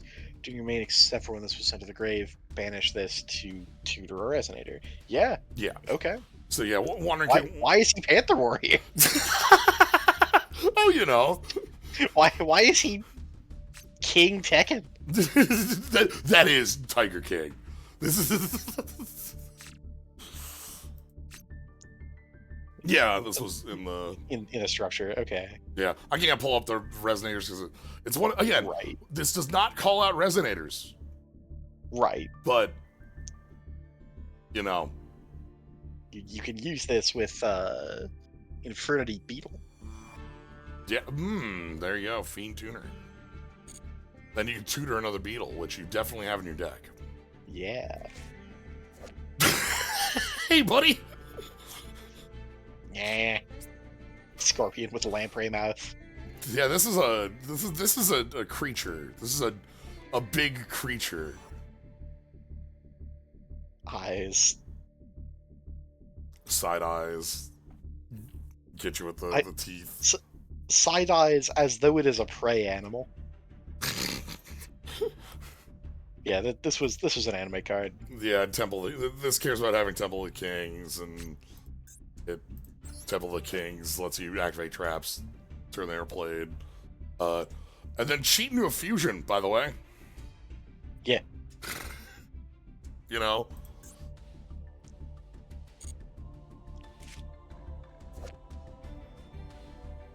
Oh, this is the Pot of Avarice. Yeah. Ish effect for harpies. Shuffle back your harpies, draw some cards. Windlock. Yeah, I suppose. Shrug. Yeah, they have a million cards that are Harpy Lady. This card's name is Harpy Lady while on Field of Grave. This card's name becomes Harpy Lady in Field of Grave. This card's name is Harpy Lady on Field of Grave, etc. I mean, if we're doing this, you gotta go look at the classics. This card's name is always Harpy Lady. Uh-huh. This card's name is also Harpy Lady. Does this card have an effect? Can I negate this card? It is an effect monster. Have an effect. You can attempt to negate it. Your card will resolve without doing it. Like, you can then summon the Iris Sword Soul. Love to negate an effect that definitely exists. Love to negate Mudball Man.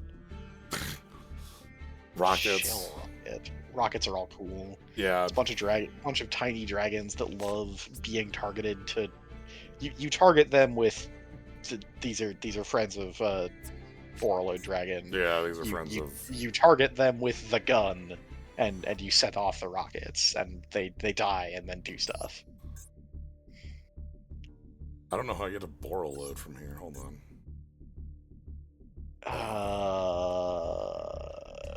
Is it not just right here? I swear it was on camera. No, that was Boral End. Oh, okay. Yeah, because Borreload here has once turn quick effect. You can target a thing to make it lose 500. You can target a thing with Boral's sword to put it in defense, and then like the rockets, all are like, all right. When I get when a link effect monster targets this, destroy this card, destroy a monster in its column, and all adjacent monster. Splash damage. What a dumb card.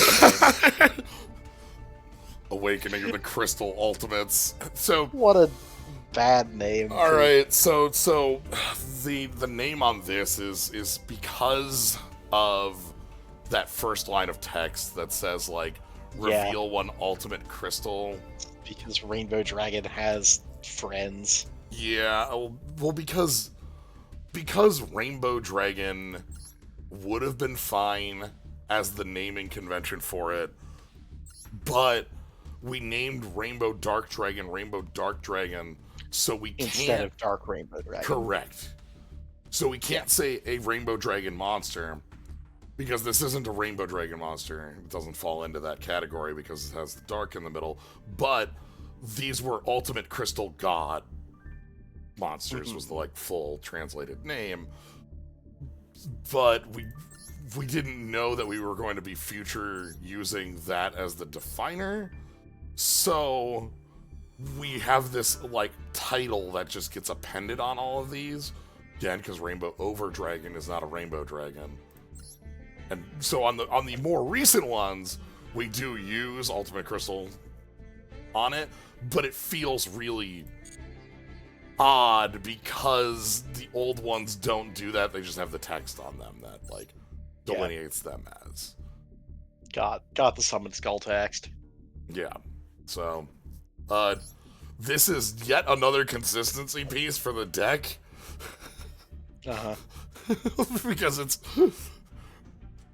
like, this is a searcher that searches Rainbow Bridge, and Rainbow Bridge is a searcher that grabs a crystal spell trap, and then with that, you get to go grab Crystal Bond. You get to go grab Crystal Bond, which has the cute little Pet Carbuncle. Yep. That's Carbuncle, which adds a Crystal Beast and sets another Crystal Beast in your spell trap. So, like, you have a searcher for your searcher for your searcher. Also, this has special summon a Crystal Beast from your hand, deck, graveyard, or spell trap zone. One or two of these effects in sequence.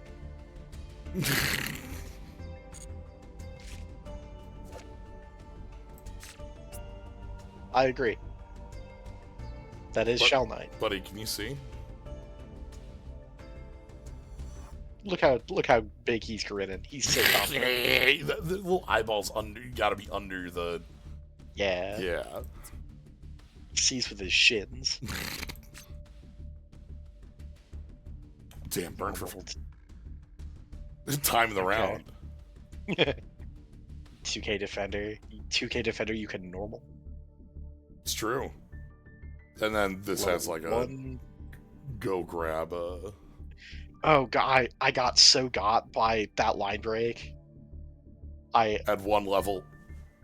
I read that as add a level 1/8 rock monster.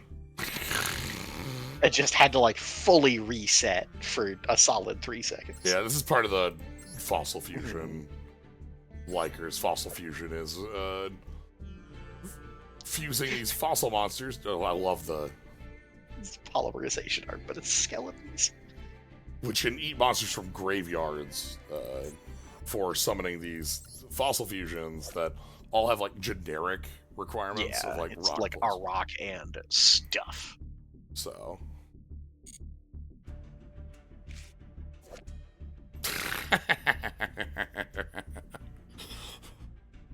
yeah.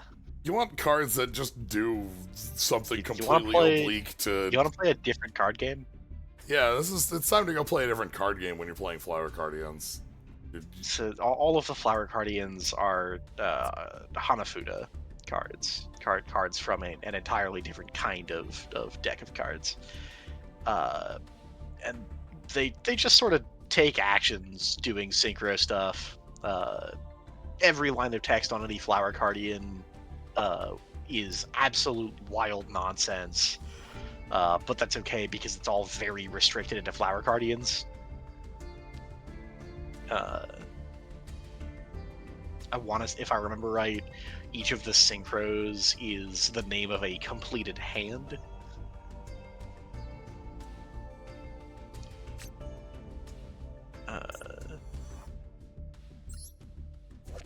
So yeah, we have these different like, oh god. Yeah, so Hanafuda has suits of 4 cards, which each suit has a plant associated with it. So we have pine, cherry blossoms, etc. And within each suit, you can have nothing on it, an animal on it, or a ribbon on it. Or a giant Trunade. Yeah. Or giant Trunade.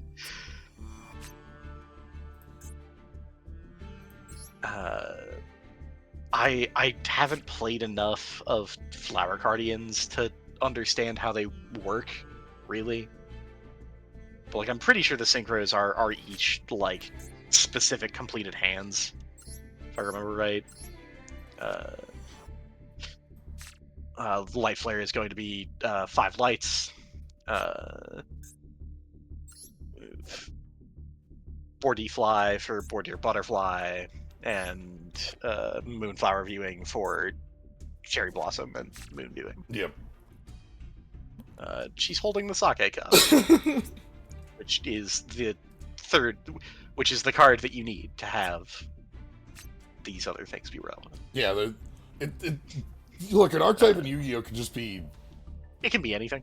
anything.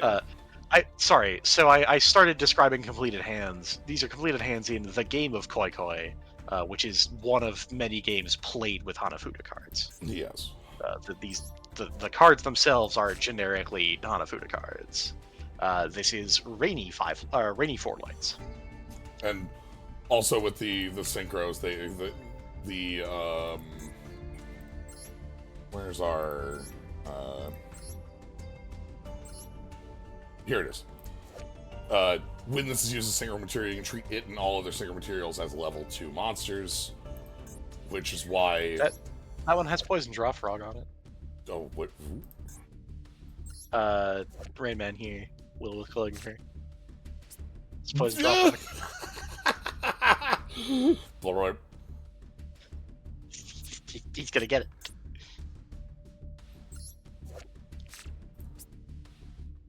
That's I can't remember what archetype that is. A mythical beast? Sounds right. Like the Wicked Avatar. as the moon.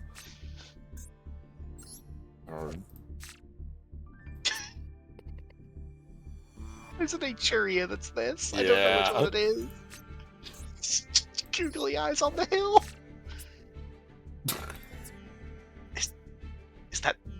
That's not Battleox. It's the wrong armor for Battleox. Who is this?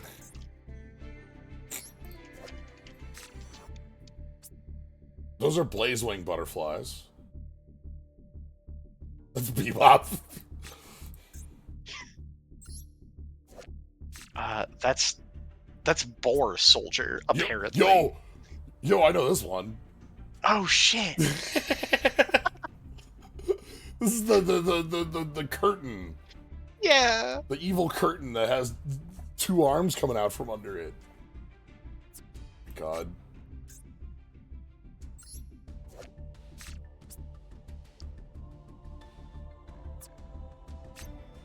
Fine. Crane. Uh-huh. And with Crane. That one.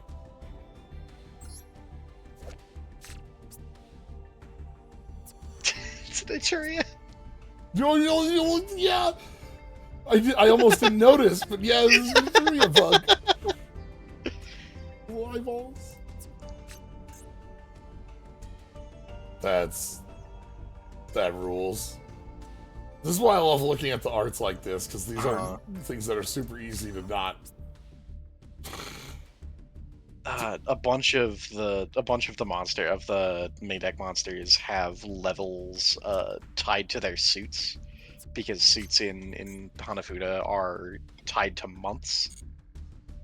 And so, like, Clover with Boar is a level 7 because it is in the 7th suit for July. Damn. There's so much happening with these.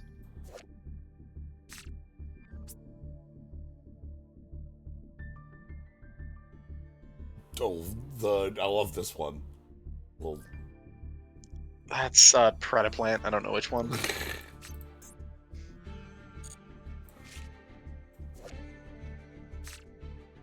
That was the Dark Bribe Man. I've never noticed giving the dog a tiny smooch. Yeah. Sleepy dog time.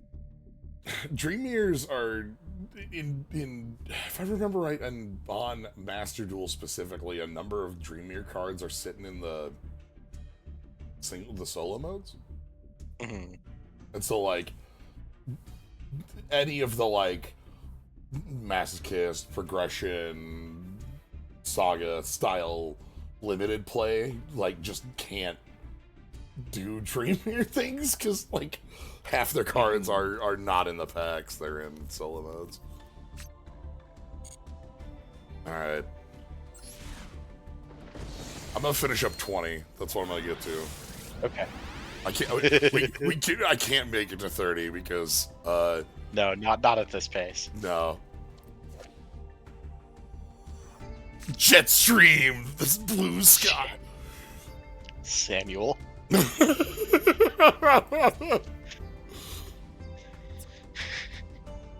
I believe that this bird can hold a sword. This bird has no cybernetic enhancements. It's true, as compared to some of our other birds who... Vayu's all robot under that code. Yeah. Okay, hold on. More machine than man. Hold on. I love the 3 different kinds of Blackwing. Of literal, actual bird. Here's bird, and then we have like that one even is bird person. Like Jetstream is literal actual bird. And then you have human wearing a bird costume. There are so many Blackwings. Like, I think most of them are like anthropomorphic bird person. Yeah. Yeah. Like the Kalut is representative of the majority, I think. And then some of them wear clothes, some of them don't. And then you have bird. Blizz is the one I always think of.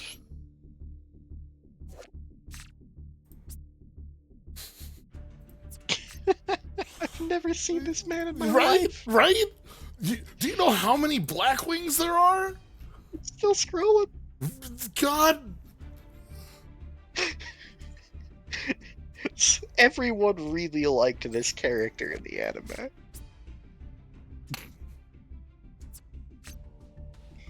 Look, it's Crow. Crow just gets six waves of support. This deck was very powerful on release. In its first line of support, it had cards that just weren't what decks did at the time, which is to say, Blackwing Gale says if you control another Blackwing, you can special summon it. Bora says if you control another Blackwing, you can special summon it. So, like, your swarming ability was 1 million. Crow is such a nothing character, I think people just like Blackwings. Correct. Yeah. And then... Yeah, also Black Whirlwind. And then the actual thing that made them what they were, Black Whirlwind, which is normal, pick up a lower attack. By the way, this doesn't have a once on it, from deck. Yeah. Anything you want. Like, if you control 2 Black Whirlwinds, it does it twice, and if you summon, sure, you get to go grab 2 Boras. Yeah. So, like, the swarming potential of this is such a wild thing, and then it also has powerful stuff like Blizzard, which picks up a friend. This is a tuner. Or Vayu, which can synchro from grave. So are you still banned? No, Vayu was not the one that was banned. Oh, you're not gonna be able to see it. It won't be here. Yeah, because I'm thinking of either Gofu the Vague Shadow. Wait, which is Gofu just not banned in Master Duel? Or Gofu's hella banned in both the OCG and TCG. Might be just craftable. Like, this doesn't show the when I'm on related cards, you don't see the ban status of a card. I just thought I remembered it not showing ban cards under that circumstance. Yo! Little guy back there. Little guy back there. You wanna go find Telephone? I do want to go find Telephone. I thought so. Hey, buddy. Love to infinite combo with this Telephone. I love that Telephone has like an old landline in the back. Yeah. I love the Telephone. Like, that's what it's transforming out of. Like, you can see the display here. It's transforming out of, and like, it has turned the end of the headset into a gun. Yeah, that's like got a cord going into its back that's supplying it. That's what gives you the life points. Mm-hmm. My favorite of these. That's right, the Datatron. That's what this is. It says 2 GB on it. It must be a Datatron. This is a flash drive. Please ignore the fire pyro typing on this. That does burn damage. We had to do so much work to censor this art. I think that's like, this is some stellar work on it, right? Like, It's inspired. Like this is like, you know, like we've looked at art and been like, ah, okay, we see where they like changed up this art, and there's a number of bits where like we added clothing or something like that, and right? Change, you know, move things around. But this is like complete change on the card that was a lighter, and we didn't want it to be a lighter. So, ooh, a buddy. Yeah, volcano cheese. Volcano cheese. I love volcano cheese. Where did you get that? From the volcano. Who made that? Volcanic rat is a volcanic. It's true. Notably, if I get to here and I get over to Blaze Accelerator, which says 500 or less attack pyro. Mm-hmm.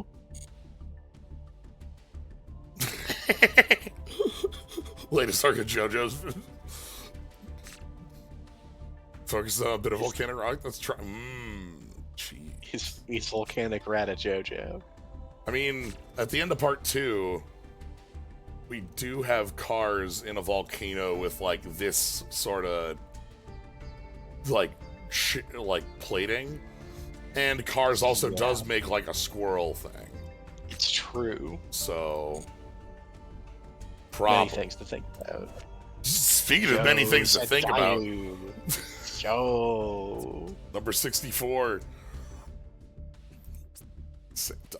I love.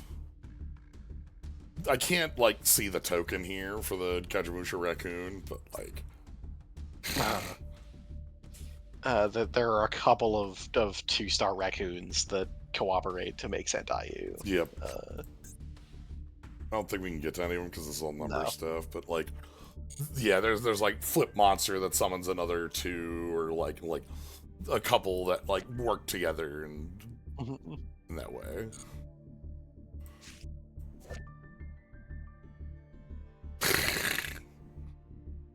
Was this the king? Was this the one of the prize cards? Was it this one? I remember. I've definitely looked this up. I don't remember if it was Dig Force Hack, but something in my mind is saying this was one of the prize cards.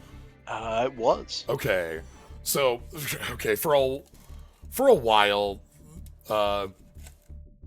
for prizing for like large Yu-Gi-Oh events, what you would get for like top 4 winning the event was a mechanically unique card that's real. That's playable, and you're the only one of like 6 people that own the thing. So this was given out at YCS starting in September 2012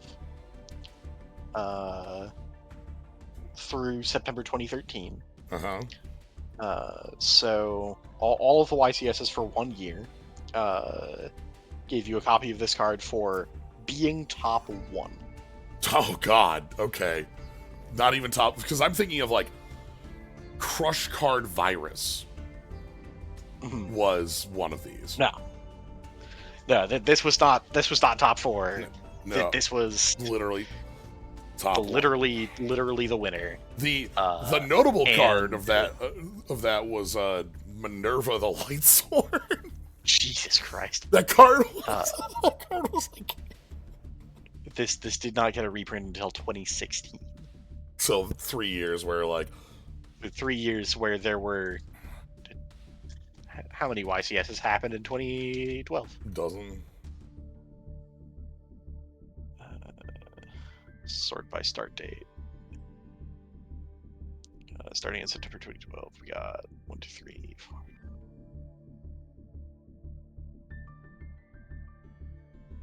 15. Okay. So yeah, 15 of these 15 copies of this card existed. Yeah, but Minerva's the one of those I remember because Minerva's a real like an extremely real ass card.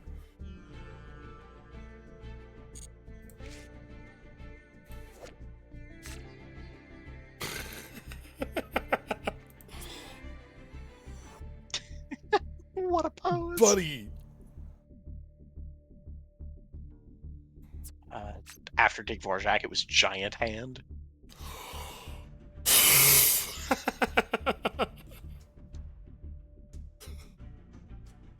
Okay. After in 2017, it was Diablosis.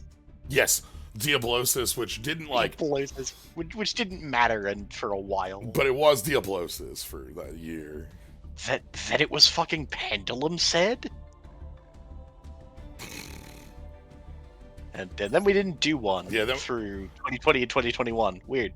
And then they do like normal monster like they do nowadays. Yeah, we got another verse dragon. Yes.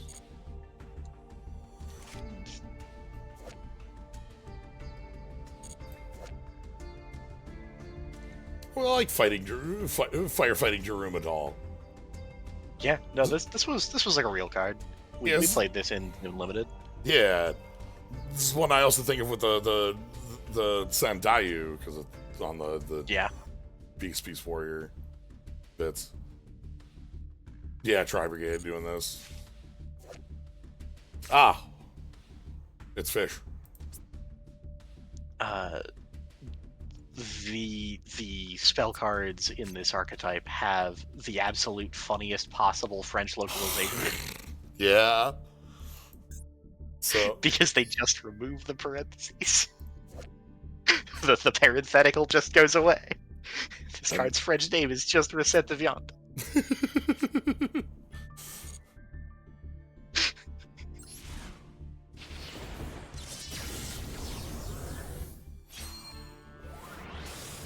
Like, localizing Yu-Gi-Oh! Is really, really difficult. They do a really good job sometimes. Hello? What the fuck? Oops. If you can pendulum summon level 4, you can pendulum summon this face-up card from your extra. You can detach material from this card and place it in your pendulum zone. Then you add a pendulum monster from your graveyard to face-up extra deck. In the monster zone, if this is destroyed by battle, you can place it in your pendulum zone. Target sees you control attached this card to it as material. So Xyz pendulums happen occasionally. Pendulums get to be extra deck types. Yeah, we had like a synchro one earlier. You summon this as an Xyz the first time, and then when it dies, you scale it. Yeah. The funny thing to me on this is that it has the like detach a material, place this card in your pendulum zone, then add a pendulum from your grave to the extra deck, which like getting pendulum monsters into the graveyard in the first place usually involves overlay detach. Like Now wait a minute. This card can have Xyz material while it's a scale. Doesn't it just all fall off? Look at its pendulum effect. Attach this card to it. Yeah, okay. attach this card to it. I was so confused. Other way around. Oh my god. Yeah. I hated that. I hated that for a second. This card is about 18 months old. This was in Battles of Legend. Huh. Yeah, I mean with its like pendulum, and you can summon it as a 4.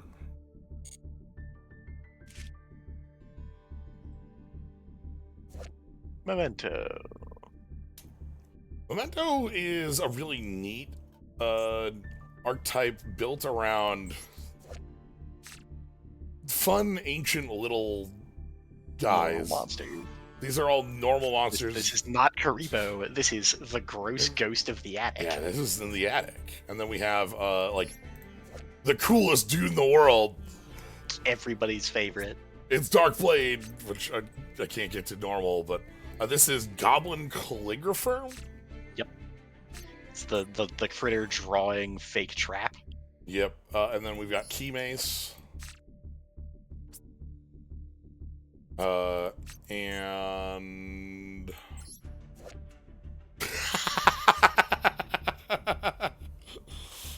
I think it might just be Tatsuno Chichigo. Yeah. And then we have the top of it, which is one of our first Tryhard. Yeah. Oh my god, I ancient. forgot. So like what we've been kind of doing this over time of like the retrains on ancient normal monsters. Like dragons have had this with Starry Night having the retrain of why can't it enter my hand? My head is saying Hio's on Ryu, but that's the wrong one. Seiryu? Seiryu, yes. But and then we have Trihorn Dragon as one as well. Trihorn Dragon, the second biggest creature in Legend of Blue Eyes. Yep. That one I think I had that one in Prague. We both did. Yeah. Our Legend of Blue Eyes matchup is really silly. But yeah, their actual boss here is the combined creation. You basically fill your grave with all these little guys, and kind of roll from there. Yeah, Skull Guardian got its set of retrains. Voiceless voice. Yeah. Oh, Evil Eye. Evil Eye, yeah. There are like 4 of these cards, and none of them do anything.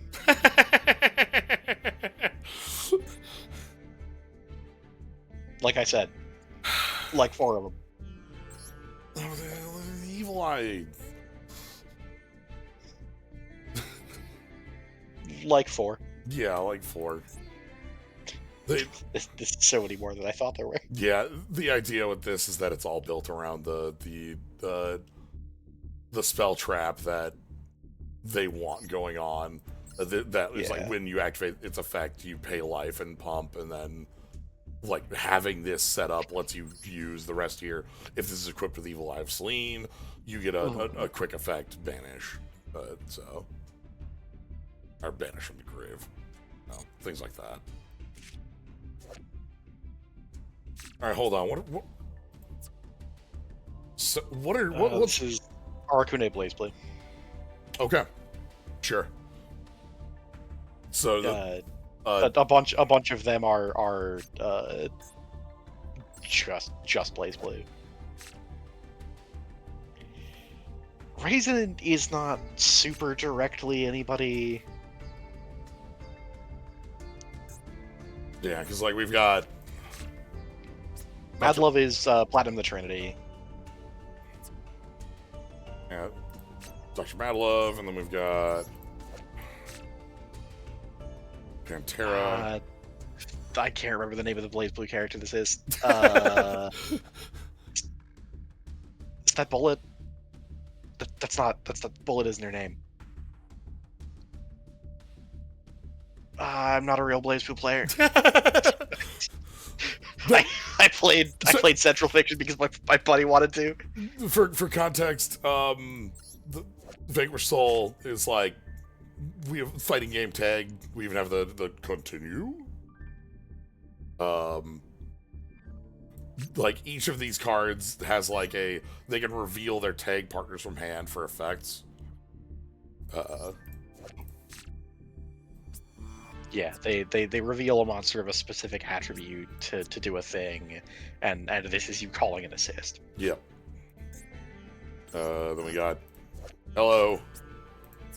It's Tager. Hi, Tager. Heavy Borg. I love you, Heavy Borger. Heavy Borger. And Oh, that is just Susanoo. I've never clicked that that's just Susanoo. Thank you, Indigo Blueprint. I played Susanoo. That was the character I played in Central Fiction. But yeah, we have our versus.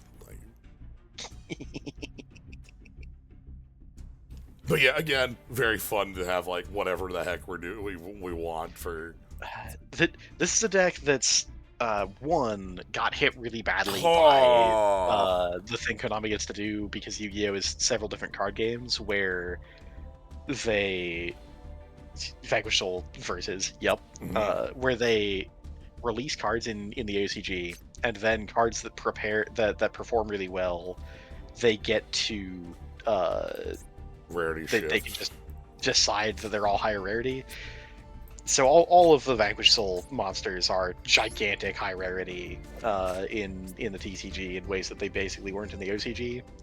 But that didn't shake out because the part of the reason they performed so well in the OCG is that a lot of them want you to be revealing Earths. And in the OCG, every deck is playing at least 3 Earth monsters in Max C. Yeah, that helps like and the we requirement. don't have that. Here's our here. Just spend all your meter. Team Hyper. Team, yeah.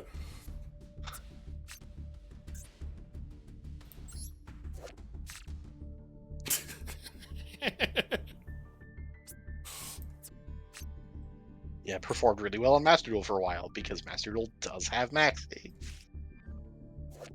Oh, welcome back. Welcome back. I love the spike in the doorway. You know, you like in case somebody's trying to come in the front door. Ready. The spike in the doorway that is chained into that tower. Don't worry about it.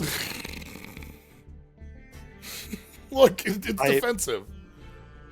This is that spike is the in Hell Temple in La Milano. The big fist over the bridge. Yeah. That's what that spike does. Oh, well. Oh. Huh. This card destroys target airplane.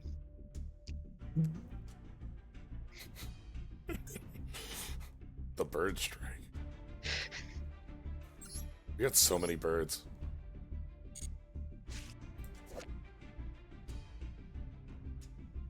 Rose Dragons. Yes. This is one of a few. So we talked about like cards that got like restricted or banned, and then we made a bunch of like weaker versions of them. You know, where we're talking about Call of the Haunteds, we're talking about Mirror Forces, we're talking about MSTs. We're talking about Snatch. We're talking about Snatch Steal, and let's be real. For like 15 years, you needed to have weaker Snatch Steal. Yeah. like you had to make Snatch Steal weaker. Yeah. So.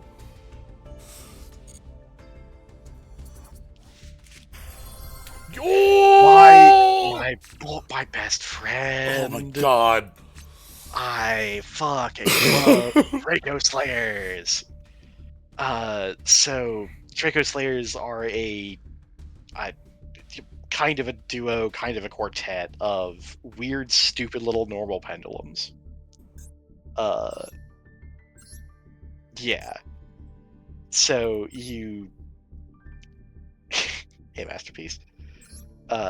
So the thing you did was you took Luster Pendulum and Master Pendulum, who both do like reasonably strong pendulum things for letting you cycle your other scale to get another body into your extra for your pendulum summon, but they're just 5 scales, so they're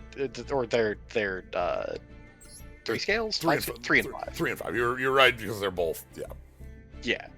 So they can't go wide, so you're kind of have to be insular about it. And yep, then we have Vector and Elector Pendulum, the Drake Overlords, who both harass your opponent's pendulum stuff. But so the thing you do with Draco Slayers is you have a fusion, a pendulum, or an Xyz, and a synchro. And yeah, Draco Face-Off was banned for a while. This card was so nuts. So I played this in Prague for like 5 weeks. Yeah. Because it's so goddamn cool. This card in Limited is such a beating.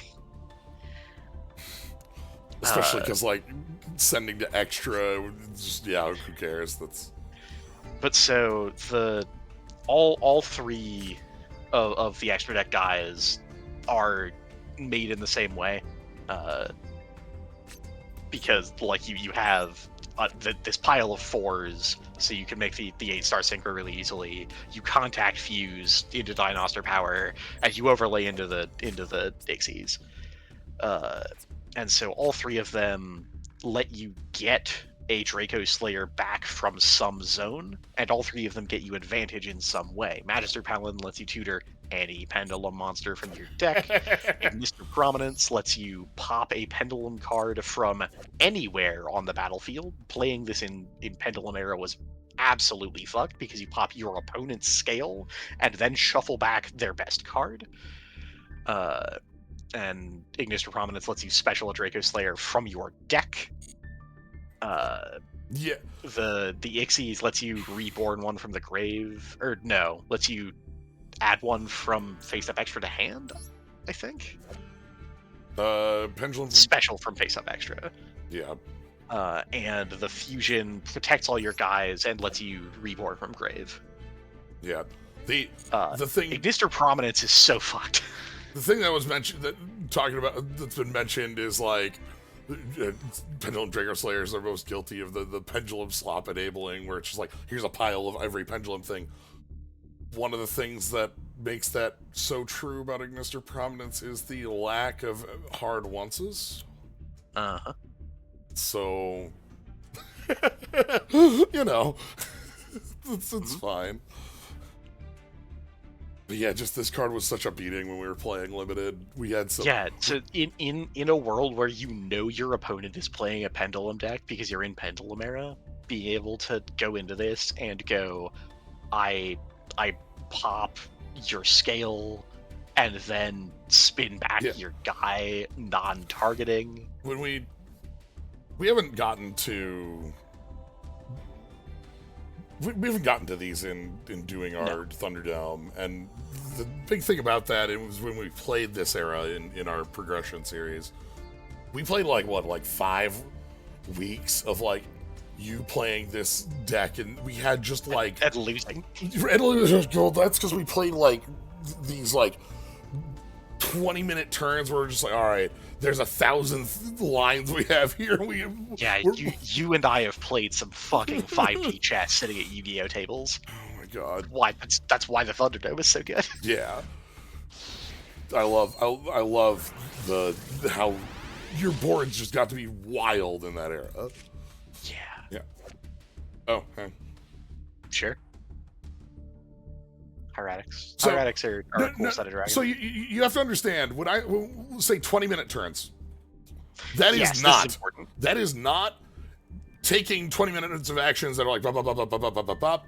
That is the both of us looking at the board and going, all right, we need I've got a board built, and Psyche is going like, how do I break through? I have all these different options, like this, that, the other. We're talking through, walking down every possible timeline to find the one where you win. Yeah, and talking out everybody, being like, okay, if I do this, I get to draw because I have to draw something. It's like, all right, yeah. So what are your draws? Are you playing this one? No, I don't have that one. Shit. Okay. Or okay, so like if I go Draco Face Off and I go X or Y, what do I like? Because it's 50-50. On which side and which side, yeah. So no, we have had some. I will never forget the text on Samurai Destroyer. Yeah, God, my favorite one of these was we assembled a board where a crucial part of it was powerful early synchro monsters Samurai Destroyer. Yeah. And we fully 20 minutes of neither of us takes a game action, talking out every possible line. At the end of this discussion, I concede. It's like, all right, we have walked every timeline. There is no universe in which I win this game. I am completely defeated. Yep. And then fully 30 minutes later, one of us looks at the card again and goes, wait a goddamn Yeah, wait second. a minute, that has, yeah. And we realize that we just presumed it had a line of text that it doesn't. And that if we have played that game out, I win in about two or three turns. Yeah.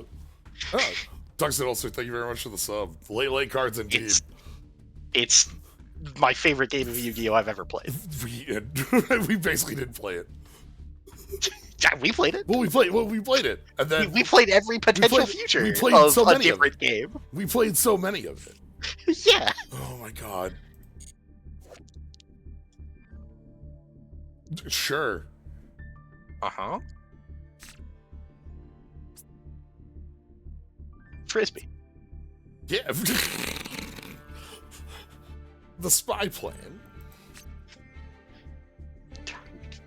I don't think I've seen this card before.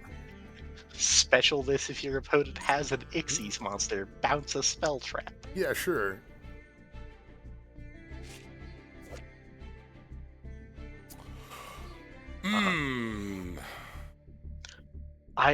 What do you want to bet that if I go pull up the Japanese artwork of this card, that glass is full of red instead of green? Actually having blood? Yeah. No, I don't think I'd take that. I got terrible news for you. Is it green? No, it's red. It's absolutely red. Yeah, no. Oh, I thought you wanted to bet on the opposite end of that. Shit. Okay. Shit. I was like, there's no world where it's not news red. for you. Okay. I have excellent news for you. Blood. Oh, long back. Oh. Oh no. I hate it here. We gotta learn about the 12 forks. Gotta learn about all. My spoons are all the way over there. Oh no. This is such a good little face. It's just like, oh god, I hate this.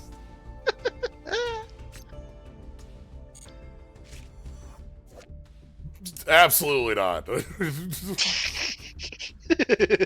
This is what happens to you if you skip on your etiquette lessons. So, yeah.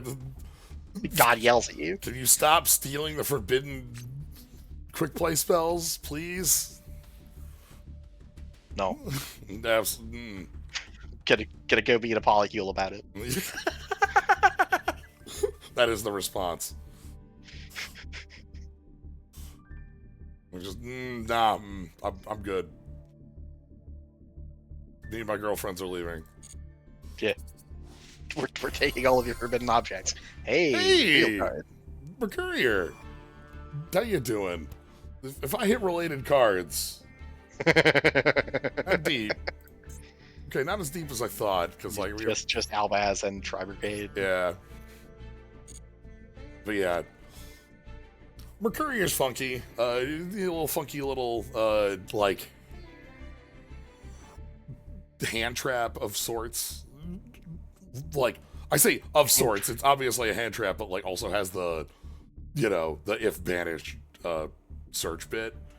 Mm-hmm. So, like that's a powerful bit on it. I have always looked at the little antenna like it was a wind-up key. It is one of those push-in antennas. Yeah. Like it's telescopic, so. Yep. I always thought it was a wind-up key. I've never looked at this art very closely. Yeah. This is a fact about Yu-Gi-Oh cards, is that Yu-Gi-Oh cards are small, and their art is small. Yeah, so like being able to look at them on here in this size lets us see a lot of different, like, oh hey, you know, we can take a look at... Welcome back, Sujin. Yeah, that's not a Mandela effect, that's just... I looked at a card bat. Yeah, like the card That's is. just I never took a look. The card is tiny. If I hold a Yu-Gi-Oh card in my hand, and like take a look at the art on this megalith I'm holding, not easy to see. Like when we were looking at the pearly much earlier, for instance, was a funny one. Yeah, the stray streets. Yeah. Oh, Ty. Welcome back, Mace. Sure.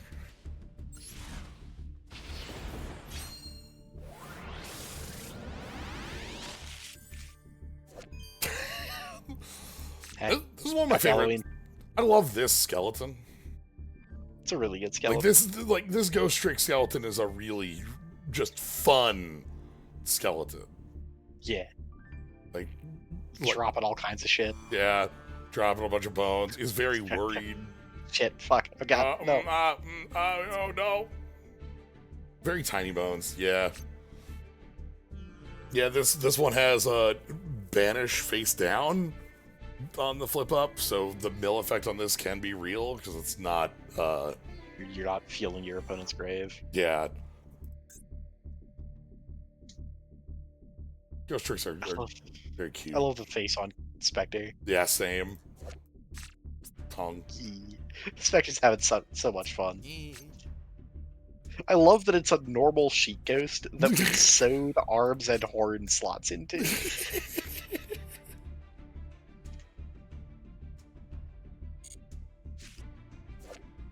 Oh, welcome back, appliancers.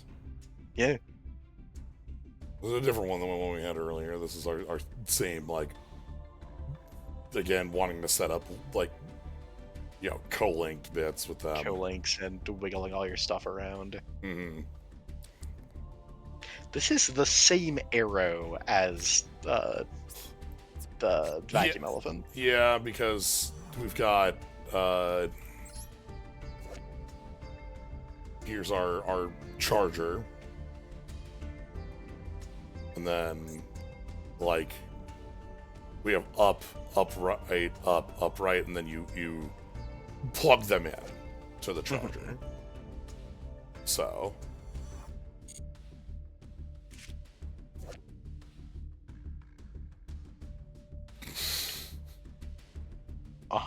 okay, I guess I you know, okay, so like I would say I didn't know he had a reborn for Trickstar, but I did, just not this card. Right. You know, this isn't the one I think of as a pre-mat for Trickstar, but it comes with a damage trigger. Yeah, that lets you special, which is like way more relevant on Trickstar than it would be on literally anything else. Yeah, because it's battle or effect damage. So like, yeah, that is triggering every turn. Yeah, because when I think of this, I think of, well, the graveyard effect on reincarnation, which is like a full reborn. Mm-hmm. So. Hello? Okay, you know, like, I'm familiar with a number of the vassals. These are the Monarch. I think I'm only familiar with Idea and the Dark One. Right. I don't think I knew there were vassals for the 4 non-light dark attributes. Yeah, this one does banish 1 card from their hand for this turn. It's a pointer of the Red Lotus? Yeah, for until this end phase. Sure. Familiar with the good vassals. Yeah, that was kind of the idea. Yeah. This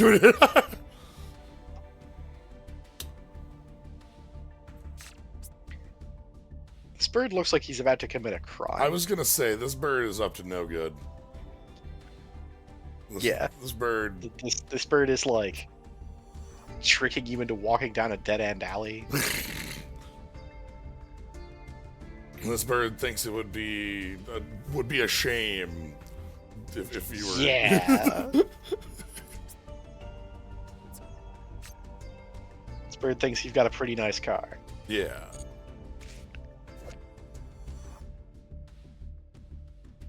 Oh, this is just the like 6 Dragoonity. This one doesn't really we have a couple of these in our early archetypes that are just like, hey, here's a thing you can summon.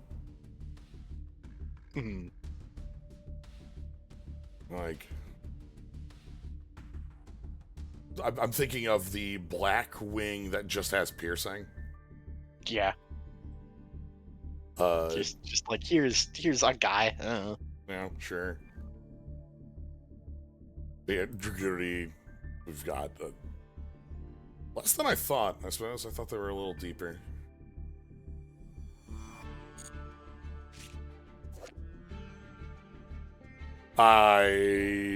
This is not an Altergeist that I've ever seen in life. Yeah. Okay, this is the flag bearer Altergeist. Everybody look at this Altergeist. For good reason, yeah. Tell me more about flag bearer, Grandpa. What? Don't you know Flag Bearer, the ability that appears on 3 cards from Invasion Block in the year 2000? I do, because I've been watching you play card games for a decade. God.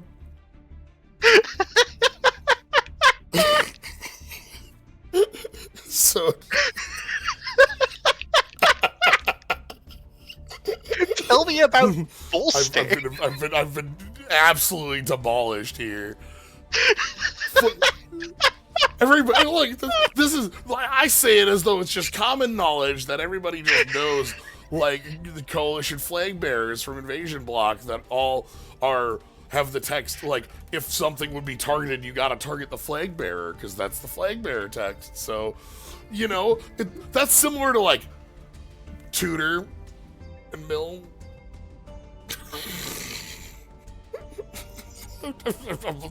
I'm leaving this Altergeist behind. Oh, that's the worst part, is that I do know that.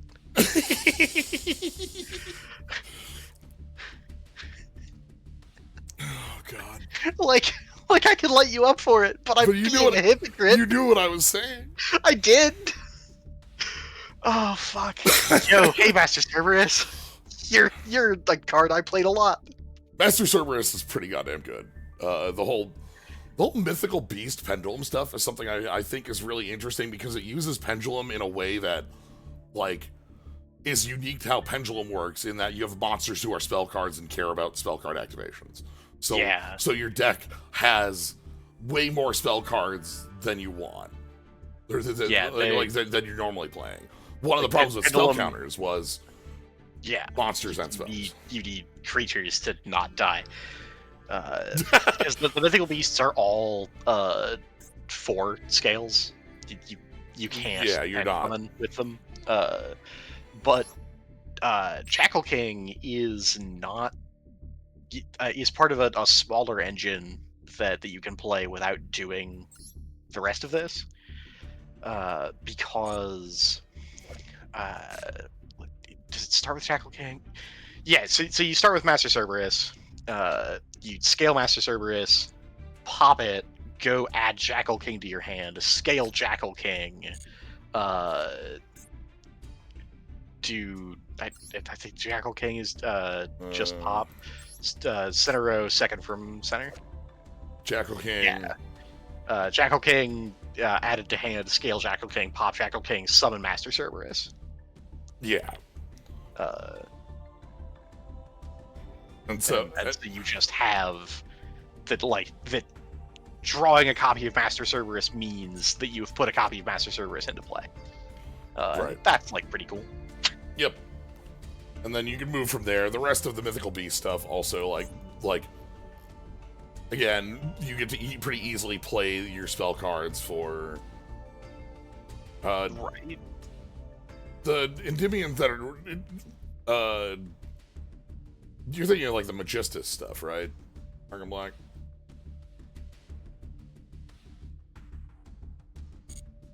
So yeah, Master Cerberus is like the good mythical beast. Yeah. Oh, okay. You're thinking of Servant. Oh yeah.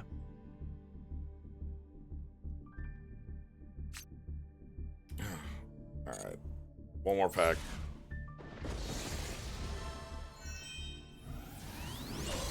Sweet. Thanks.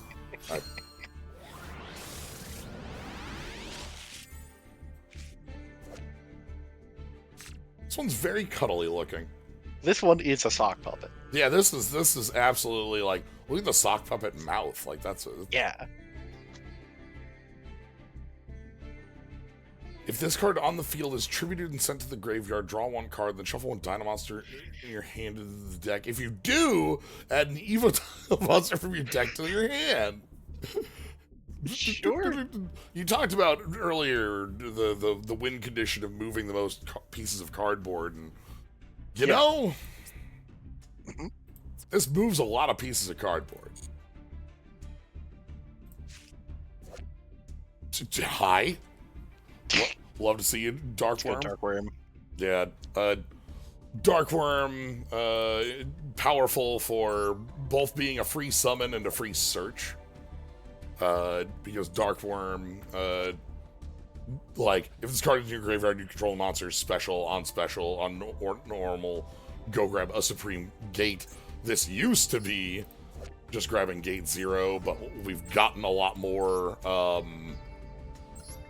we've gotten more bits for this now. Supreme Gate, King Gate Magician. We have more Zark cards around. Yeah. Now, this used to just be like a body that could special for free and then grabbed a card that you would discard. Or maybe you do some weird combos where you wanted to do 0 scale. But, yeah. Maybe you just want a Panda 1.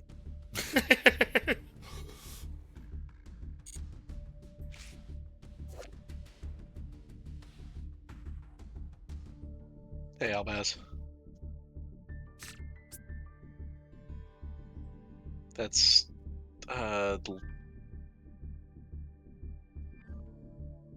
which fucking dragon is that?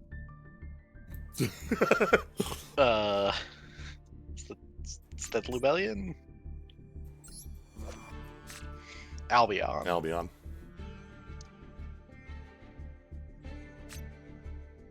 Wait. You must understand. I'm gonna go to Fallen of Elbaz. Go to Fallen of Elbaz and hit related, and then there's a few. Yeah. Again, the Elbaz story stuff includes so many different. We've got Spriggans, and we've got if I go to Rin Room is not one of the other Tri Brigade. All these. Elbaz got to the desert side of the Great Golgonda Serpent. Yeah. You're right. This is the cliche in the era where she gets played in Sword Soul.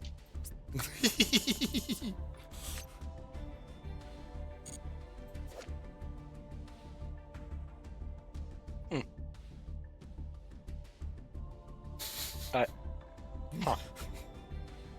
So we can't go to related cards for this, but there are related cards for this. This is absolutely like a set of cards that are specifically rock monsters with 0 attack that are like set for you to, 3 in the grave, you get them all and double effect damage.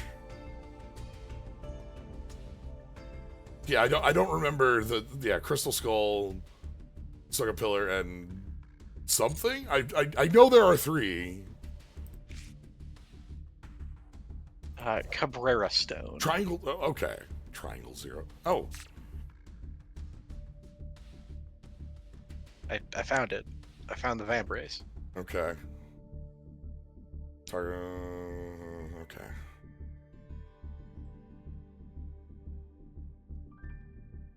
This level becomes 2.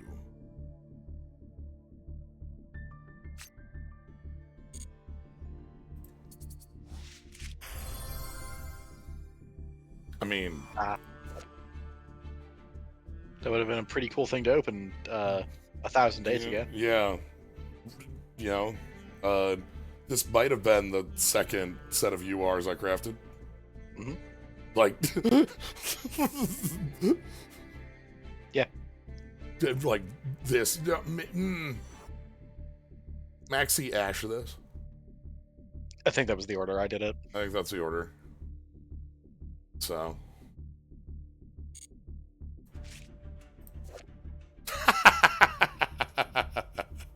Jesus. Beautiful. Well, you have at least 2 other cards in your hand. You control, you know, Raya or Hamon. Discard your hand and summon, 3 feeds. Which you'll definitely be able to use to... You need him to be in your... You have to... Yeah, the Raviol that you'll definitely have in hand after you discard your hand. You have to... But he needs... Uh-huh. Okay. It's fine.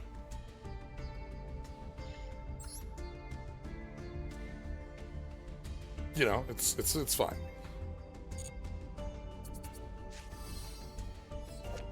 Oh, hey. It's like a real card. Yeah, Absolute Zero. Edison All-Star? Yeah. Very easy to summon, very generic for its conditions, rather than like a lot of the more like at the time, like Flame Wigman.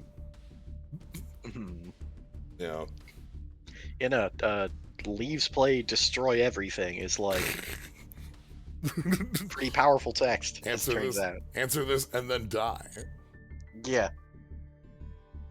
Okay. Okay. Do you want to just like slide through the next 10 quickly? Yeah. Just so we see what they are, and if there's anything that jumps. I click up there. Pisty, tremendous Wait, asshole hold used on. in the Dragon Link pile. Who? Wait a minute. Who are you? If a monster specialist when the extra is on the field, specialist from the hand, during your main phase, reduce the level of all monsters on the field by 1. If you do, increase the level of this card, but the number of level monsters are reduced by that level. During your battle phase or your opponent's main phase, this level is 8 or higher. Destroy 1 card in the field, and this card's level becomes 5. This was printed in. This is a common from Phantom Nightmare. Sure, This was in the. That's Yubel set, right? Yeah. This was Yubel. This was Voiceless Voice. Yeah, okay. This was Goblins. That explains why I don't recognize this at all for... Uh-huh. That's very silly. It eats all the levels, and then... But isn't Level Eater. That would make you... No. Okay.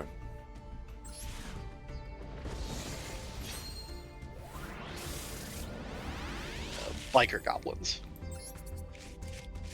Yo! We found it. We didn't even need to go We didn't look. even to go looking for our peeled Odd Eyes dragon. Oh my god. Hello? You ready to eat a battery man? Impossible to read foil. Yeah. You ready to eat some of the worst battery men you've ever seen? To read this card by Subtrue. You ready to play your Monarch Voltec dragon? I could give it piercing.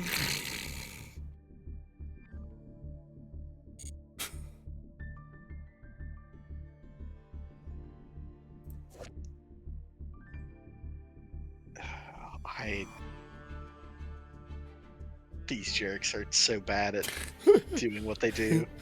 There's like 4 different like support cards to make this whole thing like function. And it doesn't.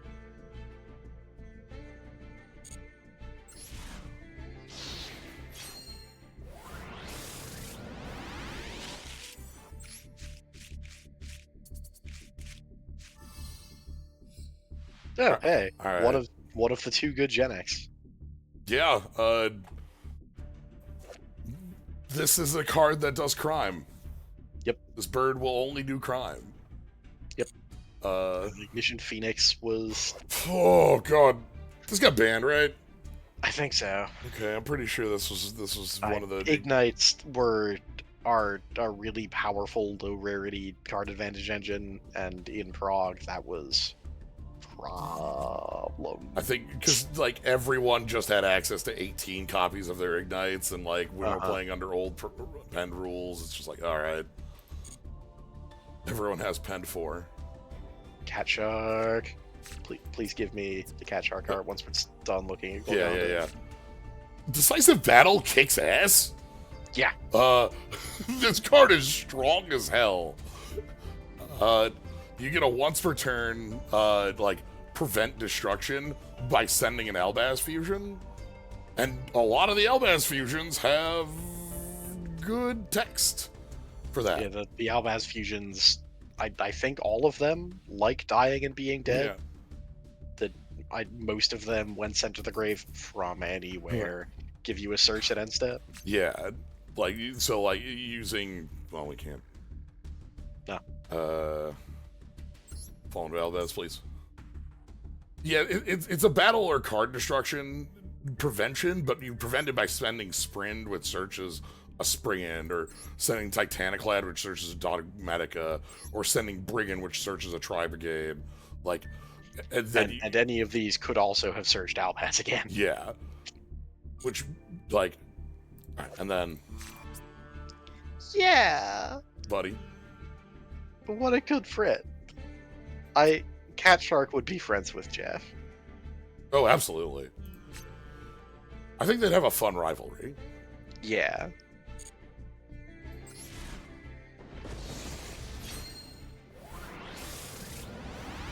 That's why I think they'd have a fun rivalry, Benak.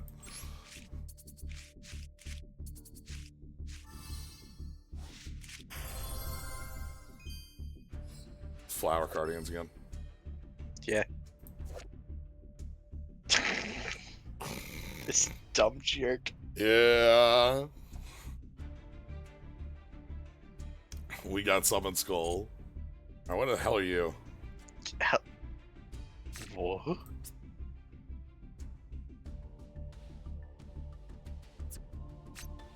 If you control a face-up monster with tribute, ritual, or fusion summon, until the end of your opponent's next turn, neither player can synchro, exceed, and synchro and exceed monsters cannot attack.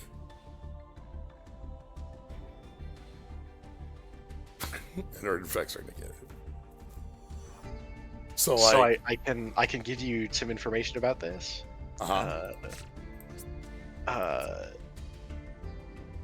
Grisé is a technique for painting in grayscale, which is why this is a way to bop synchro and exceed monsters because they are they're black and white.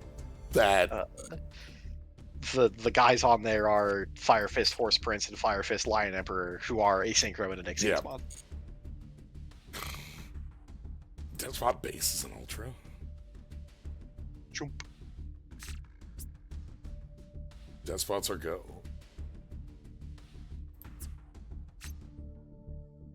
You can banish 9 despots with different names from field and graveyard except base. Shuffle all cards in front of hand, field, and graveyard into the deck. Sure. There were a couple field spells that had this mulligan text. Cosmo has this as well. Not Phantom Knights. Mech Knights. No, do they have that? Yeah. There's a Mech Knight that's like, if you banish 7 Mech Knights having the if you have wipe the board. Oh, sorry, you were talking about the mallet effect. Yeah. Well, yeah. It's funny. It means that this has the mulligan text on the Cosmo and the banish text on the Mech Knight. Like, yeah. All parts of the base. Mm-hmm. Yeah. Update Jammer. Hi. Shoutouts to Whiptail. Shoutouts to Whiptail. She looks so content. Yeah. She's just like having a good chill time. Good glasses. Yeah.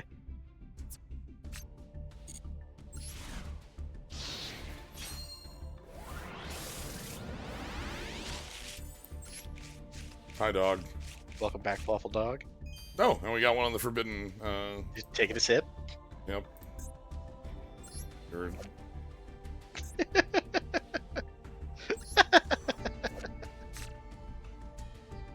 Steal all these. Pull it back up. Uh-huh. Look at him. Look at him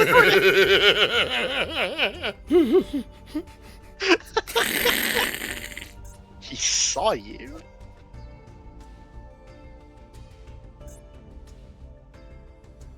But yeah, then we. God forbid women do anything. And then we move into Forbidden Droplet. It's fine. It's good, actually. Oh my god, Sunvine. I have never learned how this deck works, and I'm not starting now. This deck is hilarious because it's like, all right, how much plant nonsense can you do? And like, what do you need to start your plant nonsense? Do you need to like get to Lone Fire? Do you need to like get to like what do you need to start? Give me this. Give me normal summon. Give me normal Loci. That's it. That's all I need. I will take 600 actions following the normal summon of this 0600. I will always think about that hand from the yeah, oh god, that was like, what was it, Continentals? Yeah, that was like evenly Duster. It was just like the most like it's over. 5 breakers and a Genus Loci. I think it was a Rika pedal. Yes. Yeah, I think it was a Rika pedal. It was breakers and a pedal. Yeah. Versus lab set 5. Yeah. None of those 5 beat a Dusty. There was Welcome. a tank in there. Welcome back. Oslo Hero gonna get you. Watt Kid is here for power. Ah. Watt Kid seeks the power. These cards are all bad. I want them to be good. I played that deck. They're bad. Illusionist Faceless Magician was a retrain of a normal monster. 2200 defense. Okay. Just see. We have a few crime. We have a lot of crime folks on the left here. Yeah. Dark Toriado is a card for crime. Stack your deck with some bullshit. Yep. Put them on top, and then I'm gonna link 4 to Yugioh. Weird. Magic Key. Yeah, Magic Key World. The Magic Key setup can also just kind of let you do all sorts of things. Yeah. Off of our buddy here. Definitely not Sora Kingdom Hearts. Yeah. Well, Sora Kingdom Hearts doesn't have a braid. It's true. Or a gun? Sora Kingdom Hearts has a gun. Sora Kingdom Hearts... Chicken Little Summon and Cage, too. Yeah. I think that might be more you, the player, holding a gun. Yazi. Sup, Yazi? Oh my god. You bastard of the earth. King of the Feral Imps showed up in Prague so much. This was all because like a rank 4 that draws you a card is like cool, and there kept being reasonable reptiles. Yeah, it wasn't like good stuff, but like fine stuff. Also, like a little buddy. Yeah.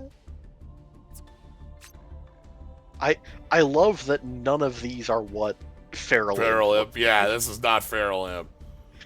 These are not the creature Feral Imp. These are just imps that are feral. Tears. There was Rise Bell to go with. Yeah. The other one earlier. Drawkage, yes. Welcome back, massive. Let's get to Clublion. God. Again, card for motherfuckers. Time to end the game. I'm not. But you are. What number you shouldn't is it? Be. Fuck. I don't know. I can't help you. I know what I'm looking for, I just don't know what number it is. Are these sorted by... They're sorted by rank, and I think alphabetically within rank. No, not Hope Harbinger. I'm looking for the OTK one that goes and grabs. It's fine. It's fine.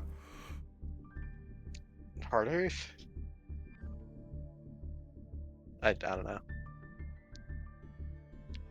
Viably. Yo. Rise to Flart. Super right here to get you. Yeah. The deck that I haven't played any of it on this stream, but I was talking about it. I have a deck that I built off of a list synth put together, but it's Melodious Snake Eye Orchest, which basically just gets to go forever. Yeah.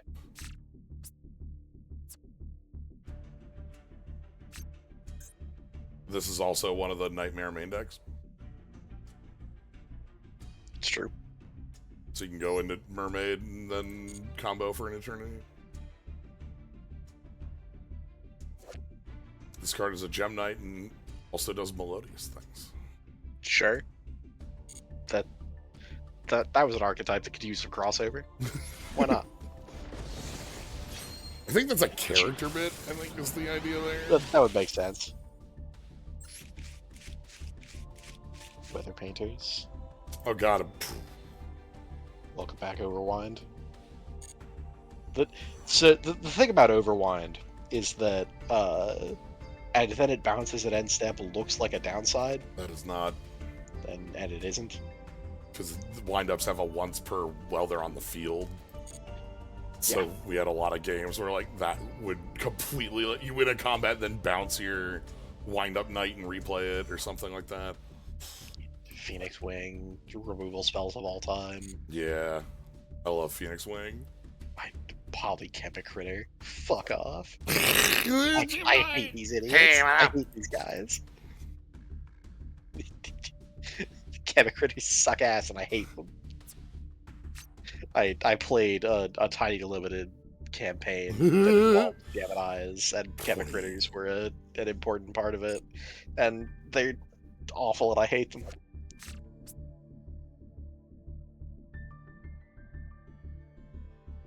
Gaia the Dragon Champion being fucked up by the ultimate great balls. Sure.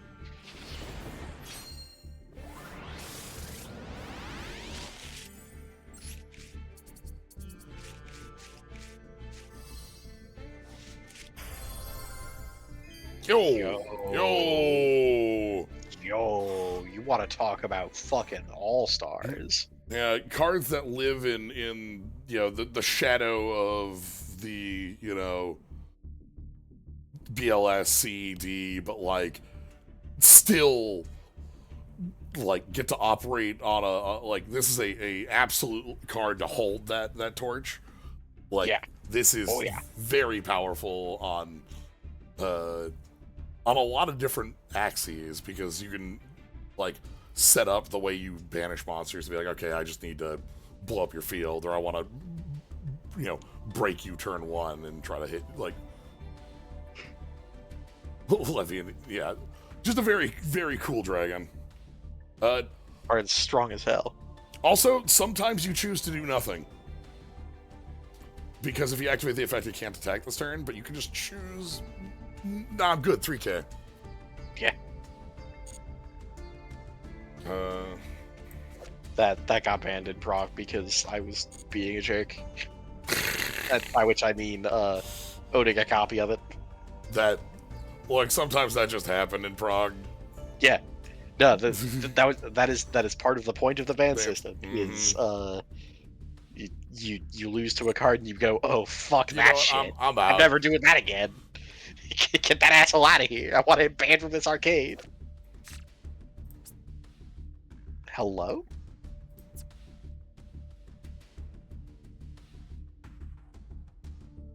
Sure. When I regret. Alright.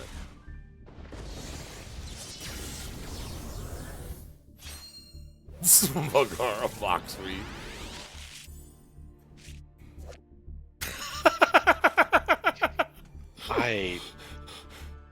Back to square one. Yeah, man. Ancient gear golem. Gear. Guilty gear golem. Guilty slug golem. Shit. Oh, this is okay. Nah.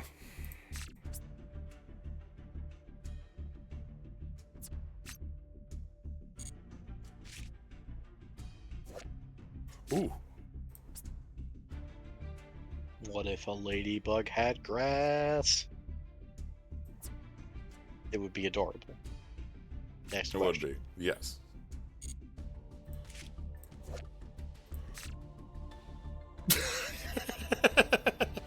My guy is stanced the fuck up for having 700 attack points. Yeah, like.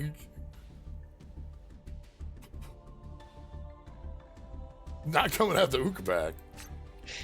Ukabak, though, does mean we get to see. It's true. The Just and indulged. then is it no, not first. Nope. The link condemned. Okay. Those three do form a triptych. They are flanking her. Yep. In that the background works the way you want it to. Like I said, go be a polycule about it. Yep. This is what you do when God tells you to stop stealing shit. Keep stealing. Yeah. Oh God! Oh, Masquerade. I played this jerk in Prague. This guy sucks. If you get Chaos 104 out, it's hilariously good. The once per turn that is a like monster negate that also makes your opponent discard a card that also has their legend. Hurts them for 4K. Bow, bow, bow. Keep hitting her. Ow! Yeah, Ow! the last deck I played in this era of Prague was Chaos Turbo. I was just playing every C number that I owned and every thing that ranked into a C number and all of the ways I had to rank up. And I don't remember if I did very well with it. I feel like I probably didn't. But it was so funny. I want to say it was like you got to summon out like Masquerade and then it got outed because it can't protect itself from like spell traps. Yeah, that sounds right. Sounds like a thing that would have happened. That's how magnets work. Yeah.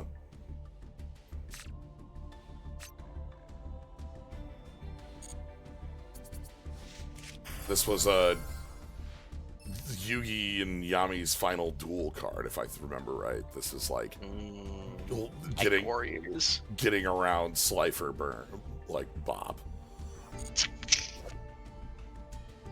Oh hey. It's like still kind of a real card. Yeah. This is I want to say there was like more like newer support that made this a lot more like easy to get down. Like, I don't, but again, because of like the OCG to TCG to Master Duel pipeline, I don't think we have that yet. All right. Welcome back. Welcome back, Nuberon Network number 2. Do you wanna hold on to one of those for Magfest for me? I only ever crafted 2. Okay, well, just in case. Oh, we unlocked a bunch of new packs. We got the goblins. Goblin Circus. 12 URs and a couple that I can immediately burn because, you know. Yeah. I already own playsets of those. I don't actually think. Hold on, if I check. Yeah, Imperm isn't. This is just the pieces that stop Maxi. So, like, fourth Imperm. That doesn't do anything. Yeah. Anyway. So, like, argument to be made for trying to find one more slot for, like, a crossout? So this did originally include, okay, so if I go to this version of Full Concerto. Now this one has the idea on this one, this list, was you can see it's only on one Max C. This is wrong. I'll just put that one out there. The idea on this, the reason I was built this list was I wanted to like maximize the amount of cards I had to stop Max C with the highest draw rate. Mm-hmm. Because 40 cards, any of these 6 means Max C can't hit you. Yeah. This ends up being worse because like just playing the triple Max C is better. Right. For that, especially for like just like turn 1 stopping out things, but even just having a maxi for your opponent's draw after you full combo, is still the stupidest thing in the world. So this was like a list I messed with. There's a reason it's the second list, because this is the one that I have been playing. I think it would be fine to cut out the Nightmare Apprentices if I wanted to add back in some of the Maxi stuff, at least cut down on that. Yeah, Melodious. Part of how this deck functions is that like your Melodious starters like can eat all of the like Ash, Imperm, whatever that you want, and it still can't really stop the Melodious stuff from doing things unless it's like specifically stopping Ostinato. The illusion target for Nightmare is the copy of Diabells. If we search Diabells in the combo, we can pend Diabells very easily if we don't see the Diabell Star line to get a Sinful Spoils card in the grave. If we do, we can just summon it that way. And if we don't see it off the Nightmare Apprentice, we can just end on Subdual and then like flip Subdual for Diabells.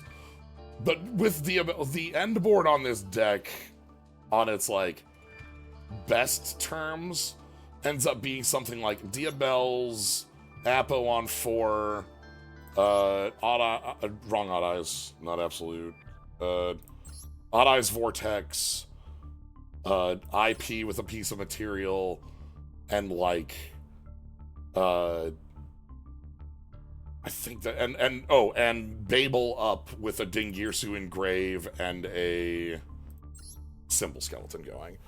So like you end up like your end board on best case just has not only like a ton of different ways of interacting with like Monster Negate from Apo, Omni Negate from Vortex, but also a lot of like flexibility because you also have like IP and SP as an out to anything. You've got Symbol Skeleton and the Dingirsu, which is an answer to anything, or setting up like a defensive Dingirsu, which is sometimes what sits on your end board too. Because if you end with Dingirsu 2 mats, your board is invincible. Because Dingirsu 2 mats has like stop like Feather Duster twice. So yeah.